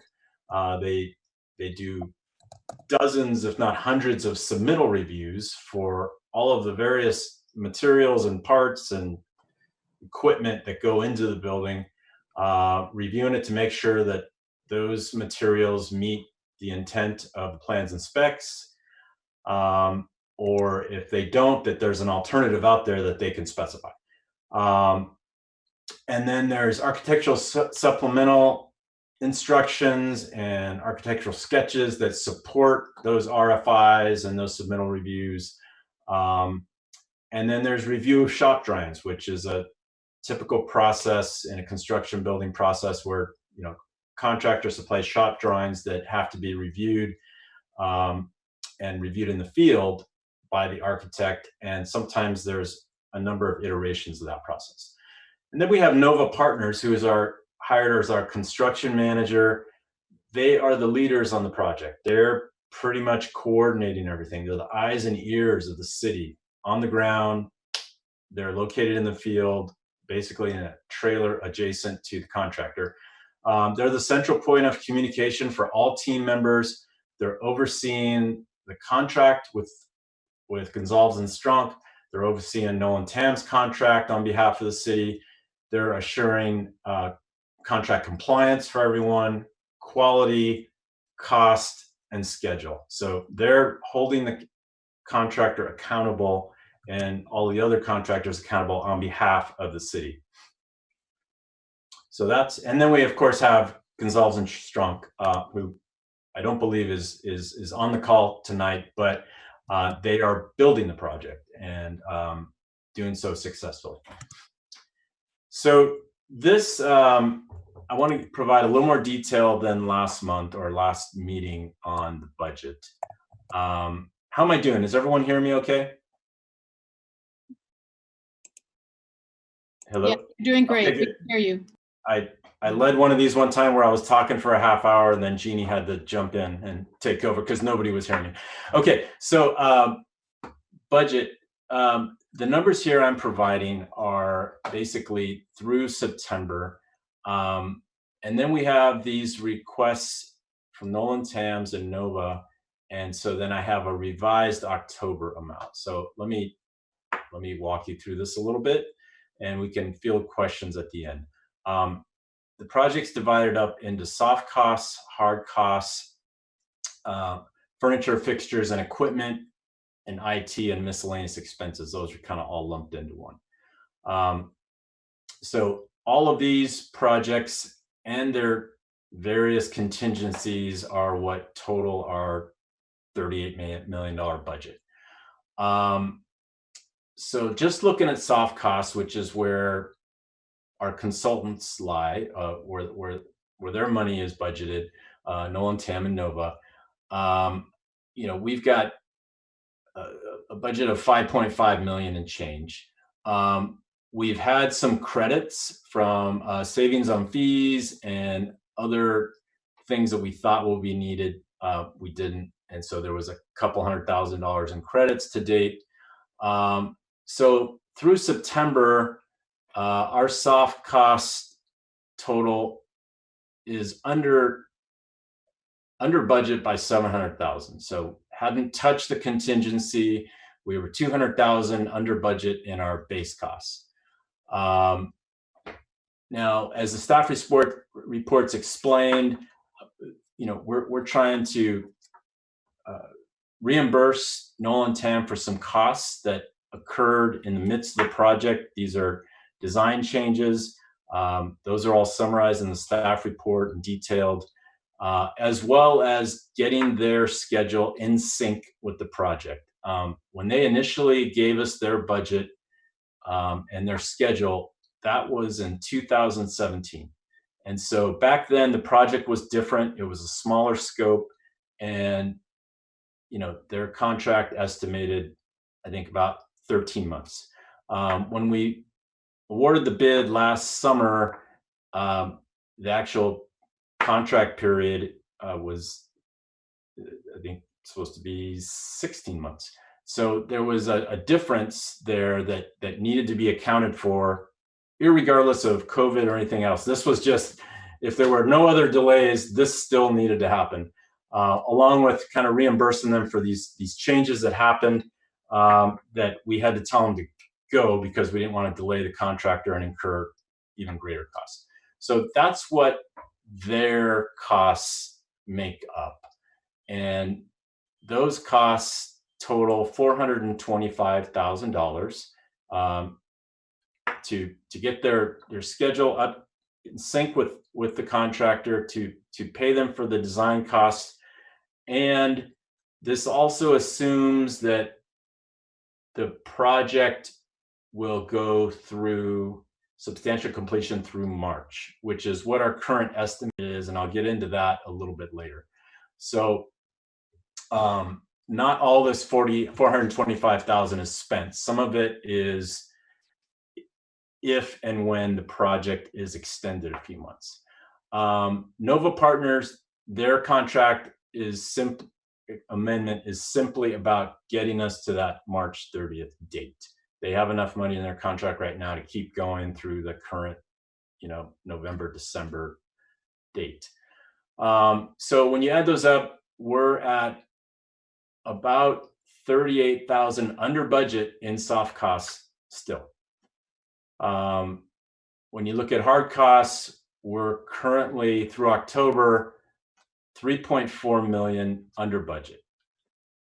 When you look at the remaining costs, we are, 425,000 under budget for furnishings, and then just our miscellaneous expenses, we're currently 10,000 under budget. So far for the overall project, we're nearly $2.9 million under budget. And our overall contingency, I think it's $3.4 million. So that is the current status through October.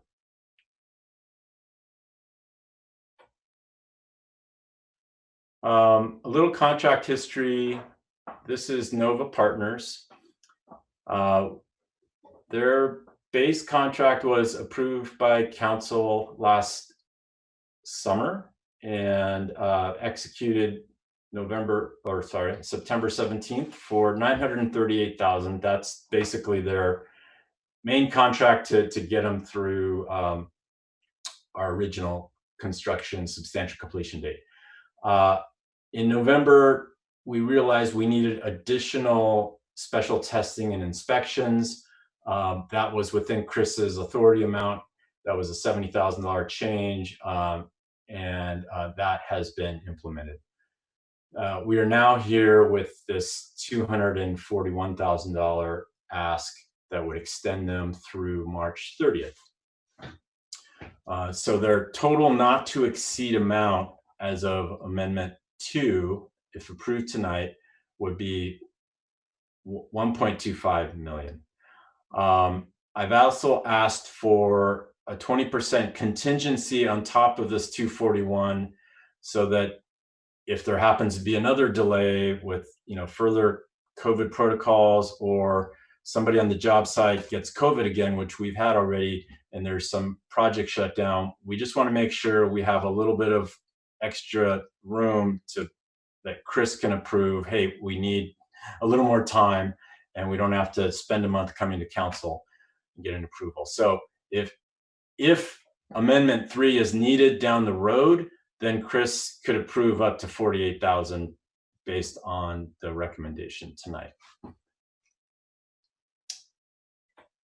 Looking at the same table for Knoll and Tam,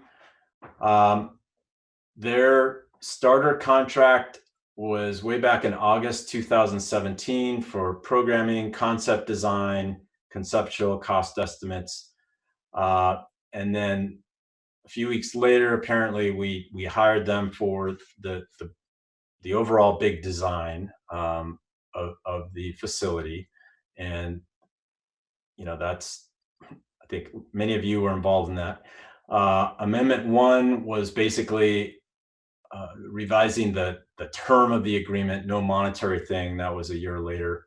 Amendment 2, council approved a scope expansion for kind of a higher quality green building, and I think library connector and a few other things.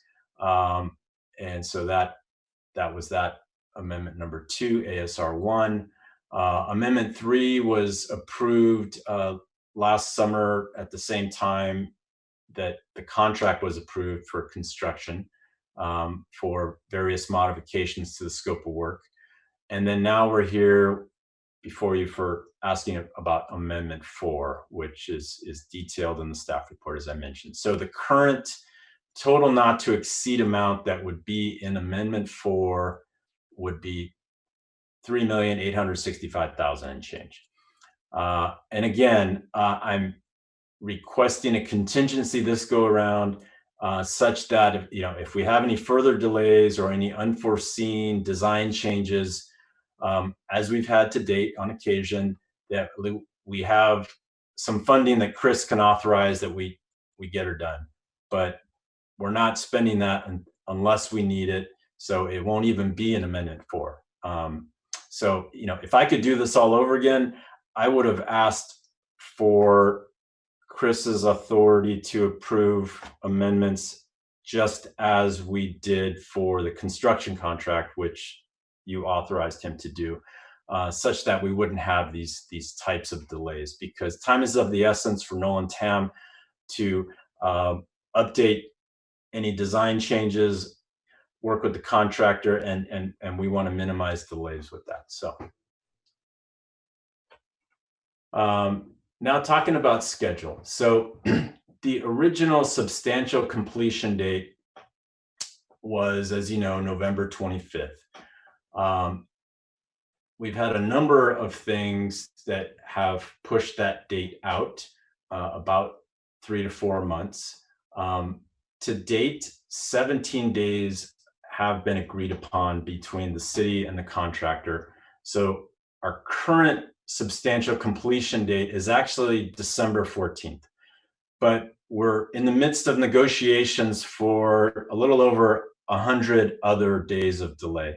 And it's not just for COVID, it's for unforeseen underground work, PG&E delays, issues with Cal Water, a COVID breakout on the site a month ago or so, a number of other things that we have tracked.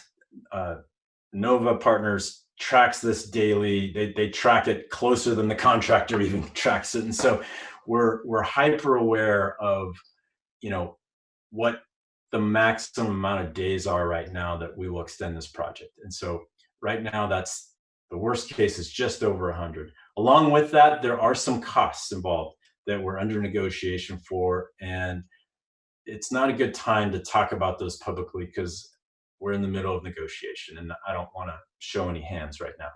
So what I can say is that based on the current worst case scenario in terms of schedule, we're looking at a substantial completion date of March 30th. So that's what we're here for tonight, is to extend Nolan Tam and Nova's contracts through that date, because that's the best knowledge we have to date. And that date actually might improve, but like I say, it's in negotiation. So the recommendation for tonight are twofold. For Nova Partners, it's to authorize the city manager to execute an amendment with Nova Partners for professional construction services in the amount of $241,768 and up to a 20% contingency amount of $48,354 on behalf of the city if a third amendment is necessary to further extend construction management services into the spring of 2021. I have a similar motion for Nolan Tam. I won't reread it, but it's basically the same request for their amendment number 4 for $425,000 and change, plus the 20% contingency if necessary. Now we can field your questions, and everyone is ready to help out in answering questions that you might have. Okay, so I'll turn to the council for any clarifying questions that you have. And might I request that we keep this at a high level and not be micromanaging the project or the work that's being done on this project, but really to focus on the overall dollars that we're looking at here for these amendments. So let's see. We'll go with Lynette and then we'll go to Anita. And I have some questions as well. Lynette, go ahead. Thank you. Thank you for the report. I do have some questions. So for NOVA, I have some concerns because if they're supposed to be providing oversight and some analysis and scrutiny, I just don't find that analysis is being conducted. And for example, I'm concerned that we're not adhering to our contract rates. So here in this request that you provided to us, if you look at the original contract and look at how much we are being charged per a month, you have charged us $72,400 in your original contract, but yet in the contract you're providing us, you're charging us a lot more, and then you're adding like another $30,000, and then you're adding a 20% contingency fee. In addition, I am concerned because we're already dipping in the contingency fees. So like right now, you're stating that we're 70,000, or you stated that we're 700,000 under, but yet I noticed that in the contingencies of 2,821,400, we're already dipping into the contingencies and eating up 340,000. So if you can explain that to me, I greatly appreciate that. And then I have some other questions I have. I apologize. I tried to follow you. You mentioned a lot of numbers. Would it help if I put one of the tables back up, or are you taking this from the staff report? No, I took it from the original contract that we had with Nova Partners. So that's where I pulled numbers, was from the original contract. Are you able to share your screen? No. I don't have a screen. What page of the contract? Because I'm not seeing where I think we need to go from his spreadsheet, because I'm not seeing what you're saying in the contract. So I can put the Nova contract history table up. Would that sync with bring your up numbers? the original Nova contract. That'll be helpful. If you bring up the original Nova contract, that'll be helpful. Okay, if one of the team can support me on that, I'll let you share that screen. Because in the original Nova contract, it was $1,013,479 was how much we were being charged by Nova. So the original contract was 14 months. Within the 14 months, you divide it by 14 months, we were being charged $72,400 per month. So if you multiply it. Wait, Lynette, my original Nova partner contract as of June 2019 had a total of $938,000. And that was the August 9th, 2019 contract. So well, then that's even better, and it should be lower. Well, but I'm just trying to find where you're finding these numbers. That's what I think we all need. If you look at this Los Altos Community Center document that's on the website. Okay. And you look at line item S-350.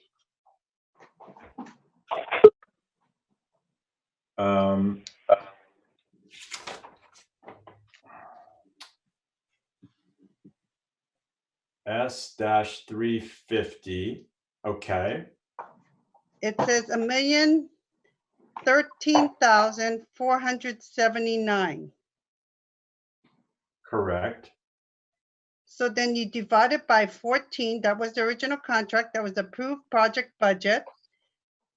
Then it equates to $72,400 per month. Okay. Multiply that by 3 equals 217,000. We're asking for 241. So right which is there, actually- you're asking for more than what they normally charged us per we're month. asking for 4 months worth of time. So it's actually a So little. why is it a 4-month extension when it should, you asked for a 3-month extension? One, we were down one for Well, COVID.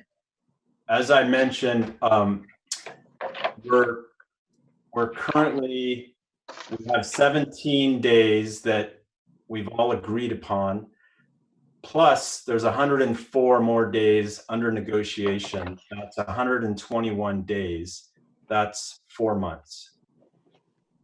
Okay, So what we're here before you with is the worst case scenario at this moment in time. So we're negotiating up to 4 months of time extension with the contractor.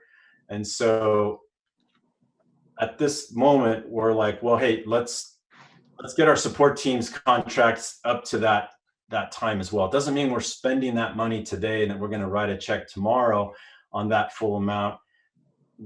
It's a time and materials not to exceed amount. So once NOVA's current budget is expended come December, then we start dipping into this amendment.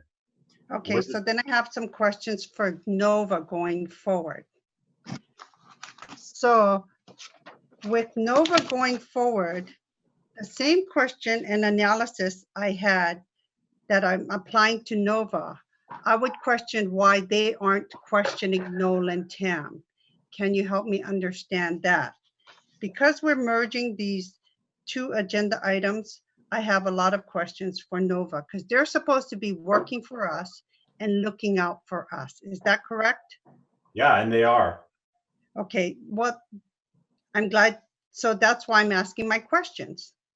So before us on Nolan Tam's contract, I would have the same numbers as far as calculating the numbers.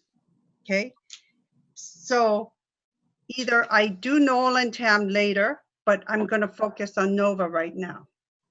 So before us, we have a lot of change orders.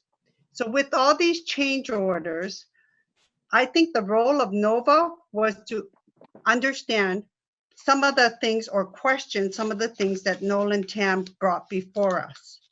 So who's going to represent NOVA? Peter or David?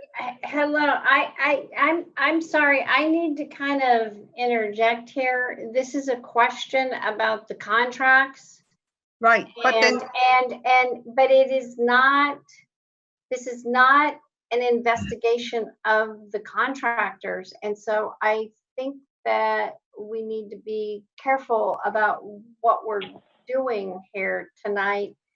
I know you have questions, but I think the questions need to go through staff. And okay, and I'm asking Jim Sandoval, so I'll ask Jim Sandoval. So Jim, I have to question as to why the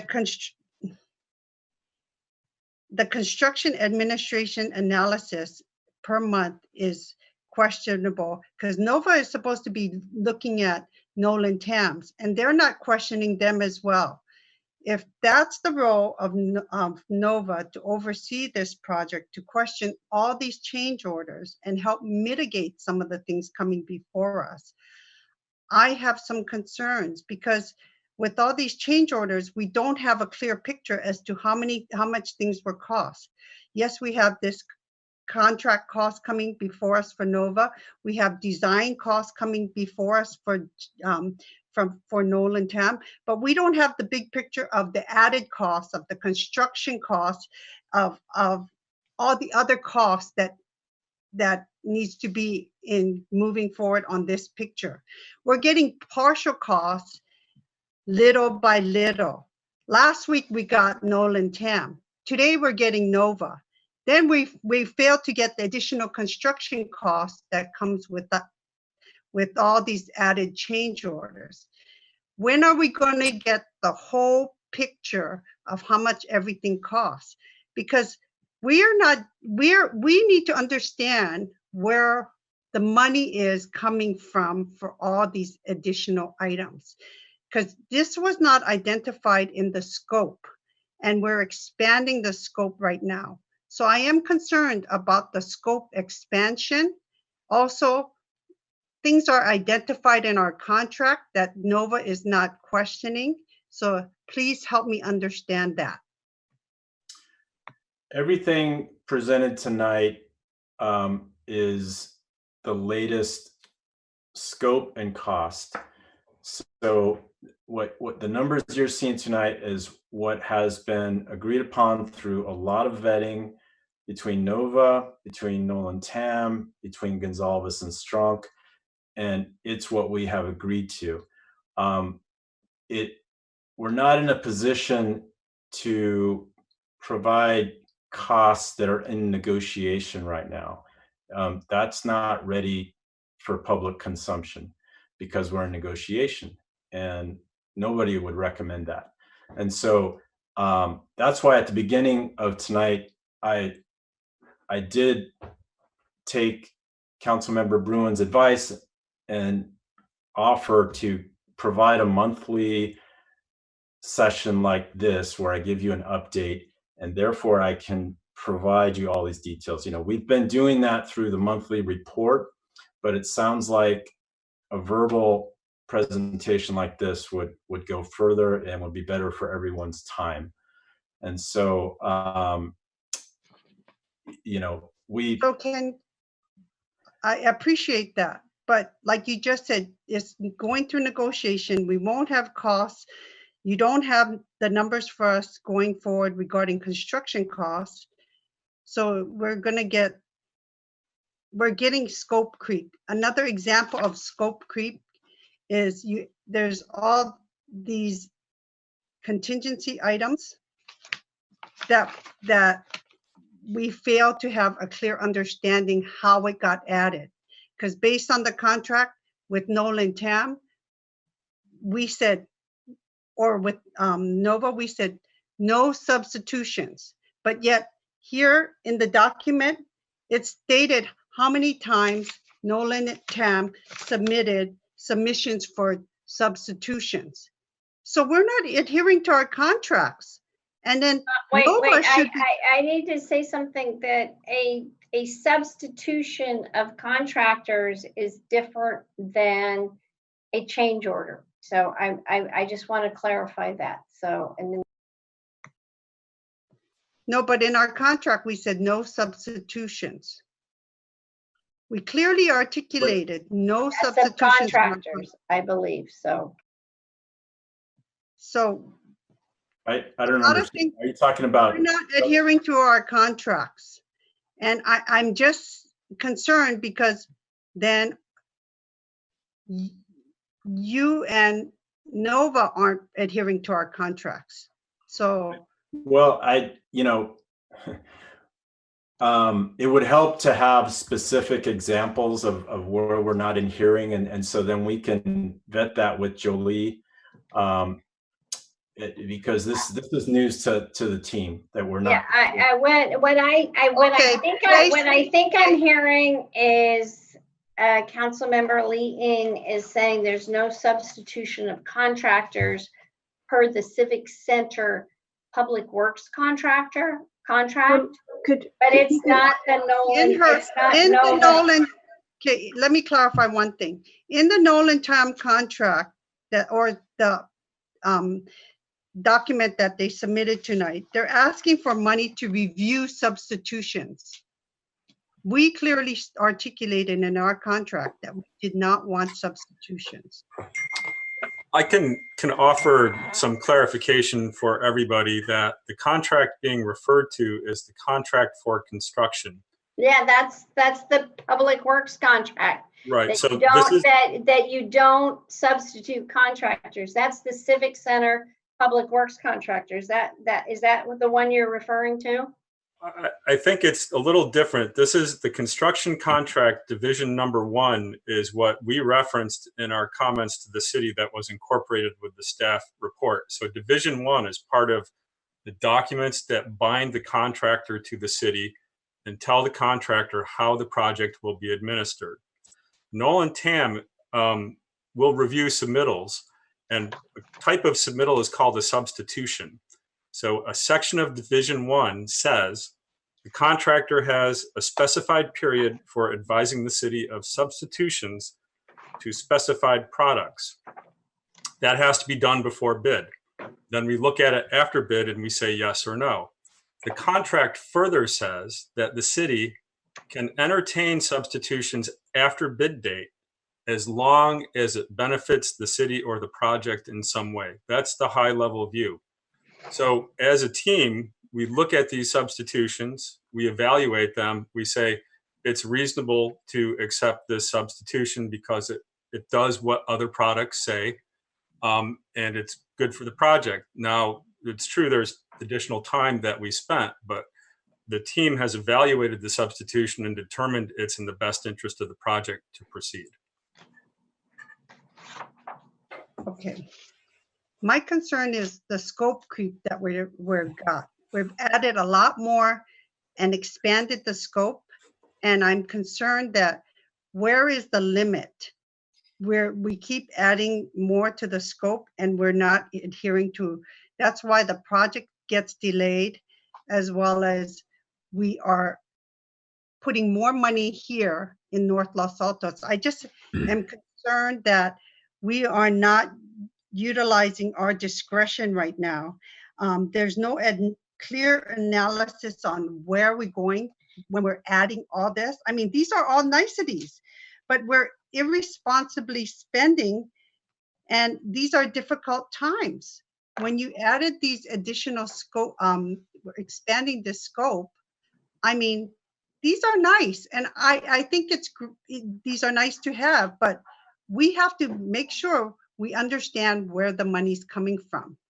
And right now, we don't have a clear picture of how much we're spending, how much things are costing to approve all this. So here we're going to try to approve your contract, Nolan Tam's, and all these asks. I have questions about all these asks. So Jim, do you want me to go through and ask you about all these asks going forward?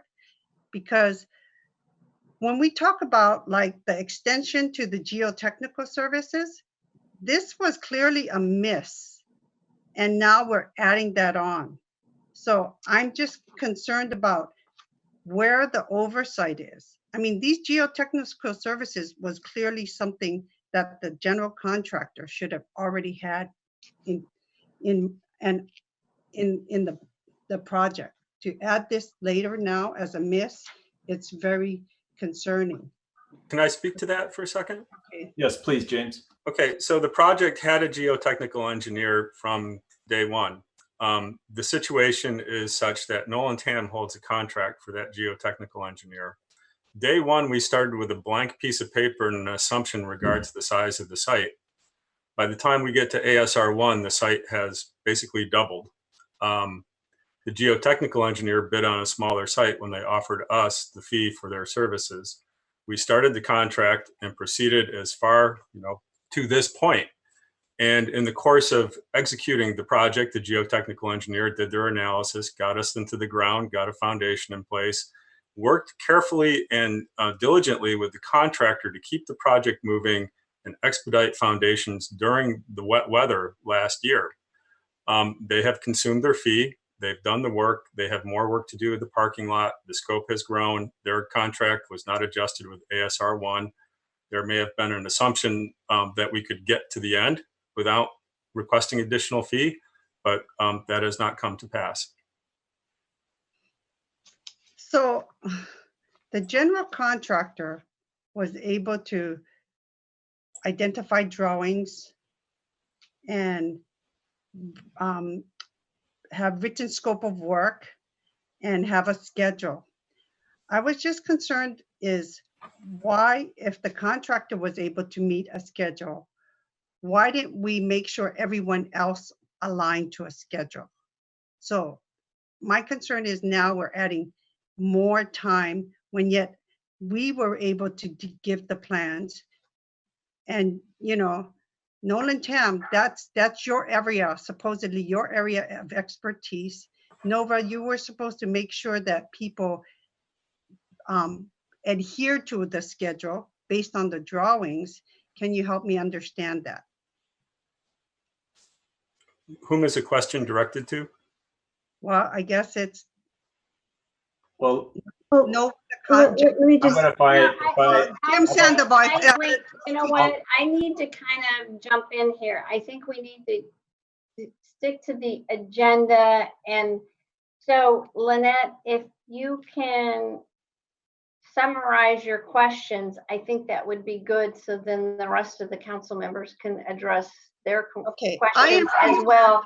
But because we need to, because one, this is not a hearing on terminating the contract or I am not here to terminate the contract. I know, and so I am here to make sure we adhere to our contract. Yes, and then I'm sure.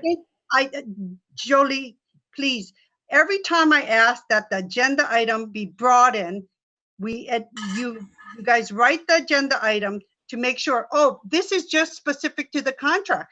But then if you're just going to approve the contract, you're not going to get the information we need, which is to understand the cost, the big picture cost of the total cost that's going to come before us. Like no, I said, and I understand that. No, first we had Nolan Tam, then we're going to, like he said, it's soft costs, hard costs. We got to understand the total cost, including construction. And now, like today, now we got the additional requests for additional funds. Now coming before us will be Gonzalez and Strong. We don't have the total number and the big picture before us. So I am very concerned about that. We don't, based on adding more time, the construction, the design, we just don't have the total picture. So that's my concern. When are we going to get the total numbers? I believe you got the total numbers, but that's. Madam Mayor, we have the overall budget here. I'd like us to focus on the actual agenda item that we have tonight. I asked for clarifying questions related to the agenda item that we have tonight. So if you have any other specific questions, there are other council members that have their hands up. I'm going to move on. It's 11 o'clock. We've already spent 45 minutes on this. So I'm going to move to Anita now with her questions, and then I'll move to other council members. And please, Madam Mayor. we're asking for clarifying questions relating to this agenda item, please. Madam Mayor, before Yes. we move on, can I just request that questions be directed to staff, and then Jim can determine if he needs a member of the consulting teams to help with the answer. Thank you, John. That'll help keep things moving along. Yeah, let's keep this moving. Thank you. Thanks, John. Thank you. Jim, would you put that table back up, please? Yes. I have a terminology question that I think is a source of my confusion. Okay.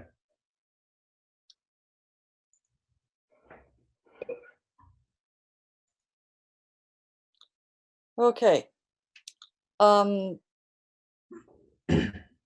In terms of understanding each of these columns, the first approved budget column was the original budget. Next are change orders processed to date. Next is committed spending through September. That's what I want to understand is committed spending. Does that mean what you expect to spend through the end of the project as you understand it at the end of September? Yes. Okay, it's not the amount we've committed that we've already spent based on work done. Correct. It's what we expect the total amount for the project to be based on what we've spent to date and what we think we still need to spend to finish the project. That's correct.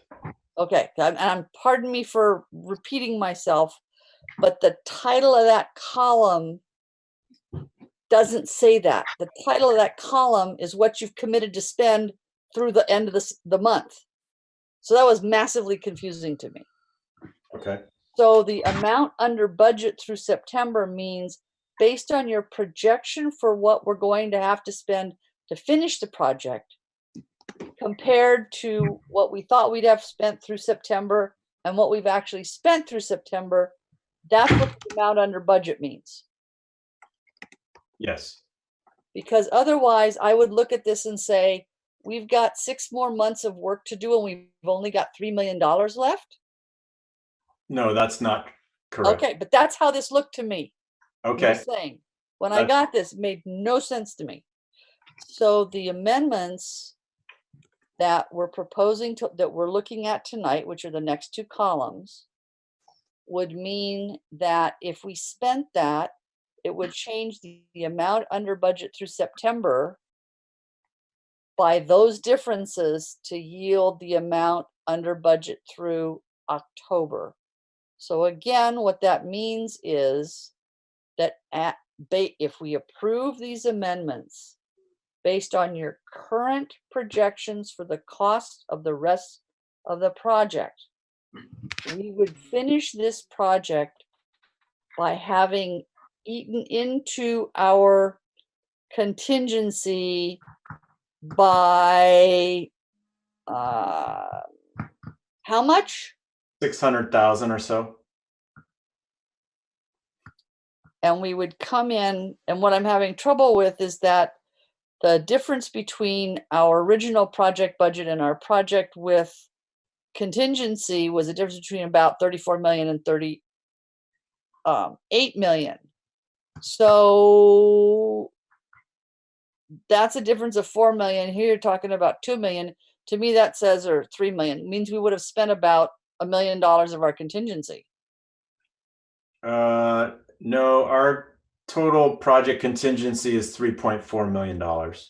It's not perfectly 10%.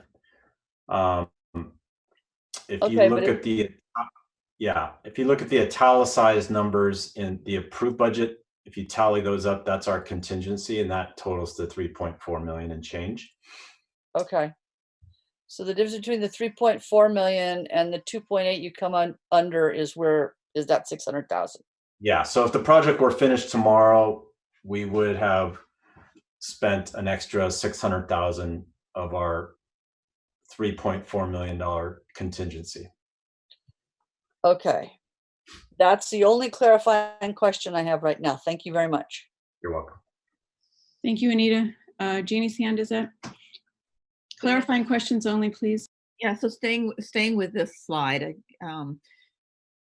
because what we're talking about tonight is the soft costs. So when we look at this, we can interpret this slide as we're projecting out, and so this is paying the bill for work that's already been done and projecting out what we expect in terms of the time and material cost for the 2 organizations working with us, our partners, that this should get us to the substantially complete of the end of March. Or does this go beyond March and to like the end of April?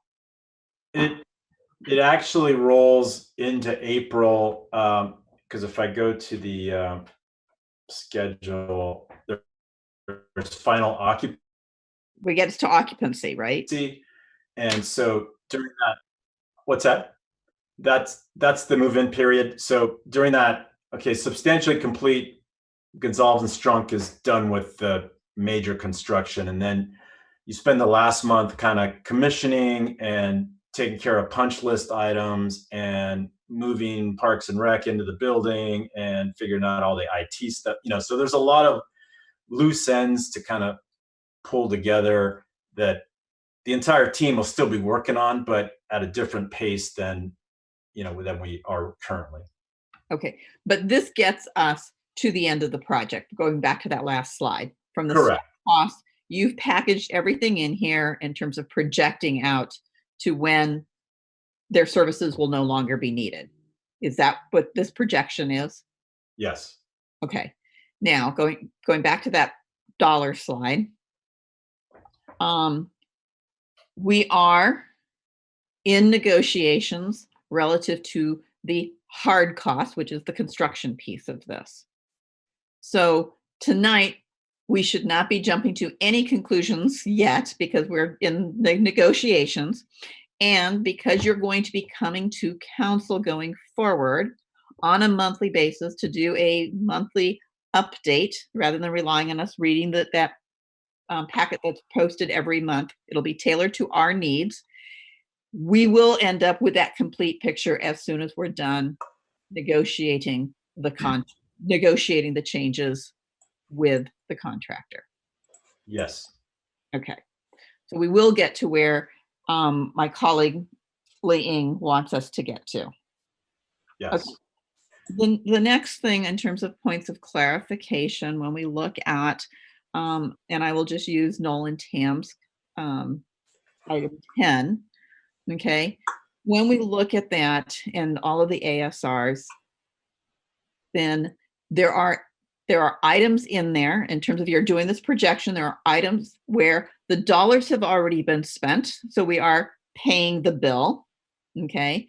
And then there are items in there, the two big ticket items are the two items that really is the time and material expected, okay? It's not, we haven't spent those dollars yet, but it should be enough in there so that it will get us again to the finish line. So those two line items are projections, whereas the other ones sound like they're money that's either already been spent or is in the process of actually being spent on those other line items. Is that correct? That's correct. Okay. And on my screen, I see James's face, so I didn't see him jump up and down like, no. So it's not perfect. My thing is not perfect, but that's what we've got. So we have. So if we're looking at this right now, it would be fair then to say going down into the weeds means we're kind of sweating the small stuff and keeping it in perspective. The big thing, the biggest ticket item on this whole thing is hard cost anyway. So we just need to move forward. Keep going. That's what we would like. Okay. I'm done with my questions at this stage. I have comments, but not questions anymore. Great. Okay, Nisa, go ahead, and then I'll follow up. Thanks, Mayor, and thanks, Jim and team. And thanks for addressing what the other unforeseen circumstances were. I think in the report you talked about COVID and other unforeseen and additional scope modifications. I appreciated you covering that in your presentation. Looking at the NOVA report and this long list of tasks, I'm wondering if any of these were not anticipated. And the reason I'm asking, Jim, we're asking to amend the contract. And I know there have been delays, some out of our control, but are some of these things that we should have anticipated and budgeted for? And did we, and you're just bringing the amendment to us now? You're talking specifically about NOVA? For now, I'm focused on the NOVA Partners contract. And just with NOVA, the list that I'm looking at in the report. With NOVA Partners, we're big to you to extend the time of their contract. That everything they do, we summarized in the staff report. Yep. And so we're not so much asking for additional funds for additional work that wasn't scoped or anything like that.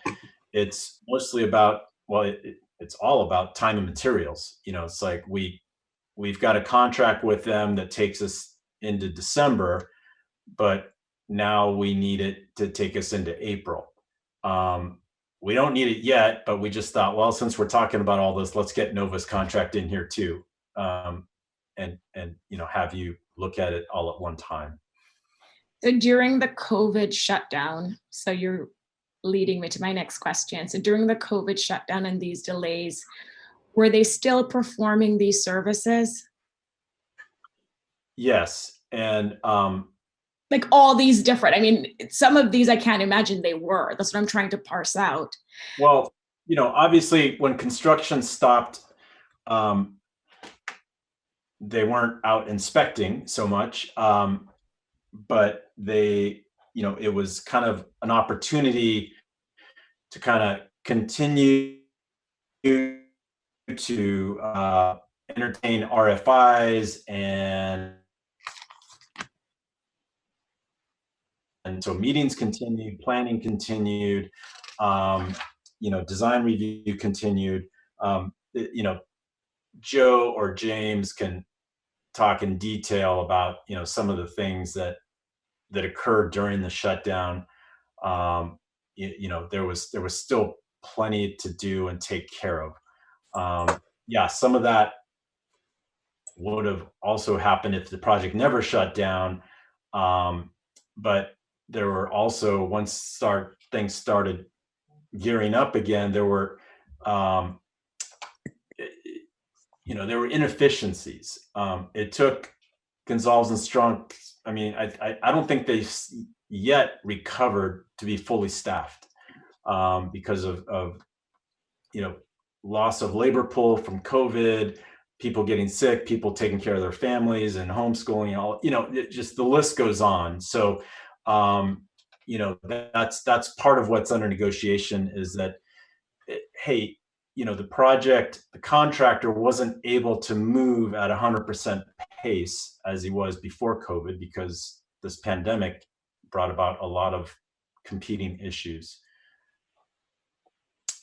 If you'd like more details about what went on during the shutdown, I would invite Joe or James to talk about that. No, what you said, Jim, I mean, I get it. But similar question, looking at the Noel and Tam staff report and the list of ASRs, are any of those project items things we could have anticipated and planned for and included in prior amendments or in the initial contract? And the second part of that question is, are any of these optional? Like, I'm looking at ASR 13, and let me do another follow-up question to that. I assume Noel and Tam presented this to us, maybe through Nova Partners. And what's our process to validate, okay, we really need to do this to get us to the finish line, versus do we really need to do this? Maybe we can save some costs here. Yeah. Joe, would you mind talking about that process of taking ASR 13, for example? And what was the vetting process, and how did that ASR, how was that identified as a need and decided upon by the team as something we need? Yeah, so I'm just pulling up. Can you guys hear me? Yes. Yes. Yeah. Okay, so taking ASR 13 as a specific example, I believe this was to do with revising some of the signage graphics to several of the meeting rooms around the community center project. Yeah, so I believe how this came about was a discussion between, we have a weekly meeting which is attended by the city's engineering services team, Nova Partners, Noel and Tam, and several of the internal Los Altos stakeholders, such as facilities, Parks and Rec. And it came about during one of those meetings where it was discussed potentially upgrading some of the signage graphics. And so that was discussed. It was determined by the engineering team, Jim and Peter Maslow's team, that sounded like a good idea. If we could do that within our approved budget and without delaying the schedule. So then Noel and Tam submitted a proposal to do that additional work. We reviewed that. They submit their proposal to Nova Partners. We review that. We discussed that with the City of Los Altos engineering team. And then we recommend it for approval. And then that goes then to the engineering services team to make a decision whether or not to proceed with that additional work. Thanks, Joe. So it sounds like you also look through the lens of what our approved budget is to figure out if it's within budget. Absolutely. Yeah, I just want to just take a second to just point out, I'm not sure if everybody's 100% clear, but some of the extra costs that we're talking about this evening, we're not asking for additional funding. we're asking to spend funds that are already within the approved project budget. Right. No, I think that's clear on the table that Jim shared was very helpful. You know, the budget of 38 million, and then I think the projected amount through the end of the project is about 34 million. So, but ideally, you know, if we can save $4 million, we want to save $4 million. And so I think that's what you're hearing from myself and a lot of colleagues, where we do want to be more thoughtful about the process, even if there's money in the budget. You know, we think through whether or not this is something we need to do for this project. And Jim, I'll just end on that, where you have 38 million. So I'm happy to see that you're projecting that it will still be below 38 million. And I hope that, you know, as we move forward, we'll be able to keep it on track, on schedule, because I know we're excited about the project, but also under budget. So thank you. Okay, thank you. Jim, I just have one question. If you can bring that slide back up that shows the overall budget that's broken into soft costs, hard costs, and FF&E.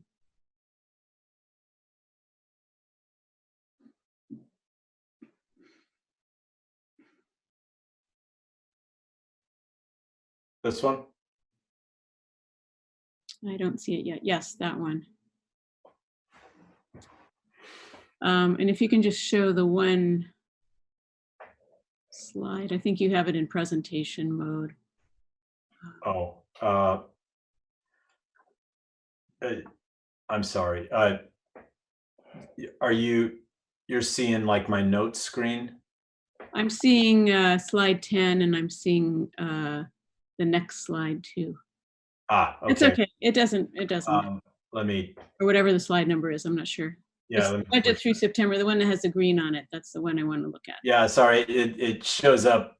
God, I see so many screens when I try to share. I know it's hard. How about this one here? Is that better? Perfect. There you go. Yes. All right. So I just had a question here. So the if we just look at the soft costs, so if we look at the staff report, the Nolan Tam amendment, the request is for 425, 863. But then the report also asks for another 85,173 contingency, which we do not have money for, because we only have 38,271 left over for contingency. Similarly for Nova, the ask is for 241,768, but then you also have an ask for 48,354 for Nova. So that's about $135,000. So are you not asking for those contingencies for them, or where is that extra money going to come from? Because it's not, you know, basically the soft cost total and the contingency is, there's not enough contingency to cover this extra that you're asking for. No, I understand that question. Yeah, several people have asked me that. So the contingency, we're not asking for authorization to include that in Amendment 4 or 2 for Nolan Tam or Nova. We're asking for the ability of Chris Jordan down the road, should we need an Amendment 5 for Nolan Tam or an Amendment 3 for Nova, that we have a little money approved that he can authorize without having to come to council. At that time in the future, if we need that money, you know, we may not have enough in our soft cost budget or bucket, and we may have to utilize some of the savings in furnishings, you know, to cover our expenditures and soft costs. We're not at that point yet, but you know, certainly if you look at the overall budget, we're fine because we're doing really well in hard costs and FF&Es to date, whereas soft costs, you know, we're just on the edge of Mhm. of meeting our budget. So, that it's a good question that that's hard to answer right now, but we do have the money for it overall. We would just have to kind of change the size of our buckets a little bit if we needed that money today. Okay. So that means, we might need, less furniture for Donna if we had to spend that money today. Yeah. Okay. And then I have a question on the ASR 11 and ASR 14 for Nolan Tam. One is asking for a schedule extension of 3 months. And then the other one is asking for,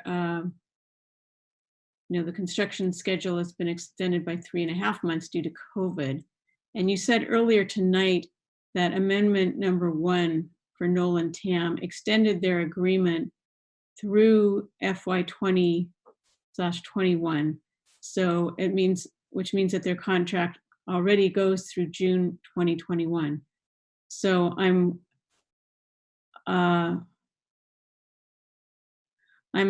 puzzled as to why they need more money to do this. It's the same project. It's just being extended, the time is just being stretched. So why do they need another, $400,000 approximately to do, or $350,000 due to time extension when it's still the same project? I can start to explain, and then Peter or James could fill in the blanks. But basically, in 2018, Amendment 1, you're correct, extended the duration of their contract through the end of the current fiscal year, but that didn't include any costs associated with that duration, because 2 years ago we didn't know what the cost would be, and what the duration of the construction would be. Back then, I think the estimate was that construction would be done, I'm assuming at the end of fiscal year 21. So when, and even further back in their base contract, their proposal at that time took them through construction, for construction support that they're doing for us today. But they gave us that estimate 3 years ago when the project scope was smaller and it was unknown what the actual bid was going to be and how long the contract was going to be for. So what we're asking for tonight kind of corrects those things. Their current contract has enough money about to get them to not complete the project. So in other words, the original contract was supposed to be over by the end of November. That was a 16-month contract for Gonzalez Strunk, but Nolan Tam only had 13 months worth of budget. So that's why we're asking for more budget in that particular ASR. The other ASR with regard to COVID and other delays, those are projected costs, but those aren't going to be spent quite yet. That's just, assuming we're going to have that March 30th agreement with Gonzalez Strunk. Did that answer your question? Yes, but it brings up another question. So what if things are delayed more? What if things are delayed 2 more months because it rains? So there's a 60-day rain delay. So I just want to make sure that there isn't going to be, or I guess, let me ask it as a question. Would they then come back for an additional budget because the project has been pushed out for 2 more months. It's not, instead of it being done in March, it's going to be done in May, even though for 2 months it's raining and the amount of work that needs to be done would be the same as had it been done in March. Can you Can I assure just us that we're not going to get another request for more money because of other reasons for delays? Yeah, I'll have Janet Tam answer that question. Go ahead, Janet. I just want to acknowledge it's really a very common question. It's really hard to understand why, when the duration of construction increases, the level of effort for construction administration by the design team also goes up. But what happens is that we are really tied to the level of effort that is the construction duration. And what happens is just because it's the same project, early on, as Jim said, we were estimating what the amount of, we estimated a reasonable amount of construction duration. Turns out when Gonzalez and Strong came on board, they said, well, no, it's going to be this many months, which added in ASA 11, it added 3 months to our schedule. And then when COVID hit, which was an unknown thing for anybody, that extended it an additional 3.5 months. That is projected. If they can get done earlier, then that our level of effort goes down. But what it is it's not just meetings, it's meetings in addition to being proactive. We're not passively waiting for things to happen. The contractor's asking questions all the time because they're going as fast as they can, and they often don't have questions until they're there.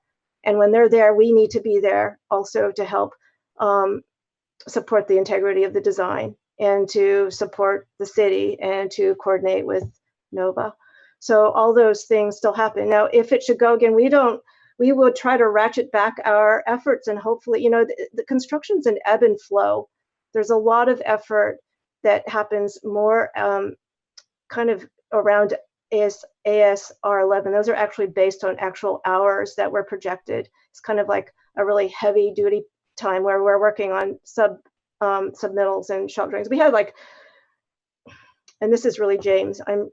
I'm actually a step back. James is really in charge of all this, and he'll enter in a minute. But there are 500 or 600 submittals, and those often have to go twice. That's 1,000 reviews of submittals. We have 1.5 people working on it. That's James and Dora, who you all know. We have tried to load up Dora because she's more economic and she's also very smart. It also is not just Nolan Tam. We have a team of 5 major engineering firms who are also offering construction administration, not at the level that we're offering it, but they're there when we need them when we enter their trades. So it's a whole team of people. It's just not James and Dora and a little tiny bit of me. But if things should go longer, we would try to work that out so that, it's stressing everybody out. We didn't expect it to go 6.5 months longer. Actually, construction should have been done right about now. So, it happens. But we would try to work it out so we would really reduce our effort enough so that hopefully by that time it'd be one of those where a lot of effort is less necessary. We still have money in our original contract for what is closeout, which is sort of a major aspect of the closeout. So, I can just tell you that we're on your side and we're not trying to be there longer than we have to. We're just trying to serve the project in the way that feels appropriate. Thank you. Thanks for that answer. So can I have one more question for Nolan Tam, please? So Jim, if you can help me answer that. I have one more question because I concerned about the Nolan Tam contract extension and how you have that multiplier, and they're asking for $65,000 a month. So when you go back again to the original contract of Nolan Tam and you divide that, they were charging us $37,290 a month. So how does now it adds up to $65,000 a month? So help me understand that, Jim. I can help you, Please, Councilmember Ng. Is that okay, Jim? Yeah, please. James, please. you can weigh in also. But again, that original contract was put together in 2017 before we even added the additional scope when we were working with the task force. It was an estimate of the level of effort. As it turns out, that level of effort was, I mean, in a way you could say you got a pretty good deal because we've actually gone over that effort. And so the level of effort in ASR 11, in the bulk of a lot of the submittals going on, was an accurate depiction. The 65,000 also was the whole team. So, so it, you know, we were working pretty hard. If you'll notice, ASR 14 is a lot less because we started to get through submittals, and the effort started to even out a little bit. And we're hoping that that will be more the case going forward, so that we're all meeting our budgets, that we can, you know, the budget that we had assumed to. But we've gone over the estimate that we had in our CA contract. That was not based on anything that it's an estimate, unfortunately. And we committed that to you, so we didn't, that's what that was. Yeah, I mean, I can add to that, you know, I've looked at the numbers pretty hard over the past couple of days, and we've run, you know, we're over all the way through. But when we drafted these ASRs, we looked at specific circumstances, and I can tell you that in the month of October, January, and February, we were quite strong and quite heavy in our activities supporting the contractor working to maintain the schedule. I think we described some of this in correspondence to the city, the activities that were occurring, the things that we did, which we did not expect to do. All of that with the idea that we're in it with the city, we're in it with GNS, they're doing a good job, and we just want to keep the project moving. So we did what we had to do to make things happen, and we're presenting the hours accrued basically in ASR 11, and if we look at 14, it's projected forward, and it does represent a fall off of effort towards the tail end of the project. So one more question, Jim, if you can help me. One question. This is the last one. We got to keep moving on here.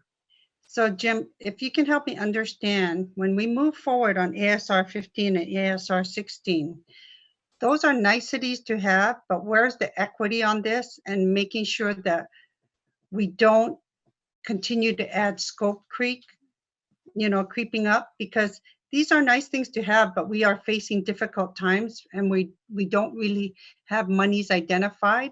So can you help me understand where that came from? Because I mean, providing sculpture foundations, I mean, if we didn't have, I mean, you know, adding these things, didn't have artwork now, we can add them when we do have money, but we're facing difficult and challenging times right now. So I have to understand why we're moving forward on 15 and 16 when we need to be more cautious on the direction we're going. Help me understand. Certainly, and actually, the decision to do those now is the more cautious approach, because while you have the contractor out there, it's a lot less expensive than trying to come back later and cut through concrete to install lighting, for instance, to the Christmas tree, or to the sculpture that's going to be out there someday. And so it was the best decision. You know, we actually talked about this quite a bit. Many people in this meeting talked about this, and this was actually the most economical approach to provide that lighting for those purposes. The irrigation controller was actually a necessity, not a bell and whistle. When we demolished the original school or community center, the irrigation controllers were in those buildings for the baseball field and the soccer field. So those controllers got demolished with the building, and they had to be replenished. And that was something that, you know, it came up during the project. It wasn't anticipated, but it was something we had to deal with. And the most economical time to deal with it is when you have a contractor that's out there and you don't have to put a lot of time and effort into doing it later.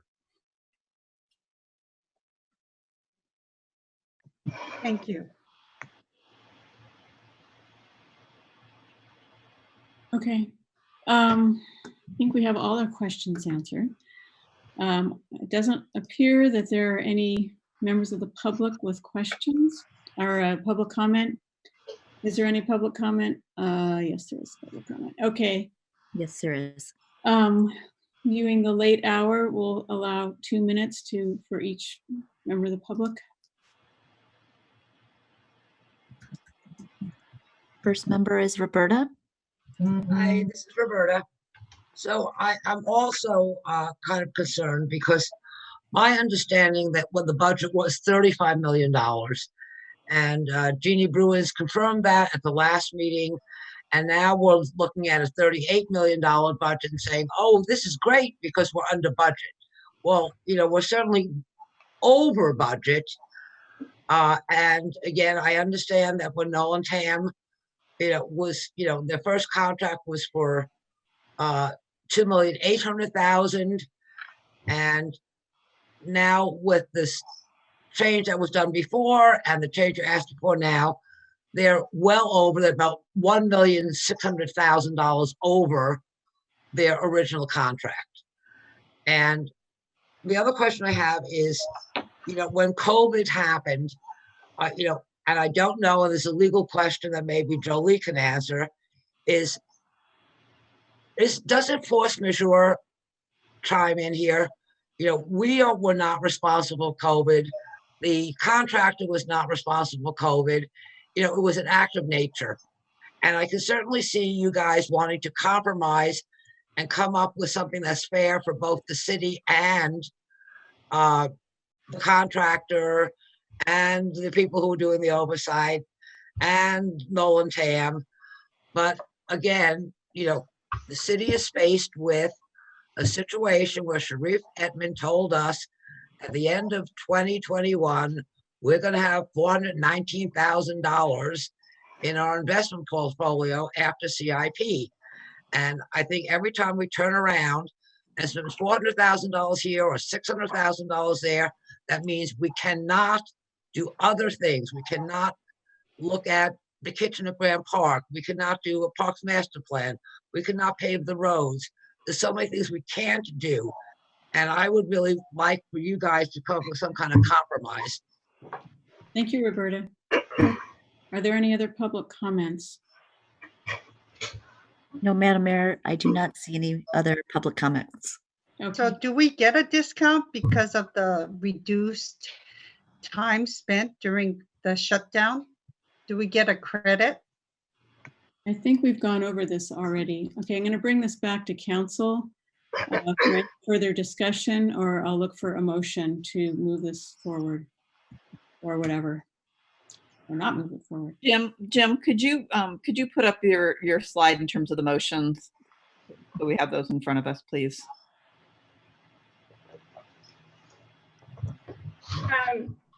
Mayor? Yes, Jolie. I could comment on the force majeure, and the one thing about the Public Works contract for the Civic Center project, the way it is drafted is any sort of quasi force majeure clause or epidemic, it didn't say pandemic, but anyway, what is the remedy under the Public Works contract for the Civic Center project itself? Any delay, the only thing, the remedy, I'm trying to put this so everybody understands. The only remedy under that contract is there's no damages, there's no liquidated damages. The only remedy under that Public Works contract is if there's certain things that happen, is there is a time extension. And so there's no damage clause, and it automatically allows for time extensions, because the contract was saying that it would be, the contract was for, I have it here. It's like, it's going to be completed in so many months. And then if it's not completed in that many months, then there are some remedies. But if there's other remedies outside, I mean, if there's other delays outside of the city's control, of the contractor's control, it is limited to just an extension of the contract. So that might answer Roberta's question. And then I believe in the Nolan TAM and the Nova partner contract, I have them here right now, but I haven't looked at them tonight. But they're, I mean, for this force majeure, but these are our standard form contracts, and they do not have a force majeure. So, but the contract for the Civic Center project, which is the overarching contract, there is no force majeure. There's just, if there's some sort of delay, the contractor's remedy is just more time. And I think Jim Sandoval can talk to that again, but it's a sensitive topic right now that I'd rather not talk about, because we're in negotiations over this very issue. Yeah. I would rather brief the council at another update, more in detail about this topic. And that's not our agenda item tonight anyway. That has not been agendized to discuss that.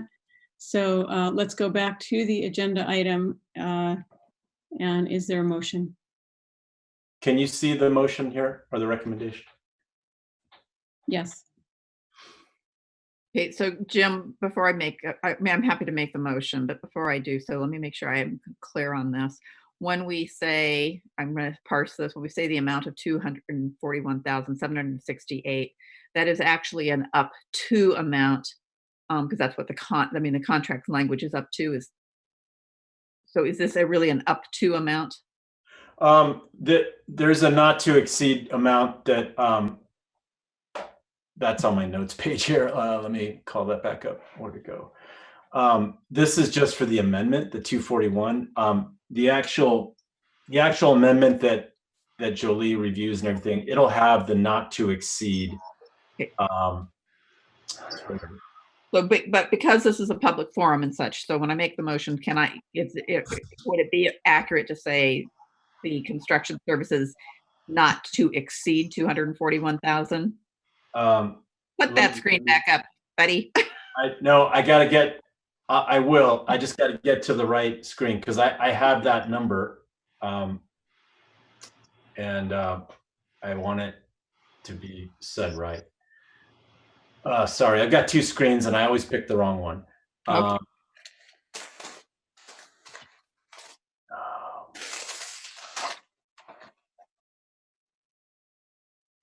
Bear with me. What are you seeing? It says authorize the city manager to execute an amendment with Nova Partners. Okay. So, all right, can you see my notes down here? Yes. Okay, so the not to exceed amount for Nova Partners, for the full contract amount. Okay. This right here. Okay. So let me try this. Authorize the city manager. So I'll make a motion to authorize the city manager to execute an amendment with Nova Partners for professional construction services in the amount of $241,768, bringing the overall contract to a not to exceed amount of $1,250,511. And to authorize the city manager to spend up to 20% contingency amount of $48,354 on behalf of the city if a third amendment is necessary to further extend the construction management services. And now can you give me a date here? Is that till the end of, you say into spring? I don't know what that means. Well, currently we're into April.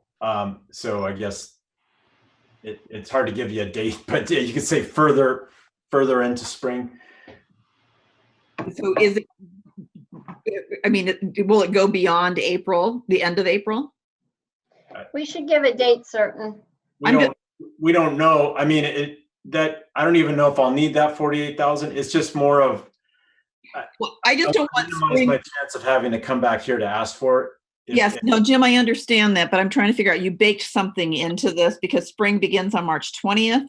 Okay, and so this says services in spring. Do we take spring as the end of spring from a calendar? Is it the end of April? Is it the end of May? Where that's what I'm trying to figure out. Yeah, we need a date certain, maybe, July 31st, the end of or whatever, but we should probably put a date certain because we don't want to come back. Yeah, but which date certain are we talking about? Are we talking about there's a date certain that the Amendment 2 takes us up to, and therefore I'm looking at that date? The spring 2021 is tied to the anticipated end date. That's what that is. And really what we wanted to extend through is the completion of the project, whatever that is. So yes, and so I see that Joe has his hand up, Mayor. I don't know if he's asked. Joe, what would you like to say? I think maybe I can help to clarify. Amendment number 2 for the amount of $241,768. That would take us through to the end of April. So that takes us past the March 30th substantial completion date and gives us a month to close out the project. So if we needed to be more specific, we could, I would maybe suggest that we would say extend construction management services into May 2021. So the $48,000, Joe, that would be one more month of service. It's a little under a month, but yeah. But at that time, it might be enough for a month, depending on what's left to do. So at that point in the project, unless something has gone disastrously wrong, I would imagine that we would be scaling back our resource level at that point. So yes. So the $241,768 in my motion is to extend this through the end of April. I thought he said the end of May.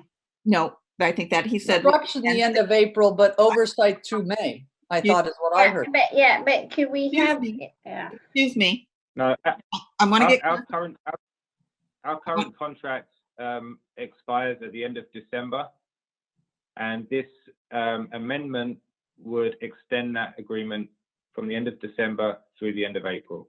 And that's the 241,000, or is that the combined both of these? No, that's the 241,000. Okay, so my motion. Okay, so let me and Joe, you're in my screen right now, so I'm going to keep an eye on you. So my motion, I wanted, if we break it into the two parts, the one I said my motion on the 241,768 through the end, taking us through the end of April. Okay, and up to 20% contingency amount of 48,354, if necessary, and that would extend through the end of May, is what you're telling me. Yes, May. Yes, end of May, not June. Okay. Yeah. So put that as May, and then if we can, so that way. So is my motion clear then?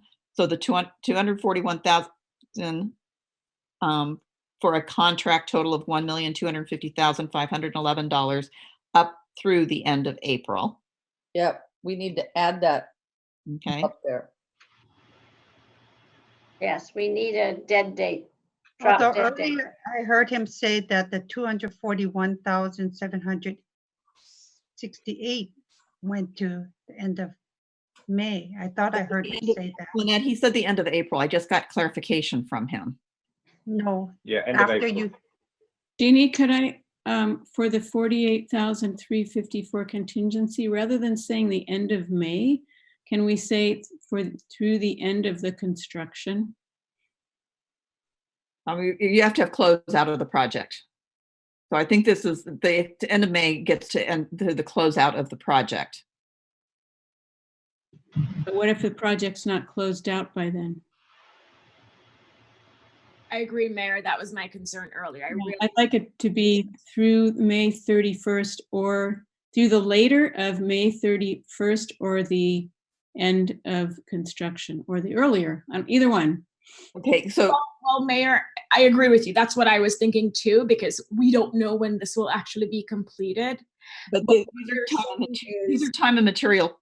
These are right, time. What he's saying is it actually requires 3 weeks to a month after construction is completed, if I heard him correctly. So it's not at construction completion because they have to do the wrap-up services after. And that's why I think what Lynette and I heard was construction through April, but that completion wouldn't really be until May on the first part. And my concern, and I'll be blunt, I'm not interested in approving a contingency tonight until we have seen a much more complete, whatever the negotiations that are going on now, and a complete projection as to the remaining amounts that are necessary in all ways, and a schedule that's going to get us there.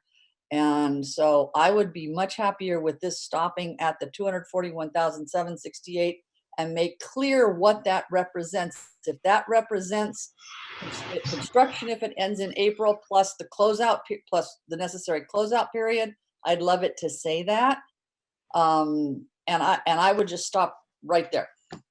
You know what the whole purpose of this, I mean, at the current cost rate, 48,000, as Joe mentioned, doesn't even get us a month. I just wanted a figure to buy us some time if there is another delay. And I don't know if the delay is going to be 5 days or 2 months of rain at this juncture. It's just something that will allow us to buy a little more time and not spend a month coming to council if the contractor's waiting for something from us. But you're going to come back to us anyway with a complete description and the details of what there is left to do and the money and the schedule and so on anyway, right? I'll be doing that every month as a report out, kind of like I did with Open Streets. But if I can avoid a full-on staff report, having the team come to the meeting, I'm just trying to minimize that because that's a lot of time and effort when we'd rather be focusing on the project. I understand that, James. I do. And I have the same opinion about the Nolan Tam situation. I'm not comfortable going there without a better review of the whole project. Jeannie, can I suggest you break this into 2 motions then? So that one of them is for the 241 and a separate one for the contingency, and we'll see if there's enough votes to get both parts passed tonight or not. Okay? Or go ahead with Jeannie's motion, and if it passes, I'll shut up and go home. So the question, Mayor, from what this all we just said, are we talking about through the end of April? Or are we wanting, or are you wanting a different ending, to a different description of the 241? I understood that meant through the. Can explain what I meant. Assuming construction ended in April and closeout would occur in May. That's what I understood. That's what I heard as well. So Jim, let me ask you this, because we're in negotiations, I'm not sure I have a clear picture. Are we clear on the schedule? So you're comfortable with the schedule that you showed that would have the substantially completed by the end of March? Yeah, today I am. I don't know what tomorrow holds. The rainy season is right. So we weren't expecting. I think we can even listen to the recording. And he said So Lynette, I'm sorry, I'm going to cut you off there. Okay, so going back to that. So again, when I look at this number, I have made an assumption, and if I'm wrong, I'm assuming this number has a number of hours that takes us to what is known today as the end of the project, which is the end of March. So it basically, and add another month to that, so it's the end of April. I'm comfortable with saying, as it's written, through the end of April, okay? But because if the schedule changes because we have 3 months of rain, then I would assume that this money does not continue to stay that way. That's what I'm trying to understand. We'll be back here asking, for possibly more money if that were to happen. But I think maybe the simplest thing here would be just to erase the second date altogether.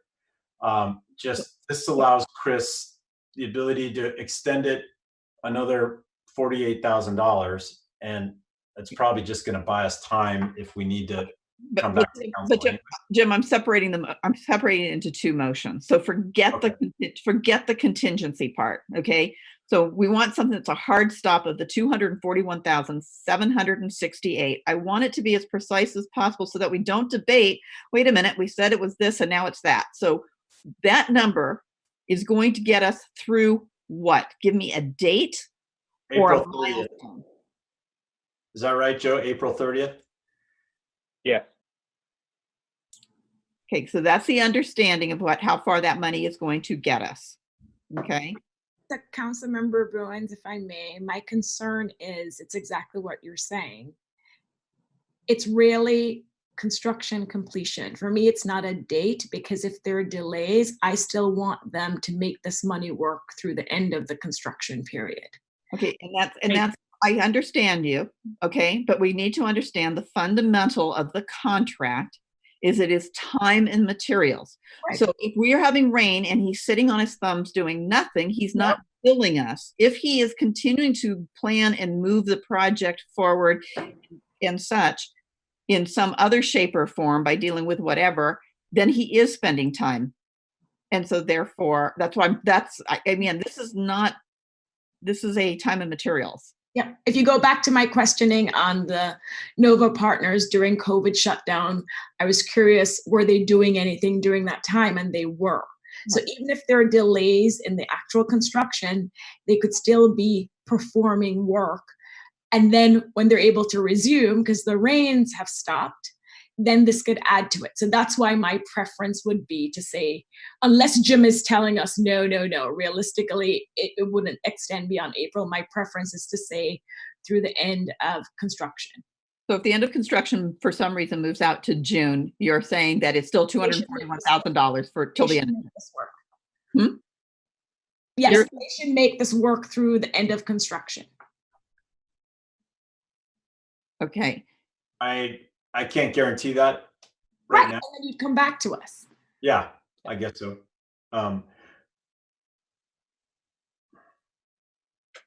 Okay, so is that council's pleasure then? So we'll let's get it changed so we can vote on it, please. Authorize the city manager to execute an amendment with Nova Partners for professional construction services in the amount of, this is amendment number 2, in the amount of $241,768 for a contract total of $1,250,511 through construction complete. What was the words? Yeah. Is that construction complete or construction accepted? I mean, those are two different construction terms. So Jim, what do you want? Construction through substantial completion, or no? What's the last one, Joe? Do the final completion, but is it going to be final? Is it going to be final acceptance from the city that it accepts the project as complete? Because that's months later where the city accepts it and we accept it as our project and we assume all the liability. Or is it going to be that you've signed off on all the punch list items So it's going to be substantially complete or something, because when we finally take it back to the council to accept this public works project as complete, that's a few months later, and then that's when we accept it as our project. So I don't know, Jim and your consultants, you can. I just want to raise that. Can I make a comment, Jim? Yeah. I think the way that it's written currently makes the most sense. Our original contract for the $938,000 was based on a duration of 16 months. It started. Let's see if I can pull it up. September of 2019. So what was that, Dave? Yeah, September of 2019. Thank you. So it started in September of 2019 and it went through December of 2020. So what we're asking for here is an extension of 4 months. And that takes us from the end of December 2020 through to the end of April 2021. What does the contract call for at the end for final payment? Because there was a definition in the original contract. The contract is very clear for our consultant agreement. It's a monthly fee for a duration of time with a scope of work. That's what our contract reads. So we have a consultant agreement that says starts on month 1, which was September 2019. It ends on month 16, which is December 20th. The team is now anticipating that the project will be done substantially complete in March with a month of closeout, which is April. That is the information that everybody is working very hard to get to. That is the schedules we have in place today. So we want to be very consistent. Cities want to be very consistent that says they're buying and authorizing a certain amount of dollars for a certain amount of scope for a certain amount of time that's defined. So I think that what we typically see is very clear. A definitive amount of time, a definitive amount of dollars for a definitive amount of scope. If the project gets delayed due to no fault of ours, then Jim and the team will have a conversation just like we've done with this, with Noel and Tam, to say, okay, how do we help reduce costs? What can we do to stay within the budget? Ultimately, everything we're doing is to stay within the budget. Every decision that's being made is to stay within the budget, and that is what everyone's working hard to. So our goal is to finish this thing as quickly as possible, right? If we have another outbreak or another, pandemic, or if we have something like that, it gets harder to control. We don't stop the job. Our role on the job is to keep moving. As a result of COVID, me and my team, tremendous more hours on the job than less on the hours, because all we're dealing is with COVID issues on a regular basis. I mean, it's been a tremendous, change orders and reviews and protocols and safety issues and keep meeting with subcommittees. So it's been a tremendous amount of more work. So all we're asking here for is a definitive time based on a schedule where we are today for the effort level. If that changes for any reason, we're happy to come back and have another conversation about it. Happy to do that. But here's the verbiage, Councilmember Enander, here's the verbiage you were looking at. And it says so here. So if we said 241,768 to continue to manage the remaining construction activities and close out of the Los Altos Community Center project. That's how it should say. Yeah, because it should replicate, since what we're talking about is adding time, we're not talking about changing the condition for ending the contract. That's what I understand Mr. Marks is saying. And therefore, that same condition that's in the contract now should be what this extension is for. Okay, so and I don't disagree with that, as long as we all understand that, just like the current contract, because it got extended, there could be another extension here. Absolutely. So as long as we understand that term. Sure. So now, Well, Could the we have original both contract is still date there. Can we have both the date and the words closeout of the project in the motion? Pull the motion back up again. Yep. So we say I'd like to get this finalized in the next 30 seconds. You see that?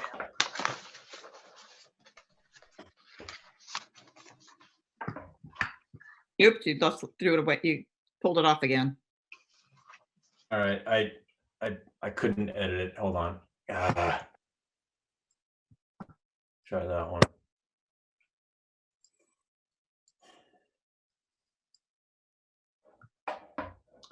Can you see it? Yes. Okay. Just work on it, Jim. We can deal with it. All right. Okay, so services in the amount of $241,768. And again, I'm trying to through it's still through the same as the contract says, through the end of what Lynette has the words right in front of her. Have them read them again. That contract is still valid. You don't have to necessarily repeat it. This is an amendment to that contract. Yeah, I don't know.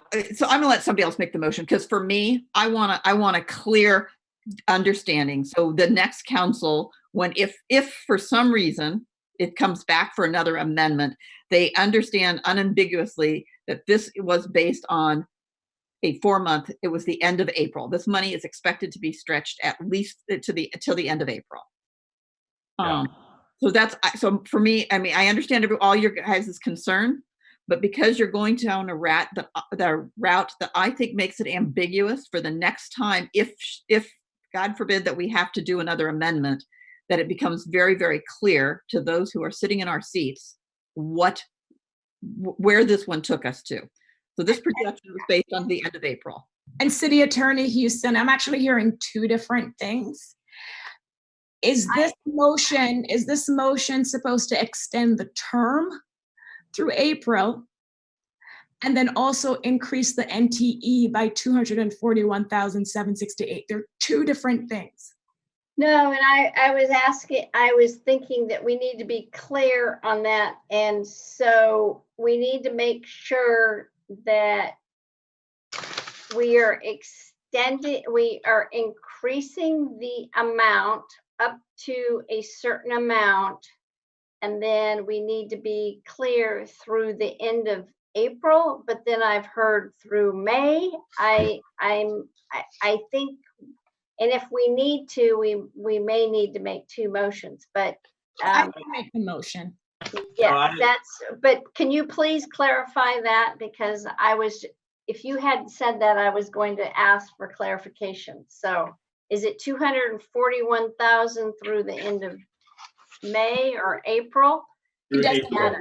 Yeah. It doesn't matter. So I move that we authorize the city manager to execute an amendment with Nova Partners for professional construction services to extend the term through April 30th, 2021, and to increase the contract amount by $241,768 for a total amount not to exceed $1,250,511. Second the motion. I think you got it, Nisha. Thank you, Nisa. That is it. All right, we have a motion. We have a second. And call it amendment number 2. Amend your motion to call it amendment 2. Which one? No, I don't know if it's amendment 2 or 3 or 4. Whichever one we're on. Yeah. Could somebody please repeat it, and I'll type it so we could do the same thing for Nolan Tam? That would be nice. Can you say that again? Nisa, can you say it again? I hope I got it. Okay.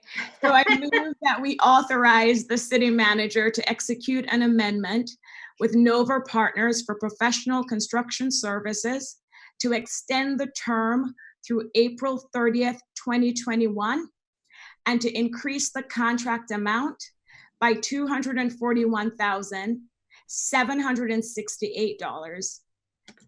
Not to exceed. For total contract amount not to exceed $1,250,511.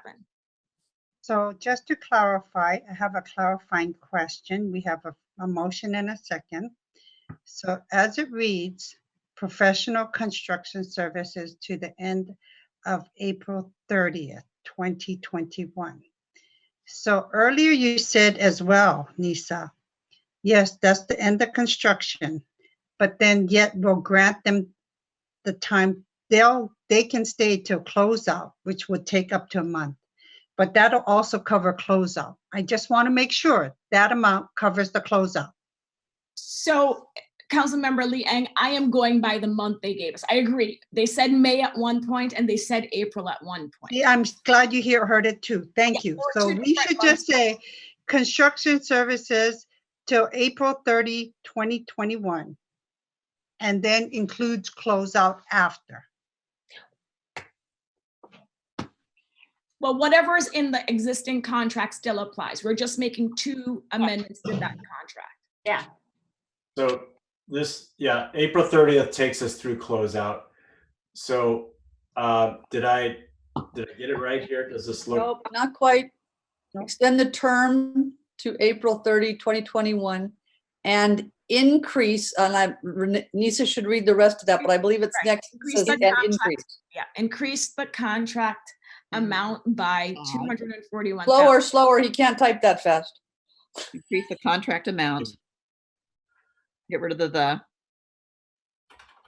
by instead of.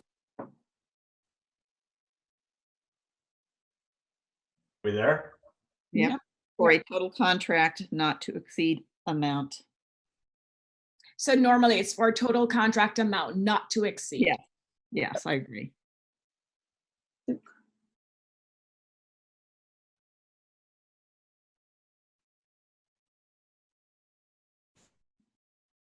Okay, it was moved by Flygar, seconded by Enander. May we please have a roll call vote?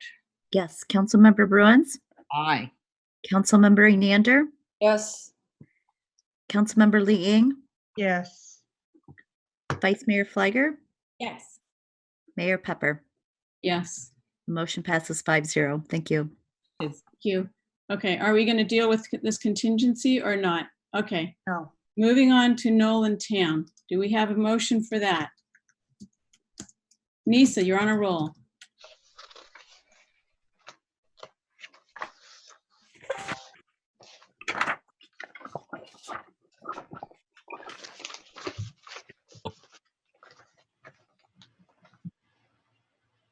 Are you typing it? Can you see it? Yes. Yes. So I move that we authorize the city manager to execute an amendment with Nolan Tam Architects for professional construction services to extend the term through or to April 30th, 2021, and to increase the contract amount by, it's not the same amount. No. No, he's going to fix that. By 425,863. By 425,863 for total contract amount not to exceed $3,865,041. Second. We have a motion and a second. Can we please have a roll call vote? Sure. Councilmember Bruins? Aye. Councilmember Enander? Yes. Councilmember Liang? Yes. Vice Mayor Fliger? Yes. And Mayor Pepper? Yes. And the motion passes 5-0. Thank you.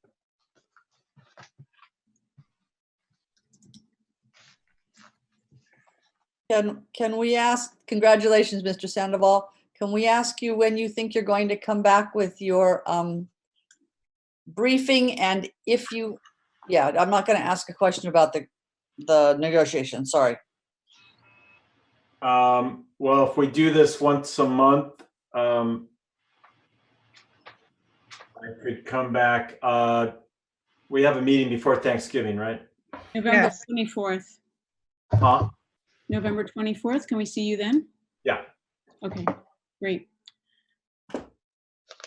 Keep well. Thank you, Jim. You as well. Thank you, everyone. Thanks, everyone. Thank you. Thank you guys for your patience. Thank you also from me. Nice to see you all. Okay, Thank you we're now very much. moving to item number 11, Finance Subcommittee. No, I think we go to number 9 now, Mayor. No, I requested that number No. 11. No, we're Oh, going sorry. to item 11, Okay, and then we're going to item 8. got it. All right, it's now 12:15. It took us 2 hours to do the last one. Let's try to do this next one in 10 minutes, okay? We ought to be able to do that. Mayor, I don't know how many members of the public are still with us. Are we going to, can we at this time kick the can down the road on the park in lieu and not take that one tonight? So that No. we take, No, I want to get through everything. okay.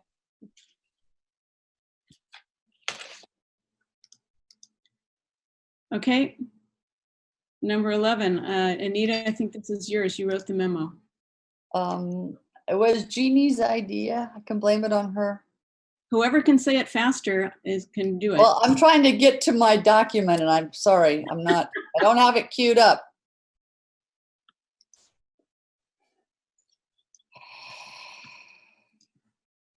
Too many things open. Okay. Council will establish an ad hoc committee consisting of 2 council members, 2 members, the chair and vice chair of the Finance Commission, and the Administrative Services Director. The purpose is to identify more effective processes to compile, present, and evaluate financial information on both routine and exception bases that will improve the quality and timeliness of financial decision-making for the city. Status report will be presented at the November 24th council meeting, at which time council may give further direction. One modification to that, and that would be it's the 2 commissioners is at the discretion of the chair. I don't want us to presume who. Okay, 2 members of the Finance Commission at the discretion of the chair. Chair of the, yeah, 2 members of, yeah. Okay. So do we need a motion for this? Madam Mayor, Establish an ad hoc- Is this not a standing committee? It's just a short-term ad hoc committee? Yep. Yep. And how long will this committee be in existence? We get a month to come back with something and you decide whether to cut them off at the knees or keep going. Okay, good. Thank you, Anita, because I don't want this to morph into a standing committee. So it's going to be short. That's why it says at the end to present a status report, at which time the council can decide what to do. Yeah. Madam Mayor. Can we change it to say at which time council may give further direction or disband the committee? Sure. Madam Mayor, can I make one request and maybe ask the city attorney one question? Yes, please. Could we change the staff to be the city manager will determine which staff members would be best suited to help with the committee?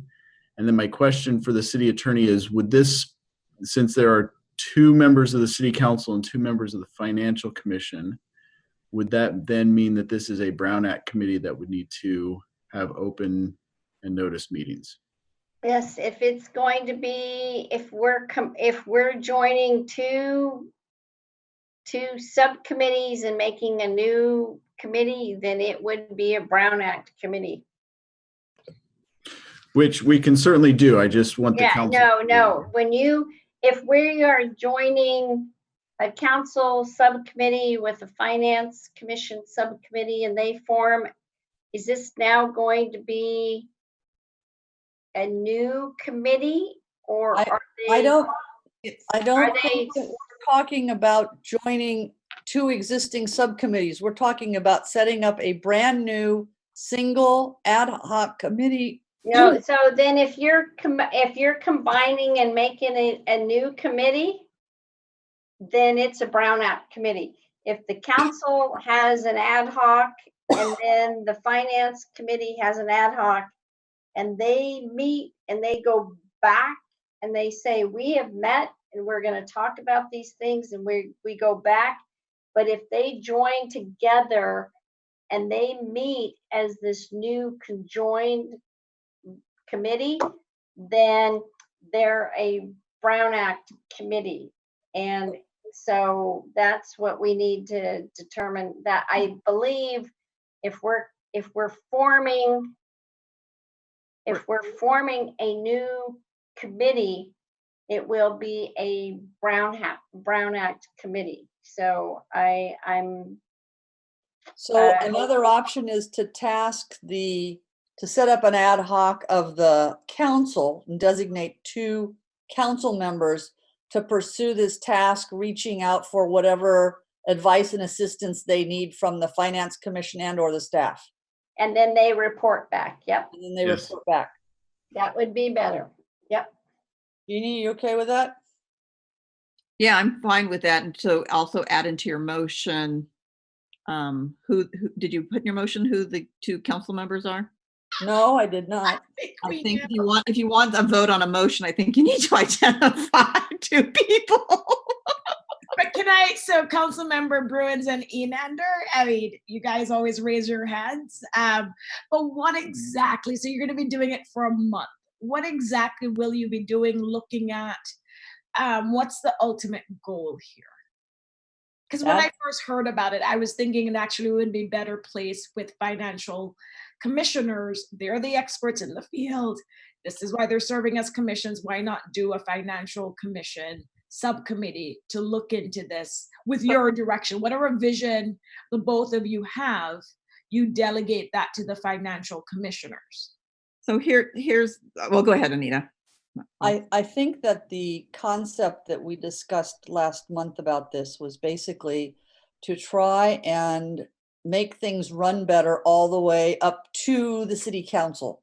And therefore, only by vesting this with city council members could we really get through the whole process, the whole string of things to make better decisions for the city up through and including the council level. And you'll be working with Sharif and staff to get you information and documents and answer. And Finance Commission for what they do and their role in the middle of the process and so on. Yes.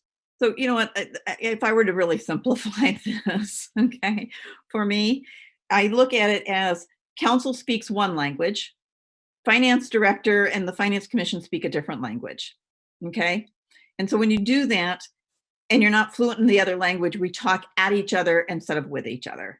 I think the council has an obligation to be clear in terms of the type of information what we need, because otherwise what we end up with is a lot of data and then no information, because we're just going to get, you want spreadsheets, I'll give you all the friggin' spreadsheets, but that's not good a use of our time. It's speaking our language, and this is where I think the focus is going to be. You know, we've asked for quarterly reports, so let's make sure we're going to get something that is in the language, okay, and is of benefit to the council for the types of decisions that we make. So we walk in our own shoes, okay? So that's one of the big pieces of If you both want to do it, and it will help staff, and it will help council, and it won't get in anybody's way, and it won't add work to staff's, plate, then fine. Yeah, we're willing to jump off this cliff together. I'm sorry, as a liaison to the Finance Commission, there's a lot of frustration. We need to eliminate that frustration, because you know what? It's not fun to serve when you're that frustrated. And I really— Not just the staff, Nisa. And staff is very frustrated as well. So I think we need to help relieve that frustration. It's time for us to own up. So the motion did identify you, Councilmember Enander and Councilmember Bruins. Thank you for stepping up. So I don't think we have the motion yet. And Anita, did you find what you wrote, and do you want to modify that? Read it, and then we'll pass it. Okay. I think this is, council will establish an ad hoc committee consisting of, if I assume right, Jeannie Bruins and Anita Enander, who will meet with members of staff and the Financial Commission as needed for information and advice, period. The purpose is to identify more effective processes to compile, present, and evaluate financial information on both routine and exception bases that will improve the quality and timeliness of financial decision-making for the city. A status report will be presented at the November 24 council meeting, at which time council may give further direction or disband the committee. Okay. I'll second that. And the beauty of putting somebody like Bruins on here, I'm termed out here. There's a definitive endpoint. Yeah. Okay, we have a motion by Enander, a second by Lee Ing. May we have a roll call vote, please? Sure. Councilmember Bruins, Aye. Councilmember Enander, Yes. Councilmember Lee Ing, Yes. Vice Mayor Flagger, Yes. and Mayor Pepper. Yes. Thank you. The motion passes 5-0. Okay, great. We will now go to item 8, because this was continued to a date certain of October 27th, which it now is. If we don't want to do this tonight, we need to continue it to another date certain. Isn't that correct, Jolie?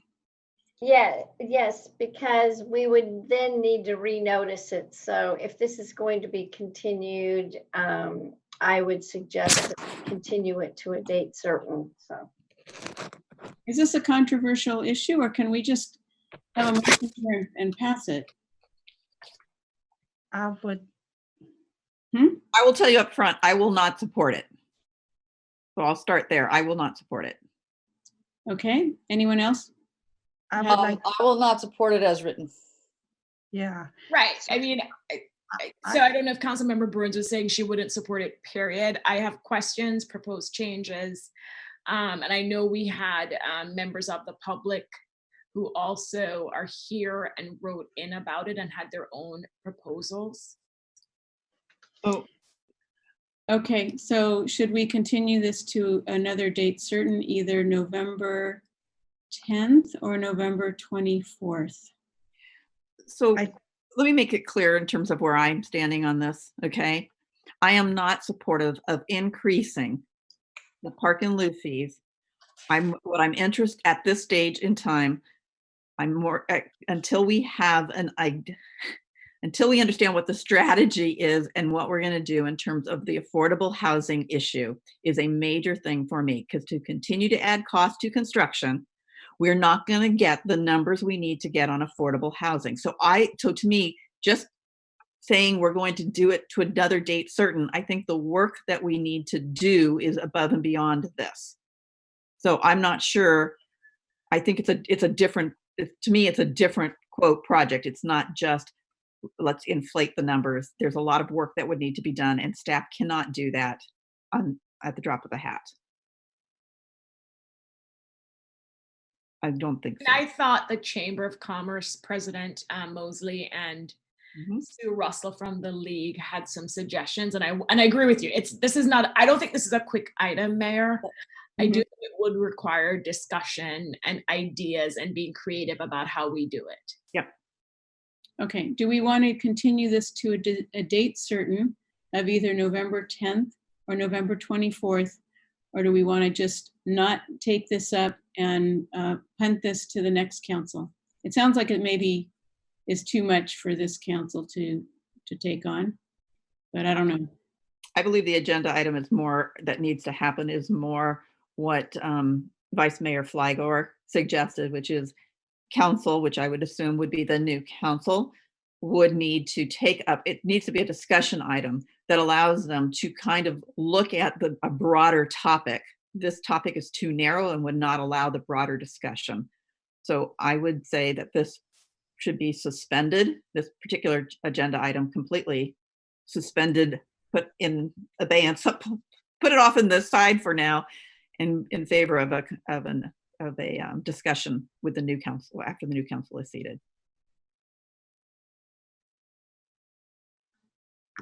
Is there support by everyone else for that?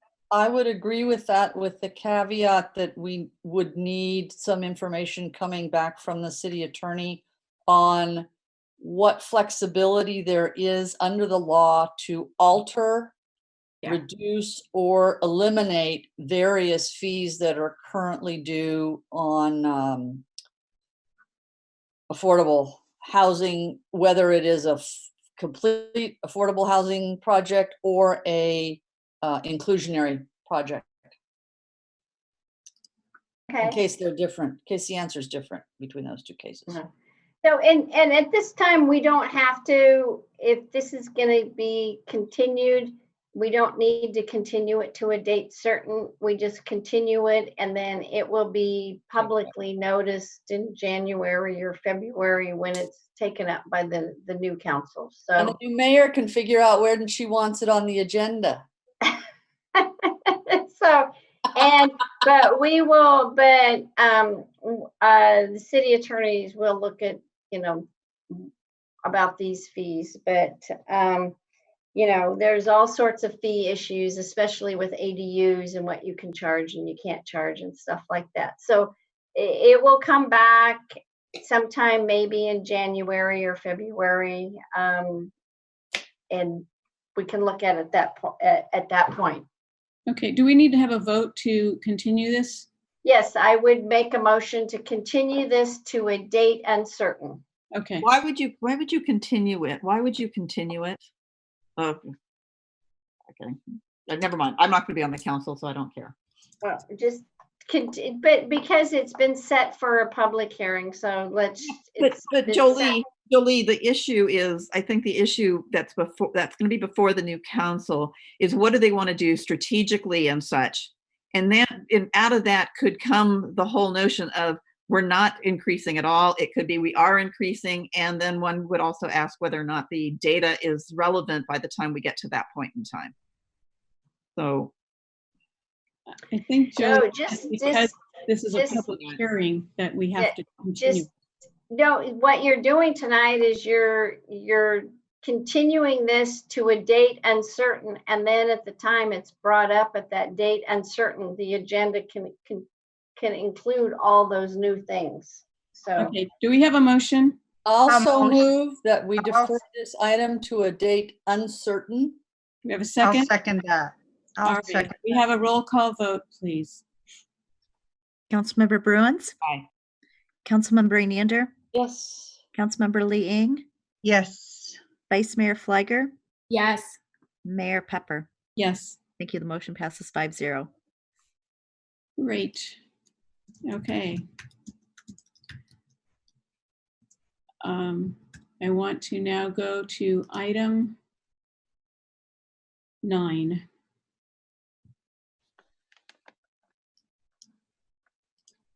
Which is the MOU for the County of Santa Clara for an affordable housing project at 330 Distal Circle. And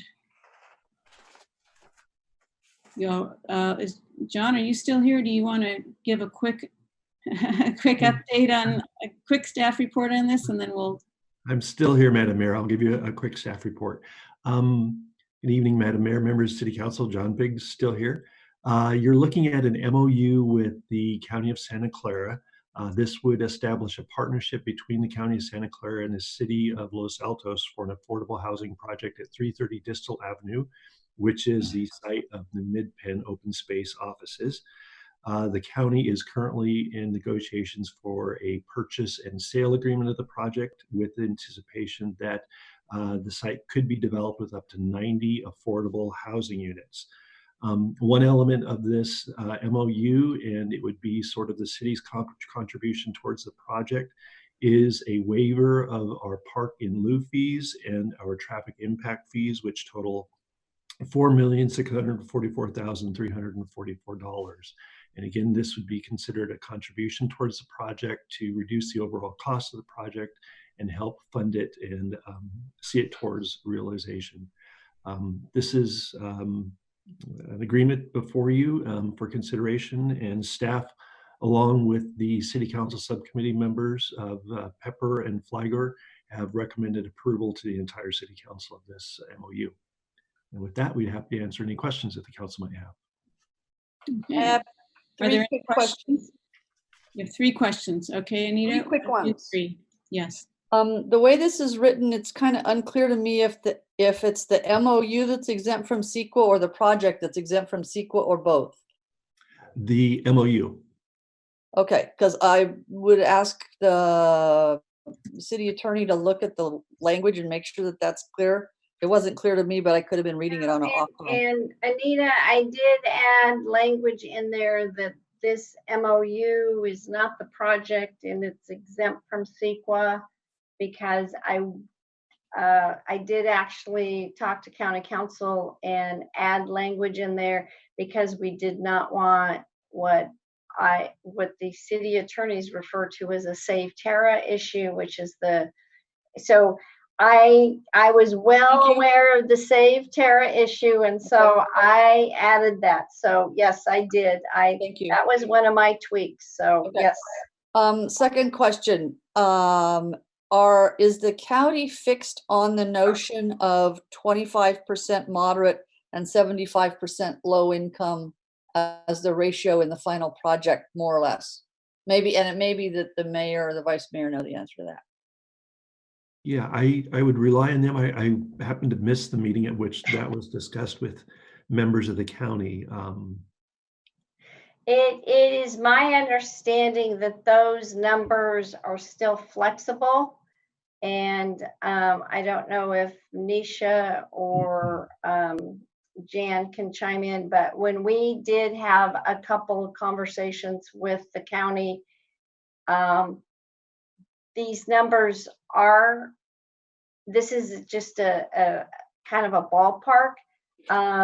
These numbers are flexible, and it will determine on who the county selects as their affordable housing developer and what kind of tax credits, what kind of Measure A money they get, and all of that. So it is still a flexible number, but I do know that mayor and vice mayor did want a certain percentage, and I think they landed on 75%. And that was one of the issues where they said it would be 75% low or very low, I forget now. But anyway, they can chime in on that. But there is going to be some flexibility, because at the time this MOU is being entered into, we don't have, the county does not have an affordable developer. They have not selected one, and all the components of the affordable housing financing has not been set in stone, and there are many components of that. So it at this point it needs to be flexible, but we did put some numbers in. And Jan, Nisha, did I say that correctly? I can add to it, Mayor, if you want me to. I'd like to as well. You can go ahead. You want to go first then? No, go please, Jan. Yeah. Your question was, is the county fixed on this percentage split? This was the percentage split that we came up with, that Nisa and I are proposing to the council. We do want them to be able to get the funds, the Measure A funds. So a certain percentage of the units need to be affordable. And the more that are affordable, the more Measure A funds can be used for it. And as Jolie said, once they select the housing developer, it will be that developer's, job to get all the money that they need to build this thing. Yeah, I was just kind of surprised, because with this kind of project, I was looking for and hoping for a lot of very low units. We can change it. We can make it more. That's even better for the funding. I mean, exactly what the mayor is saying. And to your question, Councilmember Enander, I think the county, their preference would be even to have a higher number than 75%, because it makes it easier when it comes to funding the project. So that's why we're putting it before council. I mean, we can go up from 75% if that's where council wants to go. I'm just interested in more. I think the county would prefer that as well from a funding, easier to find funding for that type of project. Well, that leads to my third and final question, which is 90 units is almost double the amount of density we've had in any project. So I would be looking for some very small and very low units in this project, and I hope that's what we're going to do. My concern is if we're committed to 90 units, does that mean we're going to have a 7 or 8 story building? I don't think so. Let's say you Thinking isn't going to reassure our neighbors. I know, but just using some round numbers, if you applied 1,000 square feet per unit, you would have 18 units per floor. That would get you about 5 floors, and I see that as the maximum. And I would think that we would want to see the size of units shrunk from there. So I don't think we're going to see a 7 or 8 story building in this project. Yeah, I just, I really want to be sure we're careful about height and that we try to get as many very low units as we can. Because it seems like the right place, the right time, the right circumstance for that. And we've got our new RENA numbers. Yeah, well, never Okay. mind, that's another story. Okay, can we continue with questions, please, as opposed to opinions at this point? Lynette, your hand is up for questions. So I have a question about, has this gone to the Finance Commission? It has not. No. Okay. The other question I have is, when you identify affordable housing, can we identify that a certain percentage be for senior housing and veterans housing? That will be actually something that the affordable housing developer would do, and they could try to earmark, and they would have to earmark for veterans. And usually what it is it's a veteran's preference if possible, but then the one thing that you need to know about senior affordable is when you put in a senior affordable addition, if it's independent senior, that's different than assisted care. And once you get into assisted care, you cannot mix that with regular housing types because of the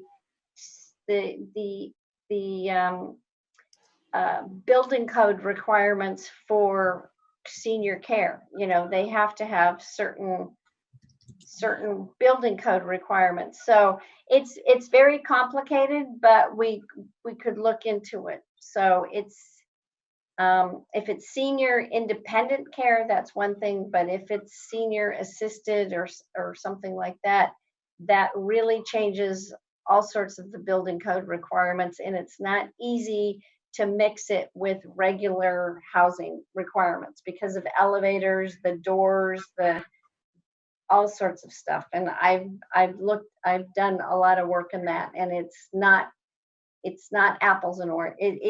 I can only say that it doesn't mix very well. So, but we can look into that. We will be able to look into that. But I think we look into that at the time.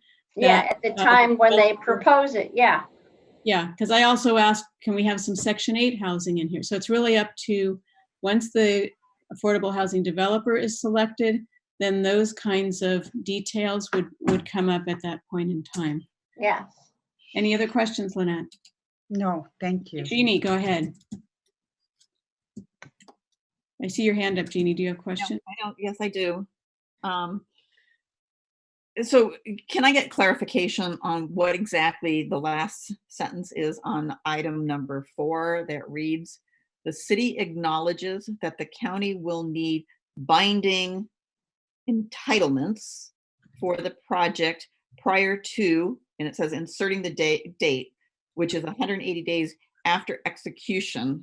So what exactly are we committing to within 180 days after the county executes their purchase and sale agreement for the property?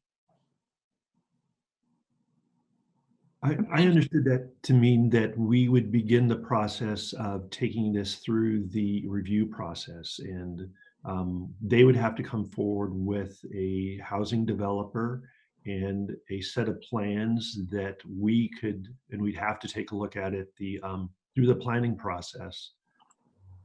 So that. Okay, so I don't want to assume. I want to understand. There's something that says that we got a commitment to the city. So you say, but the PSA is the purchase and sale agreement. Are you saying that the county, and Jan and Nisa, sorry at the late hour, mayor and vice mayor, is this implying that the county will, before they sign the PSA, they are going to have the developer identified and all of that other stuff? No, they're going to enter into the PSA. And then once they enter into the PSA, they have a due diligence period. And then that's when it triggers us to start processing the application. That's what I understand. Because the PSA is with the county and Mid-Penn, it's not us. Yeah. Right, no, but it says that the city acknowledges that the county will need binding entitlements. I don't know what that means for the project prior to the 180 days of execution of the PSA in order for the county to waive contingencies under for. What exactly are they? What do we need to do, and what's that timetable that we need to do? What I understand is the county and Nisha, you can chime in here, but what I understand is county and Mid-Penn, they're going to enter into a exclusive right to negotiate, or a PSA, which is a purchase and sale agreement, that once they enter into that, then the city is going to have to start the process for the entitlement of that project within 180 days. I think that we will start processing the application for this new project. The application does not have to be done within 180 days, but we will have to start processing that application with 180 days, because I think that there are, there's CEQA and there's some other things that are going to be contemplated. That was my understanding. Lisa? No, and my understanding, it's very similar to what Attorney Houston is saying. So right now, the county's waiting for this so they can move forward with the PSA, because it shows some, commitment from us, subject to all the applicable laws. And so within 180 days of them signing the PSA, then the design of this project, like all these things that need to happen, will need to happen as soon as they sign the PSA. So is it 90 units, as Anita talked about? What does that design look like? I think that's what we need to kick off the process. And the reason why I know that's what they're referring to is because I had asked, how quickly does that process move? Because I was thinking about the RENA numbers. And so that's how it was described to me. And also, then within 180 days, the county needs to go find a housing developer too. Okay, because I would say, so I still think it's weird, because as soon as they have the developer, and that developer, we're going to commit to turning around and responding to that, I can understand. But 180 days within the PSA, if there's no developer who's given us anything, there's nothing for us to. The thing that triggers us to do something is us having an application in front of us, right? A proposal, I should say, maybe it's not even an application, a proposal, so that, okay. But it's not the purchase and sale agreement that triggers our action. It is actually having a proposal in front of us, right? So this is why the language is weird, but as long as we believe our partner on the other end, being the county, that it's not like we're going to be in violation of anything because of 180 days that we don't exactly understand.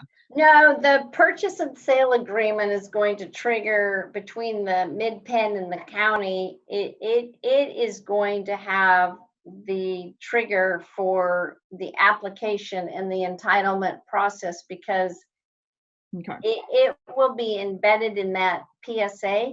So they will there's going to be no closing. There's going to be nothing until there are entitlements obtained with the city. So yeah, we're not on the hook for anything.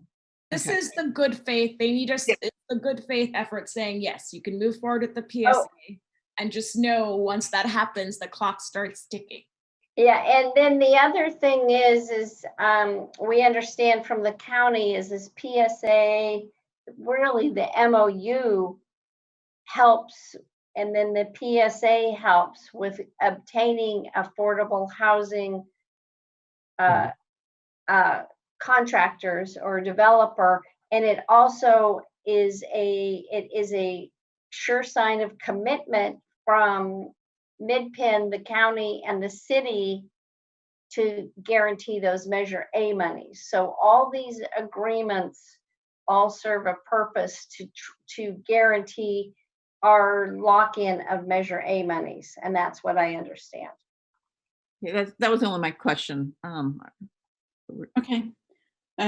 Lynette, do you have another question? Yeah, I had another question. Not only does it qualify for Measure A funds, but being affordable housing, doesn't it qualify? There's federal grants and state grants for affordable housing. I mean, why are they asking us this at this time when they qualify for so many more grants? So help me understand that. The Measure A funds are from the county. So there was a initiative. Yeah, I know the Measure A, but I was wondering about the federal and state grants. Well, we know that the county is basically committing to putting Measure A funds towards this project so that we know this project will actually get done. Whereas we don't know if we would get these other state or federal monies, but they're committing to put Measure A funds towards this project so we can have this all affordable project. Okay, I see one member of the public with his hand up. So I'd like to go to public comment now. Everyone's asked their questions.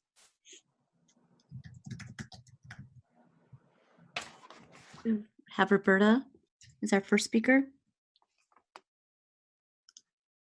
Roberta, what I'm concerned about is I know you want to keep the cost of these units down.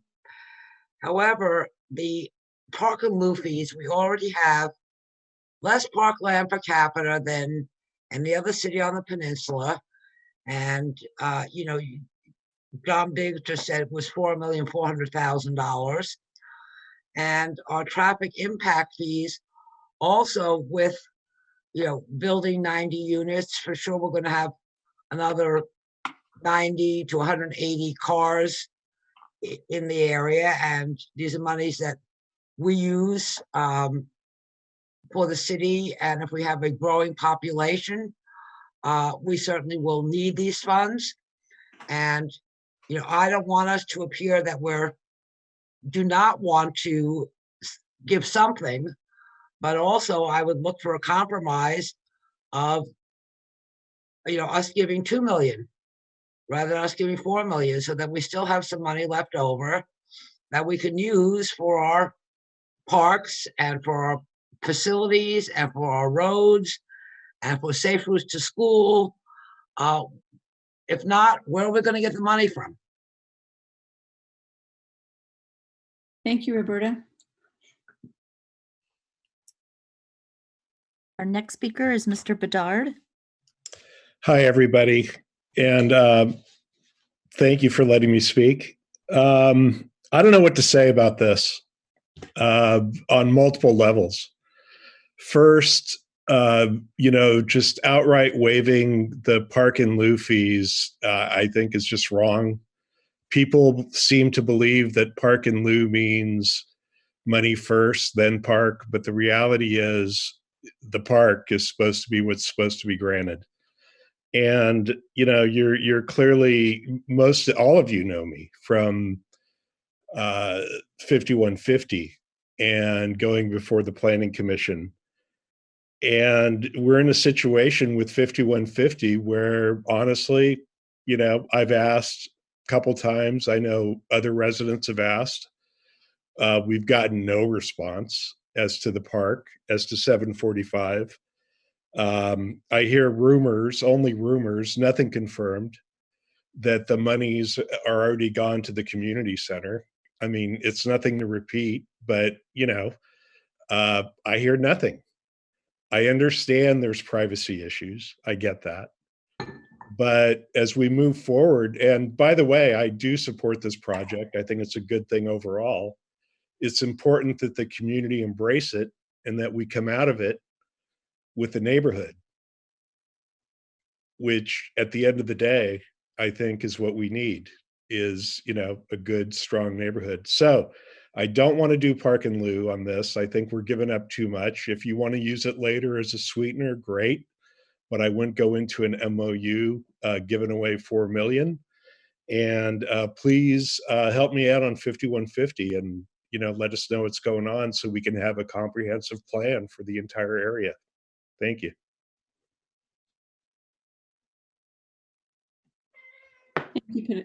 Thanks, Pierre.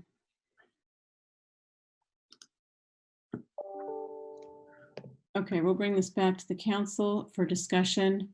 John, maybe you can add to this, but typically when a city does an all affordable project, because a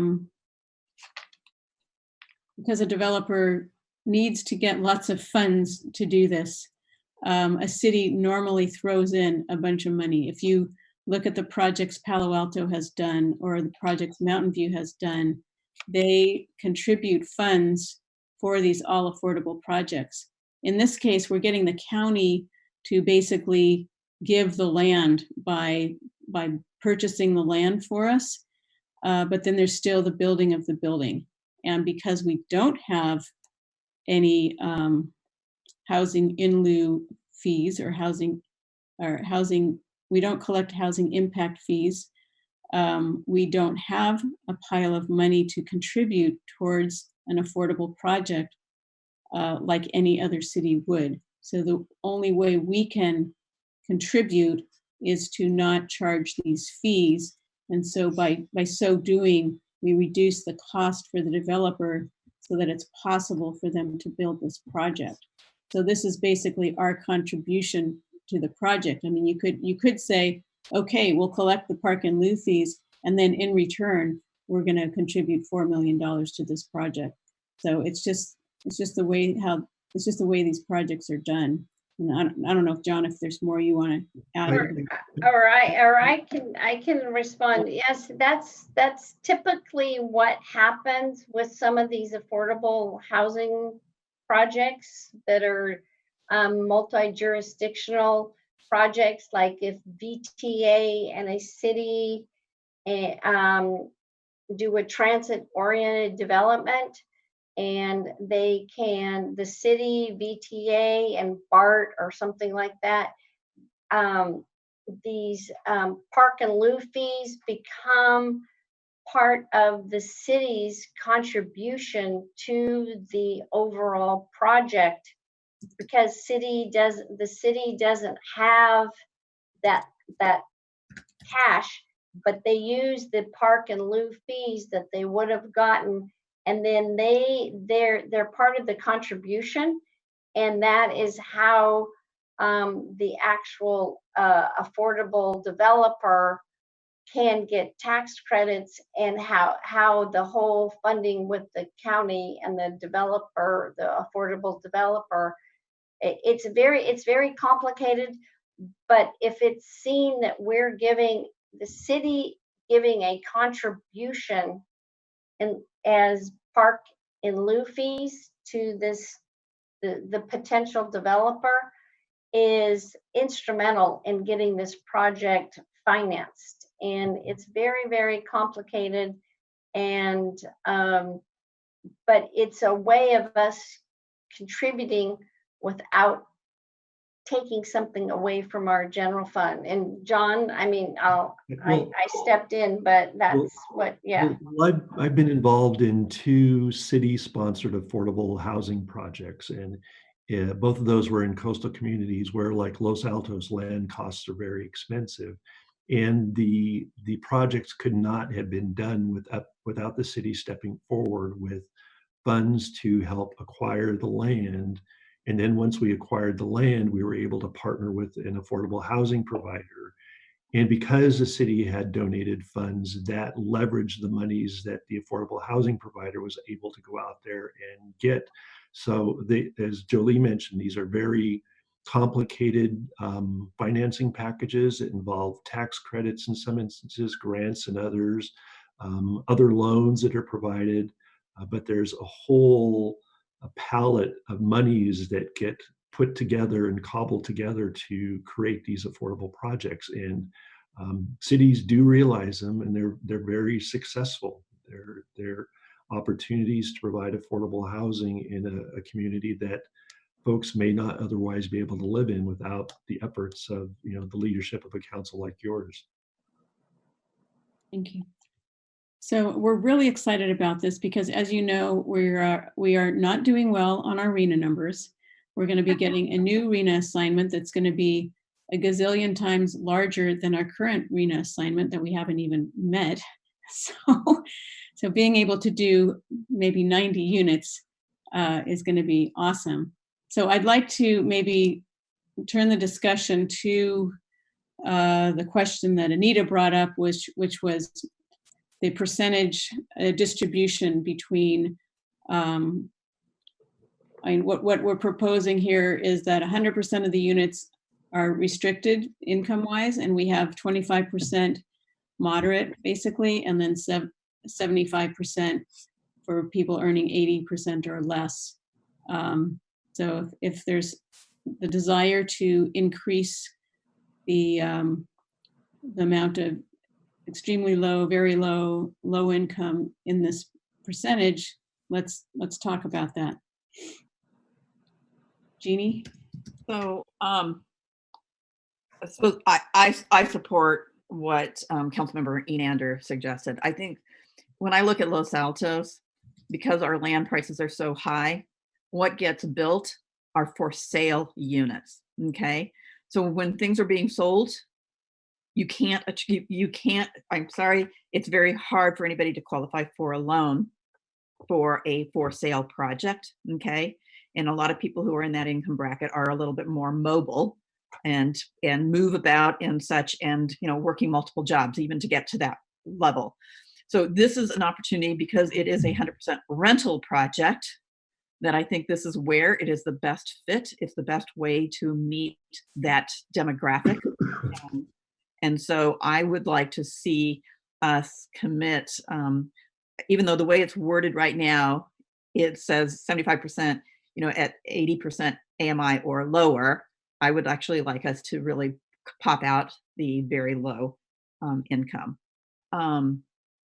And I think we need to be bold, because I'm not sure where we're going to get that housing. And I don't know, with our new RENA numbers, I'm looking at you, Denise, in terms of, do we have any idea what the percentage breakout is versus the different income levels?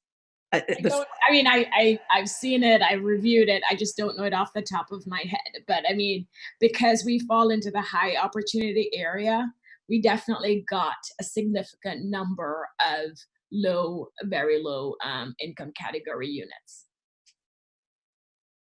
So can I we think talk percentages or numbers here and nail this down? So Anita, Jeannie, you're saying that you want more low and very low. So what would you like?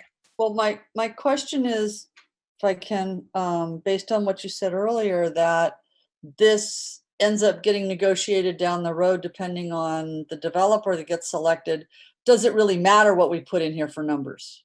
I mean, or do we just express an intent that we'd like to maximize the low and very low, and not put a number on it? I don't know what they're really looking for. Maybe Jolie knows, but we're not, apparently we can't hold anybody to the number we put in there. So what's the point in spending time on that?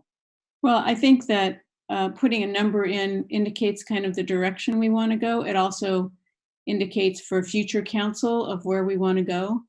But it is just an MOU. It's not binding, but I think it's good to, if you want to be more aggressive, I think that That makes sense, and we should do that. So And Mayor, then, yeah, and then for measure A, I mean, Exactly. Anita, you could go in there. For measure A, we need to have it affordable to 120% or lower, which we were saying, no, that's too high. We wanted to ratchet it down to 75% or lower, right? Is that, is I think Nisha, is that what we did? Yeah, 75% of 80% or lower or something. So we did put our intent in there, but to get measure A, it goes all the way up to 120%, right, Nisha? yeah, Does with low to moderate. But I will Yeah. say, Anita, to your question about do we really need to be specific? I think the county is looking for us to be specific, because when they go out with the RFP For the developer, yeah. they're going to want to say, this is the type of project we're looking to build, because then the affordable developer will also need to know, wait a minute, is it 75%, 90% of 80% of AMI? Because that means my funding is limited. Or is it a project where I know I can get a lot of Measure A funding and I will only have to supplement a small amount? So I think it's very important for us to give the county these kinds of specific information. And the mayor's right, it's not binding, but it does give an indication to the affordable developer through the RFP process what we're looking for. well, we also have extremely low income, don't we, in terms of arena numbers? Yes.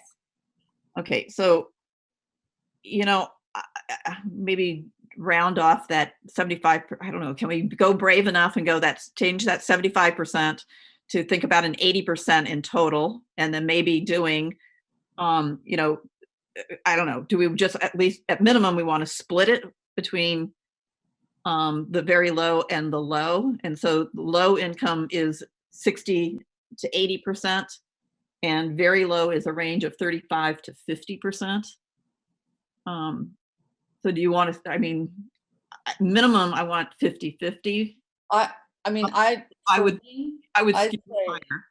Go ahead. Yeah, I'd say not more than 20% moderate, and could be like 0 to 20% moderate, and the rest split between low and very low.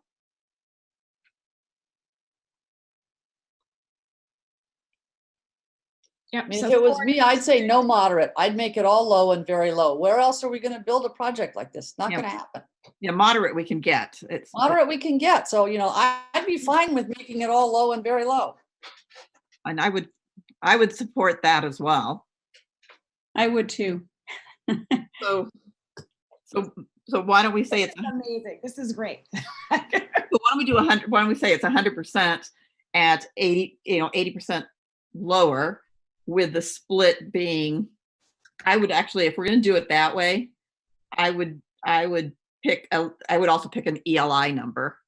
You know, maybe it's 5% there or whatever it is, and then a little bit more on the VLI, and then so if you do 5, 50, and 45 going up. Oh. So This is why we brought it to the council, so. You know, I think it's important while we're having this discussion that the public needs to understand that the best tool we have, particularly, you know, with what's going on out there, you know, on Nextdoor and all of this other nonsense, the best way to look at doing this kind of stuff is to put as much as we can into this particular, because then it takes us the pressure off to deal with other areas where we don't want potentially having the housing, and we don't like the state laws that are coming in. So I say we go big. So 5% ELI. 45% very low and 50% low. Okay. No, I was going 50% very low and 45 low. I don't care. Whatever. And we know this is just targets and notions anyway. So the language would be 100% of 80% of AMI, and then very specific with a minimum of 5% extremely low, 50% very low, 45% low. Yes. Okay, I will make a motion to that. And then, Is there a second? I will second. I will. Well, actually, Vice Mayor, do you want to second it? Yes, I will second it. Okay. I mean, I think I'd be happy to second it as well, but let's do it that way. And then, is there anything else? I just want a couple of things again, because the public, it's so hard, even when everybody was a newly elected, understanding RENA, understanding all of this stuff. So you know what, we've got numbers we have to meet. The best way for us to meet those is to make this a very successful project. We have to have skin in the game, which is why we are going to do the waiving of the fees, because we don't have a pile of cash sitting someplace else.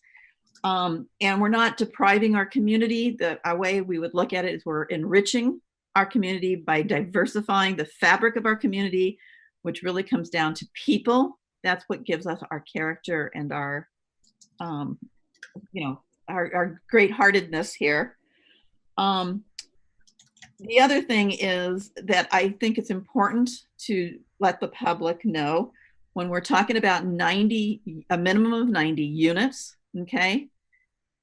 If you look at what can traditionally be built, the density is 38 units per acre, okay, which means very few things if you were doing straight code.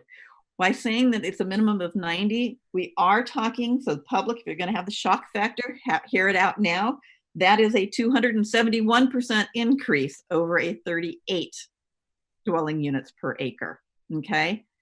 That's important for council as well, because of, we have to look at this totally different. We've got to try and maximize as much, because by maximizing this project, it will help us without having to go and encroach on everything else in our city, okay? We all agree on that. Can we go for a roll call vote, please? So the motion is to approve the MOU and to modify item 2 to say project is anticipated to contain a minimum of 90 units with 100% of the units restricted to occupants earning 80% or less of the area median income, with a split between 5% for extremely low, 50% very low income, and 45% low income. Do you want the percentage? Do you want those percentages? Because you said 80%. Do you want those? I have those handy, or do you want to just leave it with the other labels? Because we switched labels. I said 100%. It was good. It was to occupants earning less than 80% of the area median income, broken down, I can say it differently, broken into 5% at extremely low, 50% very low, and 45% low. Okay. So extremely low is 0 to 30% AMI, very low is 30 to 50% AMI, and low is 50 to 80% AMI. But I don't think we need to get into that detail in the MOU. Nope. So where do we identify, or when do we encourage for senior veterans and, We're not going to do that in this MOU. We already answered that question. That's up to the developer. But if we're providing percentages on this too, I was just wondering if we encourage. The because I don't think it comes back to us then. By then, we won't be able to say anything. No. No, this project will come to the city for its development entitlements with the affordable developer as the applicant, and so that's when certain things like that. That's too far down the road. That's what Lynette's saying, is by then it's cast in concrete based on how they lined up their funding. No, time out. You can say how much you want to have be oriented towards veterans or seniors. It's not going to be. It will be that they will have a certain percentage of low, very low, and then we can require it be earmarked for certain groups. So that could be a condition of approval.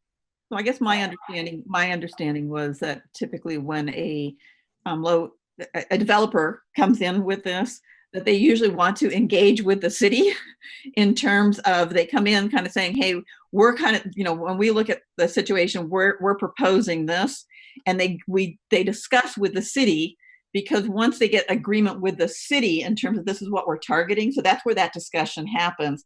Then they go out, because the funding, their ability to secure funding is the specificity of that project. So they're going to want to know what we want and such, I think, as well, and we'll hear what they want to have. So I guess I'm not worried about it. It's not your for-profit development cycle where they just have they know exactly what they. Okay, can we just get to the vote on this, please? Andrea, can you please do a roll call vote? Sure. Councilmember Bruins? Aye. Councilmember Enander? Yes. Councilmember Lee Ing? Yes. Vice Mayor Fliger? I'll just say I'm so proud of our council. Yes. Mayor Pepper? Yes. Motion passes 5-0. Thank you. Great, thank you. Okay, I think we have done it. Thank you, everyone. And so I don't know if anyone needs to report on future agenda items or staff reports. I think considering it's 1:15,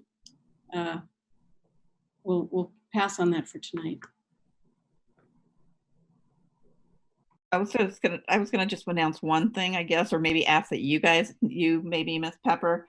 I'm not sure if everyone on council knows that, what Cities Association is going through, that Cities Association is going to be formulating themselves under a JPA, and it's working to try and correct some situations. And I think that's really big news that's moving forward.